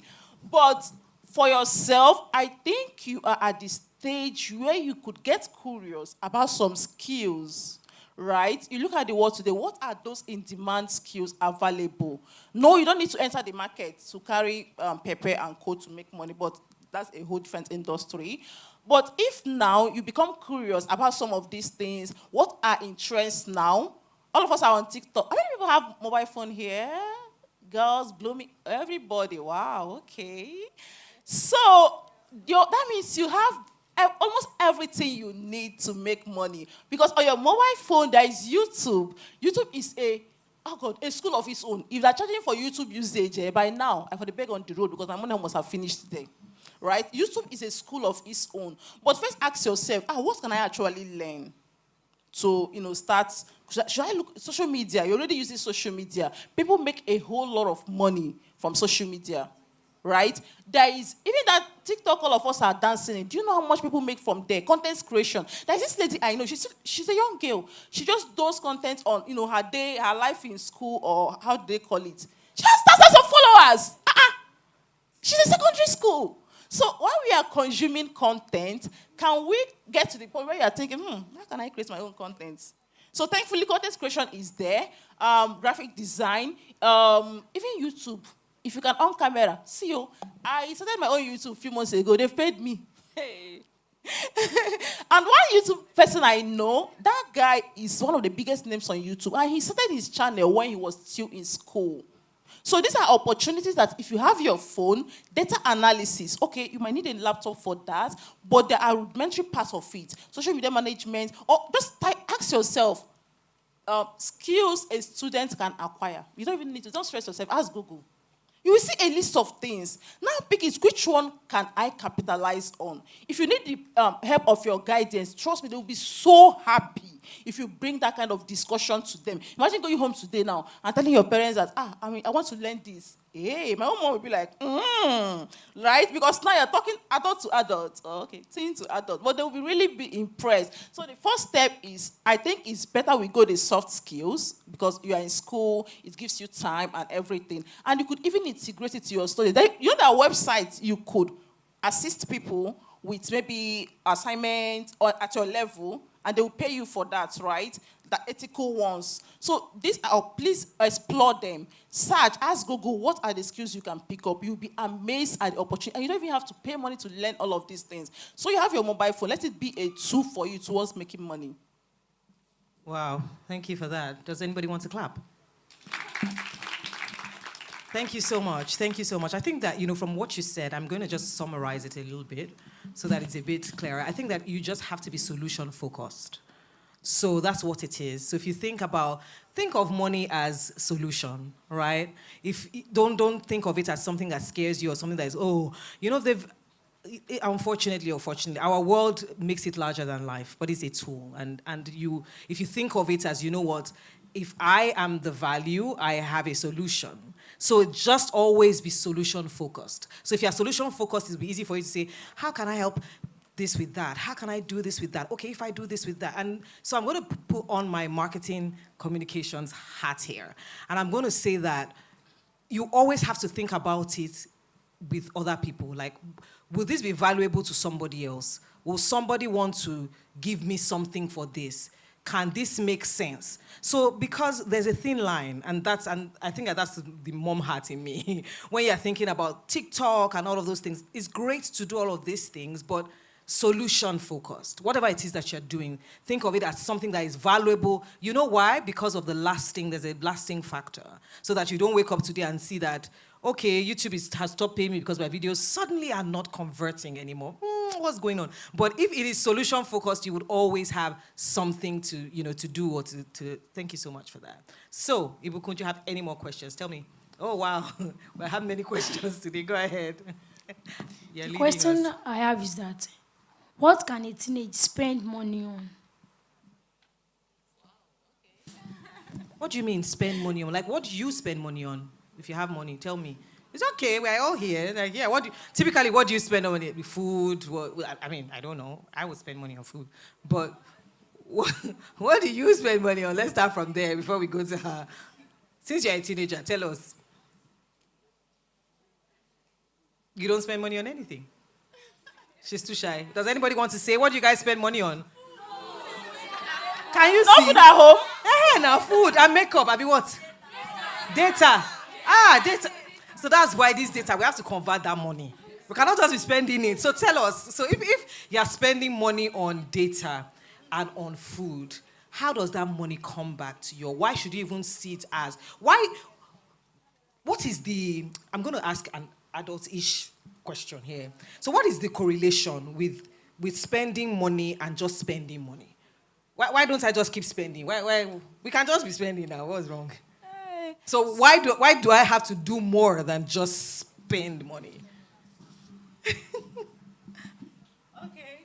So everybody spends money on food, right? And we have to be realistic. I remember back then in school, if I tell my parents, if I call home, I was school, you call home, you need money, they will tell you, you're in boarding school, they're feeding you, what else are you spending money on? But there's always expenses. There's always something to spend money on. So I get that. Okay, the difference between spending money and spending, you ask an adultish question. Let me give one adultish sample before we move on. So you know how we complain about data? We spend money on data, MTN is eating our money and everything. So in my circle, we have this joke that if we are spending money on MTN, we also have to make money from MTN. So I will just high level and then we come back to the conversation. How does that happen? Yes, we get paid by MTN because when you invest in their shares, you are paid dividend. And MTN is one of the companies that pay dividend. Don't worry, soon you will become that, share investors. That's conversation for another day. But yeah, if you start thinking of it that way, if I spend money on this, how do I make that money back? Or if I know I'm going to spend money on something, how do I make, how do I put it? How do I even make the money before I spend it? The problem is that some of us, we spend before we make the money, right? Okay, back to the things we spend money on. I think everybody, all of us spend money on food and a lot of things, but let's look at the pattern. What are you spending on? Is it really necessary, right? I think at this point, I want us to start thinking about spending on yourself as an investment. And what is investment? Something that will yield returns. So what is it that if you invest or spend on, there will be a result on it? We've spoken about, okay, you have an exam coming up. Of course, they're teaching you in school, but there is this other textbook you need to buy to even take you a step further. That's a good investment. If it's the returns is you're going to scale your exams, right? Now, you're saying you spend money on data. How can I make more money to cover these data costs, even aside from what my parents are giving me? So I think we have to come to the point of spending with intention. Even at this age, anybody at all should be able to differentiate between want and need. Yeah, let's talk about that briefly, right? Yes, there is a place for spending money for spending's sake. I like your shoes. If I can afford it, I will buy it, right? It's gorgeous. Have you seen her shoes? It's really nice. So I could just buy the shoe. To me, it's a want. It's not a need. It's just something that I like, and it's nice. And, okay, I can afford it. Let me buy it. How do I know I can afford it? Not just because the money is in my account. Because that's one mistake we make. You see like, you have 5,000 naira, and then you see an item of 4,000. You feel like, I can afford it. I have 5,000. But how long did it take you to make that 5,000? Are you willing to just spend because you want to prepare your friends? Let them know I have this shiny thing. You know, maybe that money. I don't know how your parents. Maybe it's an allowance from your parents. Monthly allowance is 5,000, and that means it will take you 30 days to make 5,000. And you're willing to spend 4,000 on just something that is not really important. So if you can attach value to what you are spending, that it's not just the money, it's what went into getting that money. Or let's even say you work for it and you get paid for it, and then you're willing to just spend it like that. That is like maybe 30 days of your life. You're going to just throw it away like that because you really want this thing, right? So if you are spending, always ask that question, is this a want or a need? A want is something nice to have. Maybe everybody has it, but it's not very necessary, but it's nice. That is allowed. There's a place for it, right? My friends, I tell them that it should be a part of your money that goes to that, right?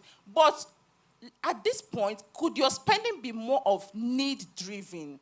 Something that is actually necessary, right? Thankfully, you have your parents to take care of the wants, the things that are nice to have. So can you tell yourself that, okay, my own money should be more need-driven. Okay, I need to pay for something, or even take it to your parents who want to pay for. It can be learning something. Because like I said, this is the best time for you to pick any new skill you're interested in. As we grow older, life gets busier, right? So this is actually the perfect time. You could start it and have your guidance support you. So when it comes to spending, it's fine to spend on what you like, but always look at it, is this a need or a want? I think if you start asking that question whenever we want to pay for something, it will really help us a lot. Yeah, so that's how I'm going to address. Fantastic. Did that help? Did that help? We are still going to buy our data. We didn't say we shouldn't buy data, but at least now we know why we are buying data. Okay, if you could go ahead. More questions you have? Are you done with your questions? Oh, okay. Nice. Thank you so much. Yay. I hope if you answered what's in your mind. If not, I don't know. Wait. Do we have time to? Is that it? We can't take any more questions from the... Oh. Okay, so we can take more right, questions. Does anybody... So I'm going to throw it open at this. They're even raising Girls, hands. we like money. So yeah, see, now, see hands. questions. So we are taking the people that we need to talk to first. Then aunties will now do our own coded question. Before that? Yes, Okay, thank you so much. All right, so it's been brought to our attention that someone's bag is missing. So we're missing a bag with someone's valuables in it. It's a black bag. So if anyone has found it, please kindly let us know. Okay, I thought you were raising your hand, so you need something. All right, so we're going to get back into our financial conversation. All right, so thank you so much, Ms. Financial Jennifer, for that very, very enlightening speech. I'm really having so much fun in the corner there. And I feel like this money conversation is so important because there's the constant question, like, how exactly do I do that as a teen? So I definitely think our audience has a lot that they would like to ask you. And guys, there are prizes on the line, so please. All right, so let's get our questions. Let's start from here, because I think she asked first, or she raised her hand first. So this, yeah, and then we work it out. Can we take all the questions? How many questions can we take, Farida? How many questions? We can take about 3. Ah. Oh, wow. 3 questions, yes. 3 questions. So we start here, we take one in the middle, we take one at the back. Sorry, ladies. Okay, let's start from there. Do you need a mic? All right, so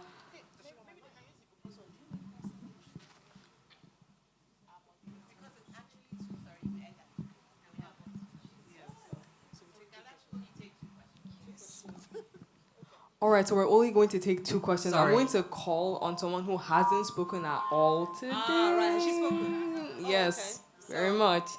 So please, Farida, just go ahead. All right, so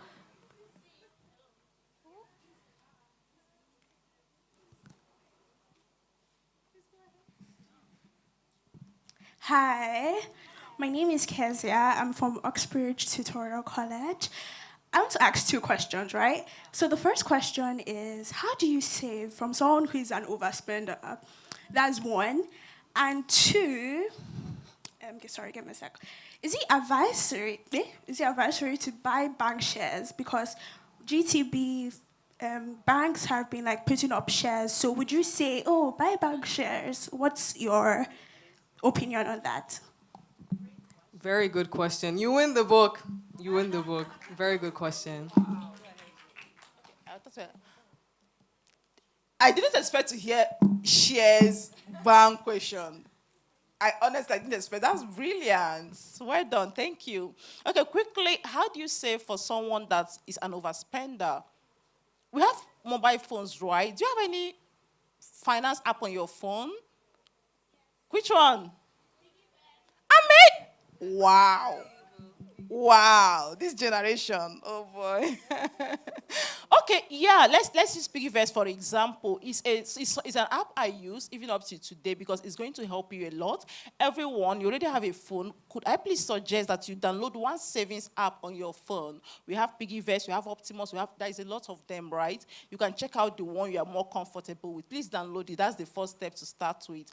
And then, I don't know at this stage how you make money, maybe allowance or something. Can we agree that each time you get money, that you would move a part of it to your Piggyverse account? Can we do that? Please. You know what it's going to do? Once you move that, whatever is left, fine. If you finish it, no problem. You've done the needful, right? You must have had it. Pay yourself first. That's not just what they mean by that, paying yourself first. So if you could be able to do that, it would help a lot. So that's the first thing you do. And again, when it comes to spending, somebody that is, what word did you use? Spends too much. I think we should also address that because that could be the root cause. What are we actually spending on? Okay, we've spoken about need and want, but I also know that at this point, a lot of our spending could be pressure, peer pressure induced. And I'm really hoping we get to tackle that, right? Your friends have things, and I want to have it. I'm the savvy girl. I also have to buy it. But is it actually necessary? What else can you do to become the it girl without spending money? What else can it be for you? So a quick one. When people could ask me about myself as a teenager, I just remembered something. Back then, I don't sabi anything. You know, back in the days of BlackBerry, everything. You had a BlackBerry? Oh, of course, everybody had a BlackBerry. I think Jennifer was the only person that didn't have a BlackBerry. But because then it was a cool thing. I think in university, you need to have it to belong, right? I didn't have it. But I was still a plug for something, right? How do I put it? People, they will still come to you. They still want to be your friend. Because even if you are not in that class, if I put it that way, you have something else to offer. In my case, it was, I studied books more, right? So that was my edge. So for you, what else can be your unfair advantage? That you don't even have to bother with all of these things. Those that are even buying it, they will still come to you. Are you the one we come to when we want to? Maybe current affairs. Are you the one we come to? When it comes to small tech issues, are you the girl we come to? Even when it comes to some tips and tricks, I don't know. Are you the person we come to? So when you are able to stand out for something, you are not easily pressured to spend money you don't have, to buy things you don't need just to belong or just to impress, right? So I hope that helps tackle the issue if it has to do with, buying things to impress people. And then on bank shares, interesting question. Yes, shares is it's a nice investment. And for young people, even the parents here with us, if you can, I think we should consider it for our young ones. Because they're still young, they have a long way to go. And for shares, it's a long-term investment that if you start now, maybe if you have some spare money, can you challenge yourself, this money, let me buy one shares and then forget about it till when I'm done in university. Trust me, that time, you find girl in bloom to give testimony. Because now you're 5,000, you'll be amazed at what it has become, right? So yes, shares is a good investment, but it has a lot of risk. Because there's no guarantee. It can go either ways. I mentioned BlackBerry now. Where are they today? I don't know. Their shares used to be so nice, right? So, yeah, I would want you to get interested in the topic of shares. But before then, there are other things you could do, like the piggy vest you have. Start there. I think it's easier to embark on. Over time, we'll get used to, understand shares better, the risk involved, how to proceed. And trust me, you're going to love it when you get to that point. Thank you so much, Miss Financial Jennifer. Thank you so much. Can we please get a huge round of applause? So you will be getting your book, so kindly look forward to that. So please, can we get another round of applause for Miss Financial Jennifer for that phenomenal speech? Thank you so much. Thank you. Okay. Yes, and then we'll wrap. Sorry, so I have my own question. Do you talk to your daughter about money? Okay, tell us what you talk to, because I know many of us here, our parents don't. So can you be a mom right now and tell us, what should we know about money at this point? So I think that what's most important is being solution-driven, and to know that you can't be afraid of money is just a tool. It's paper, right? There are two things, or you know what? There are a few tools that you have been given on this earth here. One of them is your mind. So first off, you have to work your way to make sure that your mind is always sound. So that means that anything that stands in the way of your mind, anything that makes you sad, that makes you, just know that you're throwing it away. So first things, your mind, once your mind is intact, you know that, my mind can produce for me. And so once my mind can produce for me, I have money. Because you are solution-driven, your mind is active, you know that once your mind is active, whatever it is, and then keep your ears on the ground. What's happening? This is what they are doing, then take it back to your mind and say, what's up? What are we doing? What can we do? How can we produce from here? So it's just really being solution-driven. I think that's what it is. Thank you. Thank you so much, Ms. YBB. So based on our time constraints, we can't take any more questions, but we will now proceed into taking photos with Ms. Financial Jennifer. Please. And yes, we call Ms. Tosin onto the stage, please.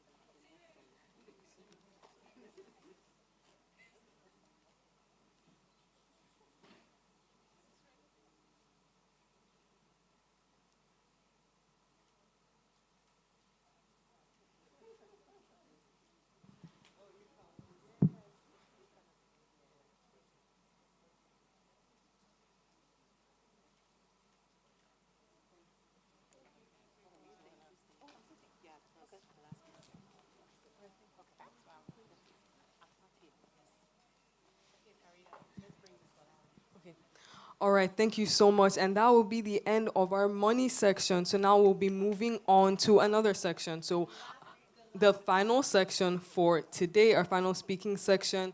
So college applications. So who's applying to college soon? Who's applying to college?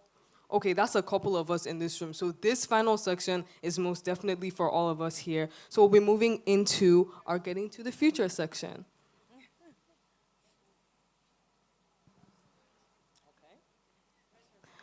All right, so now I would like to call onto the stage our glorious speaker, Miss Omolola Shunubi, my apologies.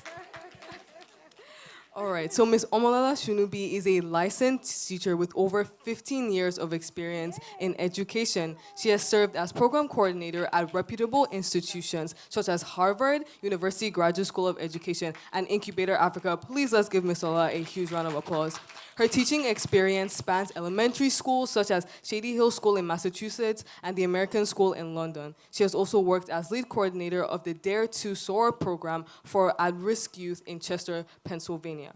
Ms. Lola holds a bachelor's degree from Swarthmore College and master's degree in curriculum, pedagogy and assessment, and language and literacy from the Institute of Education, University of London, and Harvard University, respectively. Ms. Ola is very passionate about the power of gospel and education to transform lives and nations. She's the chairman of the Governing Council of Liberty School, Ikota, a free Christian school for families living in the Elijah community of Lekki. Please give a Elijah. Thank you so much. Can we please give a huge round of applause to Miss Lola? Thank you so much. And I would now like to introduce our co-moderator and Some to School ambassador, Iniolua. Please join us on the stage.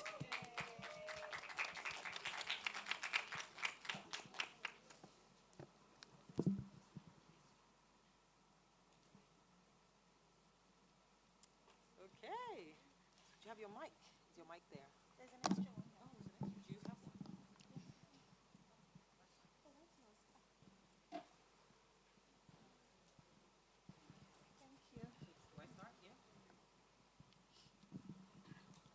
Okay, so let's go straight into it. I think that, this is the final one, and let's say that we saved the best.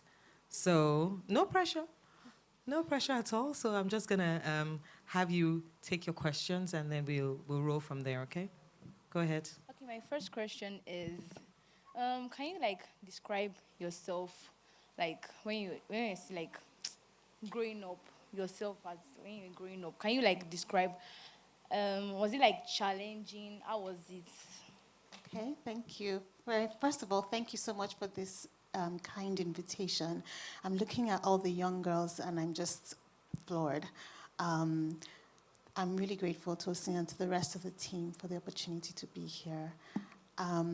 I did not have anything like this when I was a teenager. I was, and still am, a fairly reserved person. Okay. I was shy, and a lot of my youth, I remember in flashes, I wasn't really fully present. And I think that that's something that has been something I've really worked hard to overcome, because I think, you were talking, Financial Jennifer was talking about having known the things she knew if she had known. We live life backwards, right, in reverse. But the thing that I would say that was very helpful for me, even in all of that, was that I loved to read. But I didn't necessarily like to read fiction. I really liked reading. I would read articles. I would read magazines. I would read a lot. I just read widely. I'd read this, The Economist. From The Economist to, I think in those days it was called Girls' Life. I don't know if you guys remember Girls. It was how to paint your nails, how to do your hair, all those things. And I used to have, I shared a room when I was younger, and we used to have posters of all the up-and-coming movies and, the boy bands. And so those were the things that, it gave me a breath. And it encouraged me to be interested in more than one thing. Because I was voracious in acquiring information. And that, for me, has been really pivotal in my life. I was boring, I'm sorry. I had lots of friends, but I wasn't the one that was, in the middle of the room. I was always on the side. And one thing I would say, was I hope, and I hope to still be one. I was a good friend. In that, even though I wasn't necessarily in the center of the room, I was a friend that could keep your secrets. And you could come to me, and I could go to my friends for anything. I've said a lot. I think it's really important what you just said. And for anyone sitting there feeling awkward, it's okay, right? It's okay to be that person right now. But, there's so much more ahead of you. And you just have to, baby steps, one foot in front of the other. Just know that it doesn't define you right now. You're feeling awkward, you're feeling shy, you're feeling all of those things. Yeah. It's okay. It's okay to be that person. You would find your way. Just keep your mind intact, okay? Does that make sense? Mm-hmm. Yeah, okay, thank you. So, what are your thoughts? What are your thoughts in taking a gap year before college? Okay, I'm going to put on my professional hat in answering that question, not personal. I always ask myself, what will I do in that year that will tell the university, whether it's a Nigerian university or not, and I'm talking about private Nigerian universities, not the government ones, because their entrance policies are different.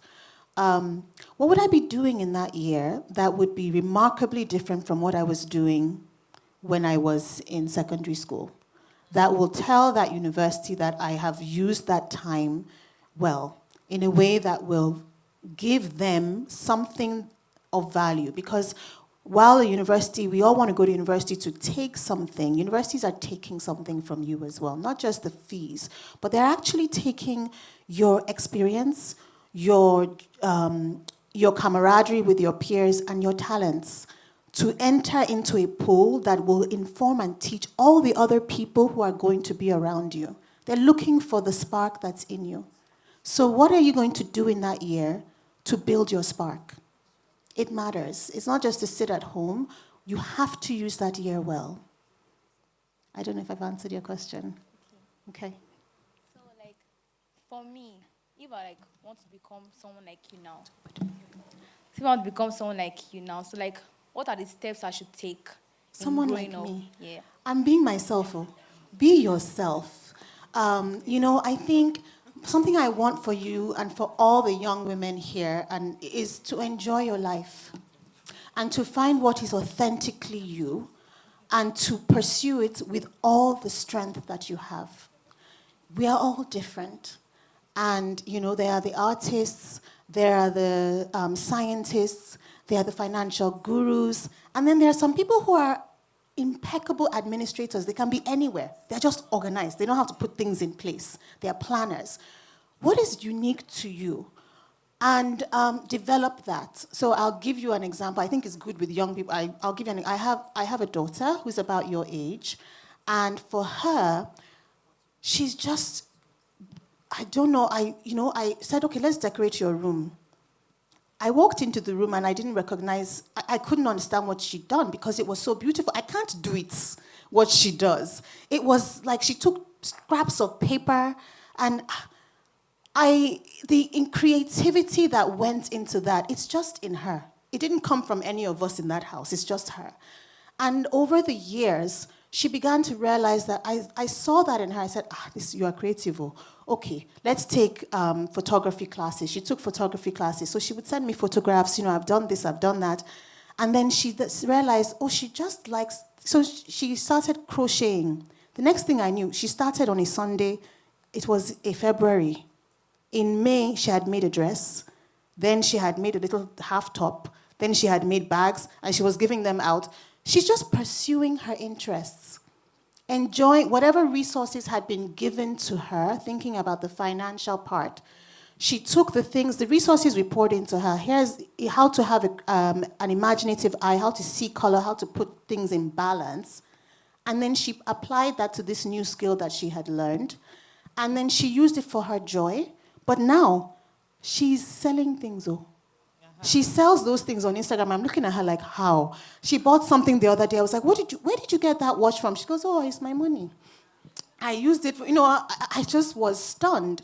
But she developed it with vigor. She didn't just let it be something she was doing a little bit, but she made it to a standard that other people would want it. And when she was applying to university, it's one of the things she wrote about, actually, the act of learning how to do things and how to apply her interest in art, in wearable art, things that people could use and enjoy in their real lives, and then her interest in marketing and business. Those are the things that are, I would say you should invest in. It's interesting that you say that. So because looking at college applications, I know that there are quite a number of people here thinking, so what should those look like? Like, what should we be doing? What should we not be doing? What should we be looking out for? Like, what are the unis really looking out for? So I'm going to try and bulk pack this into one more thing in the same question. Is like, especially for people that are looking for, financial support.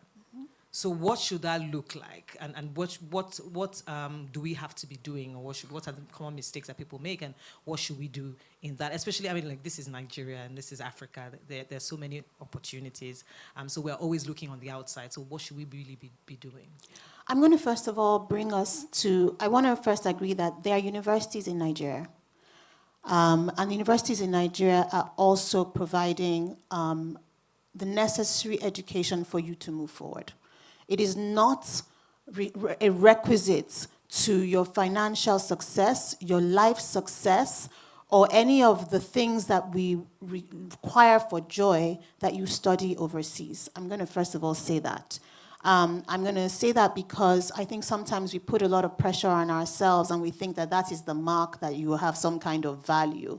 There are lots of people who go to university in Nigeria who are doing exemplary things that people who went to Harvard are not doing. And I just want to first start with that.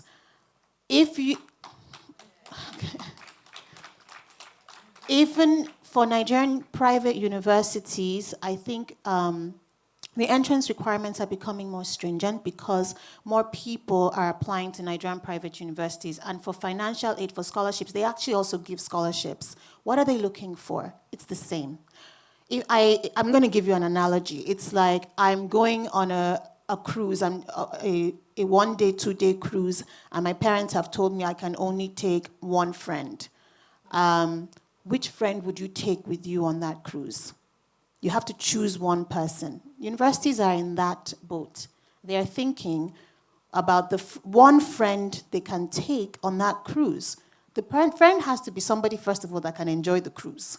The things I have on that cruise, the games and activities and the offerings on that cruise, are they things that you want and will like? So when you're writing your application, whether it's to a private university in Nigeria or to a private university or to any of the top universities or any university overseas, don't forget that you're actually writing to somebody who's looking for the friend to take on a cruise. There are limited things they have. If you're writing about things that they don't have, they know are the limitations of their institution, you're not going to get admitted no matter how bright you are because you haven't connected the dots for them. We get a lot of brilliant people who apply based on their grades. And if you think about the fact that grades are a uniform entrance requirement, everybody is the top of their class applying. So now what's the difference between you and the next person who's applying? You have to be able to tell it in a way that they will see you as that friend that is going to come onto that cruise, come onto that university campus, and not just be a student in a class, but a student that's going to be on the website smiling, a student that's going to be on the boats, doing all those pictures that you see, I want to like that picture on Instagram. Which one of those things can they capture you doing? Can you help them imagine you on their campus? Yeah. The second thing this is very important to me, sorry, I have to say this. Okay. Nigerian students, do not write to universities overseas with the expectation that they understand Nigeria. It's very important that you take the time to explain everything. If you write, I was a prefect, they don't know what that means. So sometimes you just write prefect, sports prefect. They give you like 100 characters, but you only use 10. Use the remaining 90 to give it context because they actually don't know what school to school in Nigeria, how it's different. So you've got to make sure that the form itself is actually sometimes for Nigerian applicants, is more important sometimes than the essay. The essay is important, but how you fill in the sections of the form that we often overlook, we just fill it in. Don't do that. do it with intention and with clarity for them about the relevance of the things and the achievements you've had to their institution and to your high school. That also helps because then they want you to come and they'll give you the scholarship. Sorry, I know we don't have much time. No, that's fine. I mean, thank you so much for that. I think that that's valuable.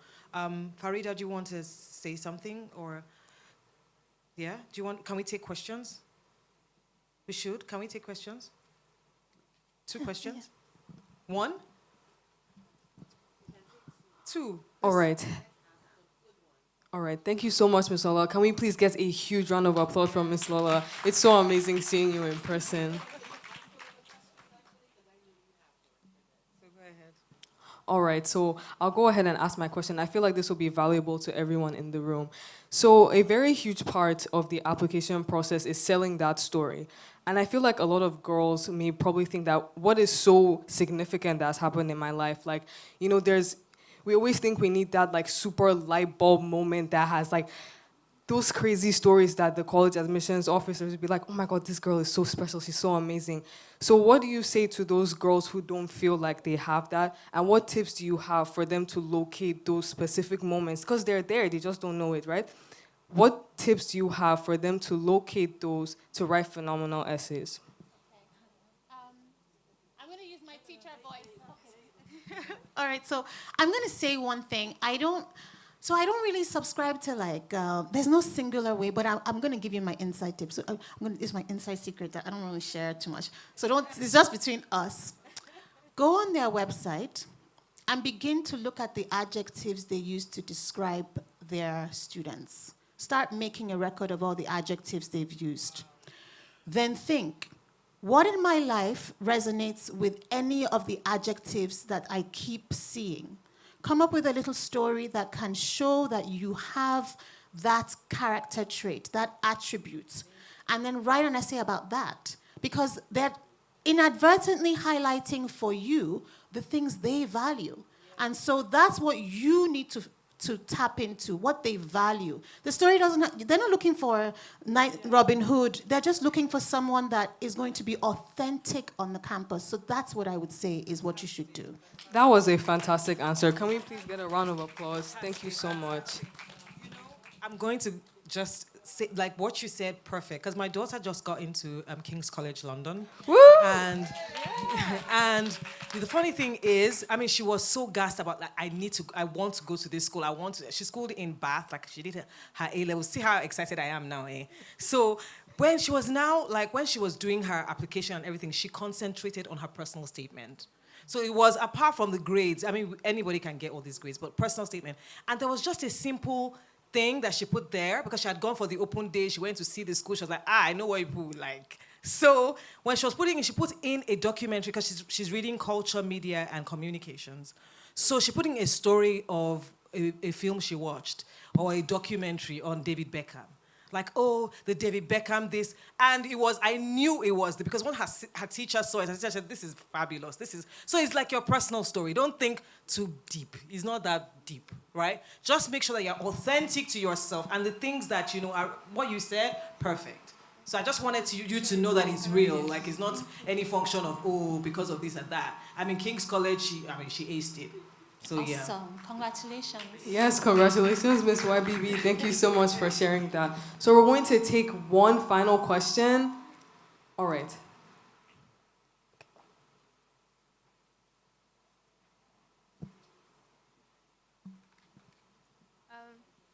Hi, so my name is Itara. I'm from CIS. So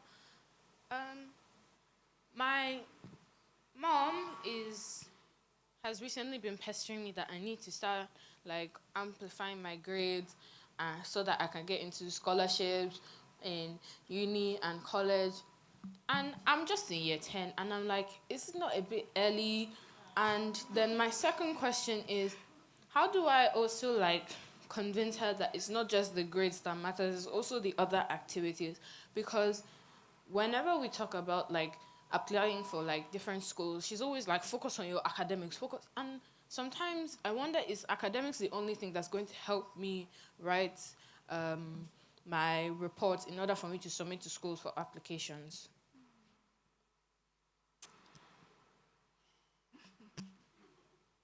Okay. First of all, do your part. Your part is to do the very best you can in school. Get your grades right, get the breadth of subjects right, and do your best. That's so that it is not because of that that you close out opportunities. Do you get? So you're not going to say, oh, I need it to be balanced. Yeah, be balanced, but make sure that you're balanced in a way that you tip it. You understand? So do your part. Then in terms of scholarship, I really want to talk about scholarships. There are three things that they really look at in terms of scholarship. They're looking at need. How much do your parents really need the funds? How much did you merit it? Because they have what they call merit scholarships, which if you meet certain criteria, you've met the band, you'll get the money. So when you're applying to university, sometimes you may have to forego the name that you were looking for. If scholarship is very important to your families, steer your application in the direction where you know that you've met the requirements. And that's why I'm saying do your part. The academic requirements for a merit scholarship, make sure you meet them.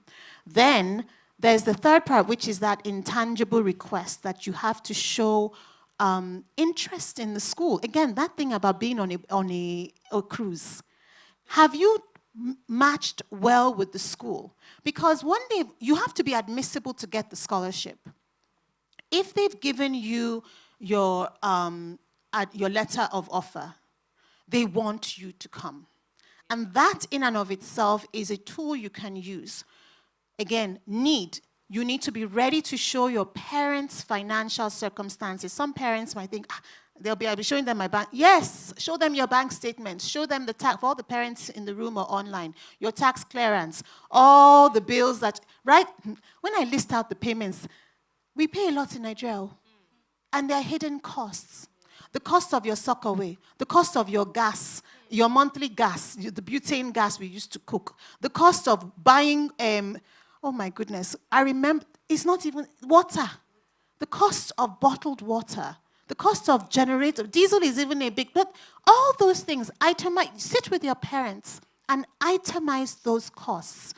And then they can actually see the real cost of living here compared to what they're looking at there. They think of Africa sometimes as being an affordable place, and then they look at your parents' salaries compared to the general cost of living here. But the affordability for middle to upper middle class families in Nigeria is actually, not only is it declining, there is a significant weight that we bear that should be communicated to the schools. So you need to itemize those costs and be ready to talk about them. Then call them and talk to them frankly. Look, my child cannot come. You've given me 30-something thousand. You need to know that you're going to pay. First of all, you will pay. It's not every child, even in America, that gets a full ride. American students, especially, and in the UK, they pay for university. And many UK students are actually taking out loans. American students are taking out loans. So you also need to have frank conversations and real conversations about what it means to be able to afford university there, right? So have those conversations, but advocacy is what is required to augment the amount of money that you can get. I don't want to talk too much because we don't have that much time, but this one is a real thing, so yeah. All right, Ms. Ola, so Yes. something just came to my mind. Yeah. Just very briefly, since you mentioned international universities, could you please let our audience know what resources that they could use to find universities locally, as that is an option available to them? Find universities locally. There's something strange about the Nigerian university landscape. It's almost like it's a hidden, it's oblique. First of all, you can call me. I'm happy to share my details. You can consider me a resource. But really and truly, there is a website, which I'll share the link with you guys, that there are lots of aggregate websites on Google. But really, the website that has a lot of information, there's one that's like asking questions. I've forgotten the name, the exact title. People use those to upload information a lot. Twitter, funnily enough, they post a lot of data information on Twitter, but really the source of information will be your secondary school guidance counselors. Then, I don't know if I shared this online with you guys, but there's actually, when you take the JAMB has a database of every single course, every single requirement that is required for Nigerian universities.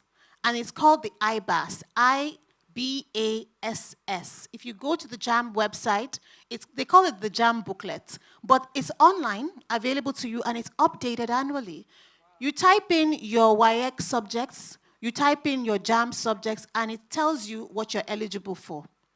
So it's really, really, there's a lot of information at your fingertips. You just have to know where to go for that. But that's one of the things that you can use. IBAS. Yes. Thank you so much, Ms. Ola. That's so valuable. Please, let's get a huge round of applause. Thank you so much. And all right, so we'll get photos very quickly. Yes. Can we just take that question? Let me. She's raising her hand. She's right in the second row. All right, yes. Go ahead. Go ahead. She refused to put her hand down. Yes. So let's let her go. What would you advise for someone that has a Could talent? we, let's know your name, your My school. name is Lois Manua. I attend Vivian Fowler. What would you advise for a person that has a talent but's not confident enough to show that talent online or anywhere else? That's a very good question. You have to come out. You know, nobody will know what you have within you unless you share it, and you don't know who needs that talent. God deposits things in us, and it's our duty to develop the things that He has given us, because we don't know what purpose He has given it to us for, and you're denying the people who can enjoy that talent if you don't use it. So. Thank you so much, Ms. Ola. Can we please get a huge round of applause for that response? Thank you so much. And now we'll get into our photos.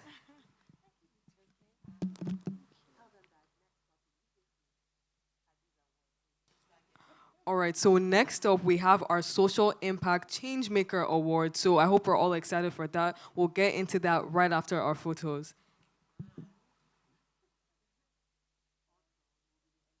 Yes, and it will also be our closing as well.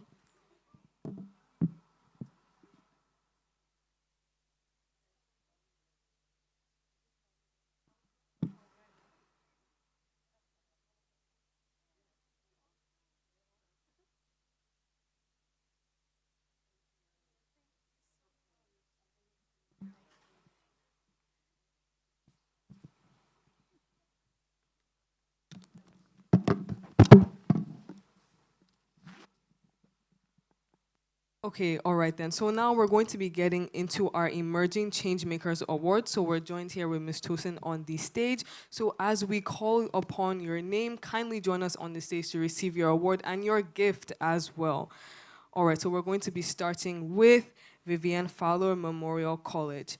So this award is presented to girls who demonstrate outstanding dedication, innovative spirit, and a commitment to making positive impact within their communities. Your passion and drive for change reflect the essence of true leaders, and we celebrate you. First and foremost, we have Jedisola Adetokunbo Balogun. Please join us on the stage.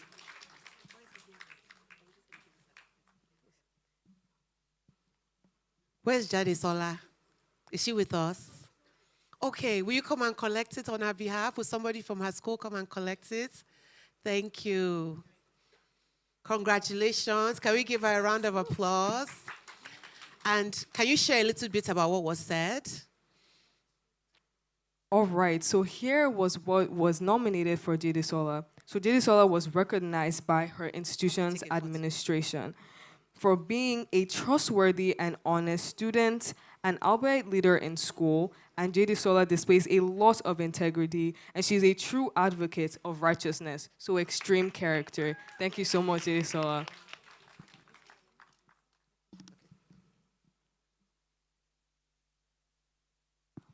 All right, so now we'll be moving on to Oxford Tutorial College, Lekki campus. So we have Itohan Thomas Edison. Please join us on the stage. Yay, where is she? She just left. Who's going to collect it for her? Is somebody going to come? There you go. So congratulations to her. Thank you. Thank you, Pelumi. All right. So can you just tell us briefly? Yes. Itohan was nominated by her institution for being the lead team CLI Tech to victory in the 2020 Connor Challenge, securing a $60,000 scholarship to Clarkson University in the United States. Let's give her a huge round of applause. And next we have Chrisland High School, Ikeja. So this award will be going to Aizen Idara. Please join us on the stage. Is she with us? They've left? Okay, no problem. We'll send it. Who's next? All right, so next we have... Okay, so moving on to Green Spring School, Lekki. Kindly join me on the stage. Mona Lisa DK, kindly join us on the stage. Is Mona Lisa here? Okay, we'll keep going. We're going to acknowledge everyone. All right, so Green Springs nominated a lot of girls, so we'll be recognizing each and every one of them here today. So we have Yasmin Adegoke. You can just...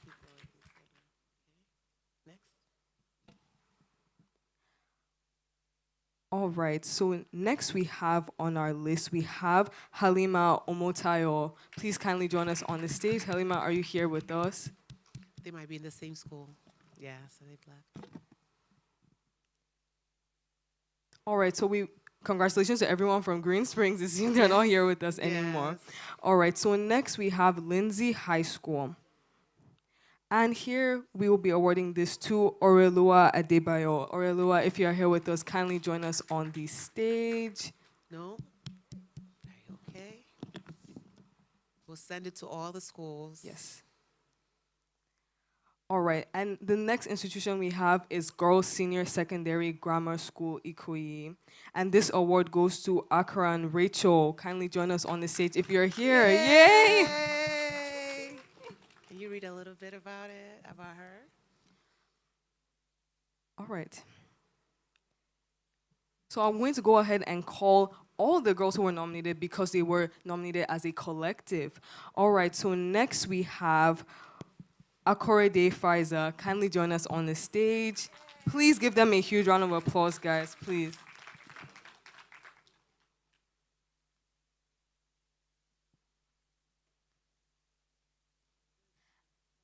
Yes. And last but not least, we have Oshun Halimat. Kindly join us on the stage.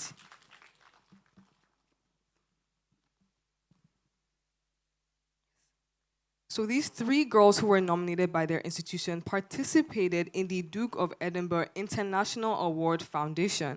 They tutored young students and helped them achieve academic success, and they helped in environmental initiatives and whatnot, and they also improved in their skills of acquisition and supported so many other girls. Kindly give them a huge round of applause. Now we'll be heading into our second to the last school, which is Children's International School, and we will be recognizing Oluwadara Sule. Kindly join us on the stage. Wow. I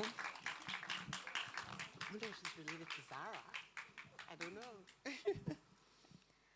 Yes, so Oluwadara Sule is a 14-year-old who is passionate about education.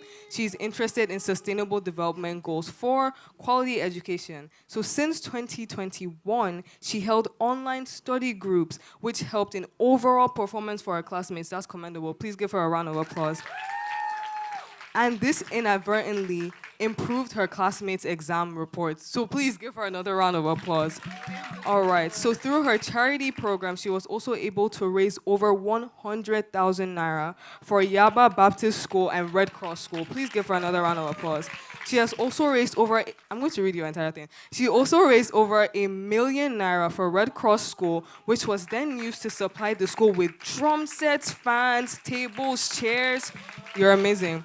She also started a school magazine, which has now added to the school's enrichment program, thereby giving opportunities to students to actively participate in the group program. Give her a huge round of applause. Okay, girl. Thank you. Yes, yes, yes.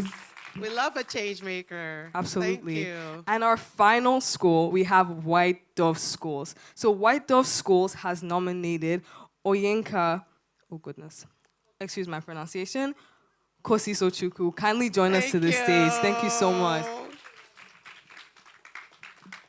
Yes, so I'll give you a what exactly nominated Oyenka. So she organized social nights at school, so she's an active prefect in their institution. She organizes class parties and online social media presence for the school. That's a huge position to have. So please give her a round of applause. She also is dedicated to the online publications about the girl child and is a creative writer. So give her a huge round of applause once again.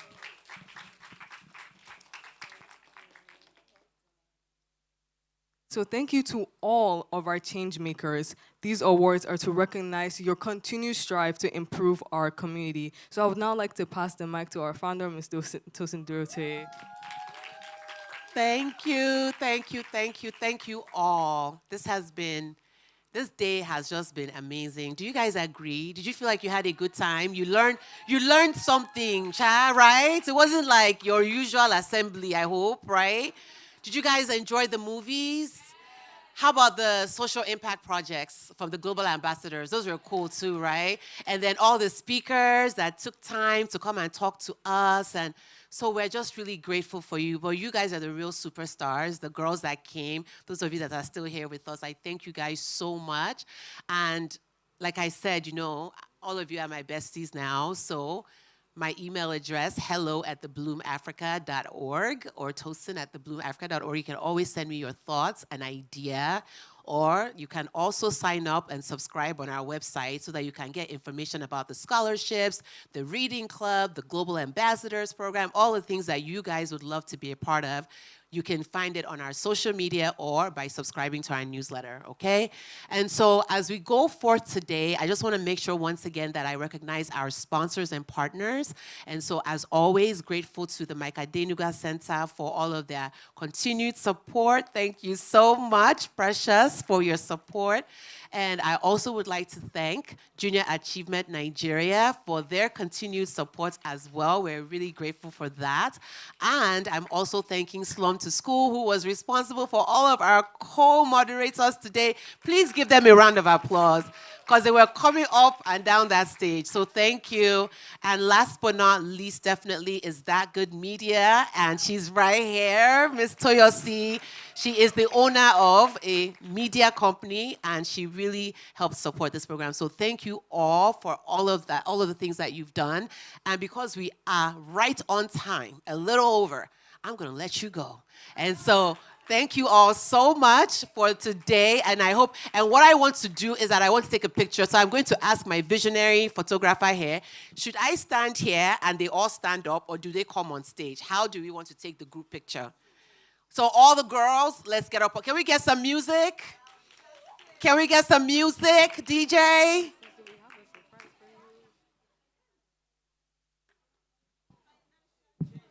I'm sorry, ladies and everyone. Please,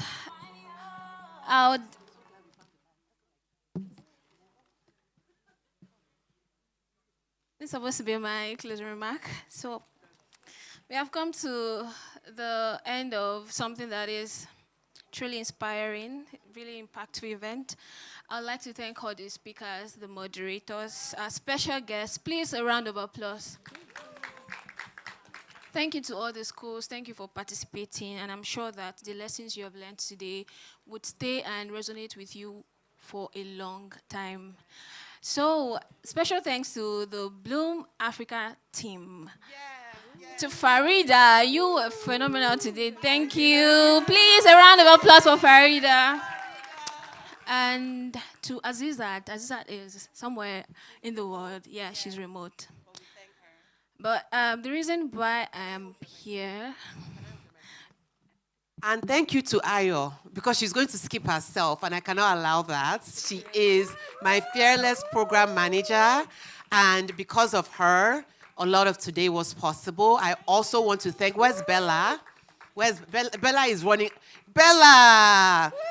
Bella is the other reason. All these young women, they're all your age. I hire young women straight out of high school that are still in college because I believe in your potential. And so you saw Farida today. She told you she was 19. She is, but she's been working with the Bloom Africa for a year almost. And so thank you all for trusting me and for being such amazing members and for letting us do this together as a team. Thank you. Thank you. And finally, to the leader, my mentor, the one who has caused us to rise and thrive in different situations. Please, a round of applause for Ms. Tosin. I'll tell her that, Ms. Tosin, I'd like to buy you a garden of flowers. And this is a step of faith. So someday I would present you a garden, but right now, please accept this.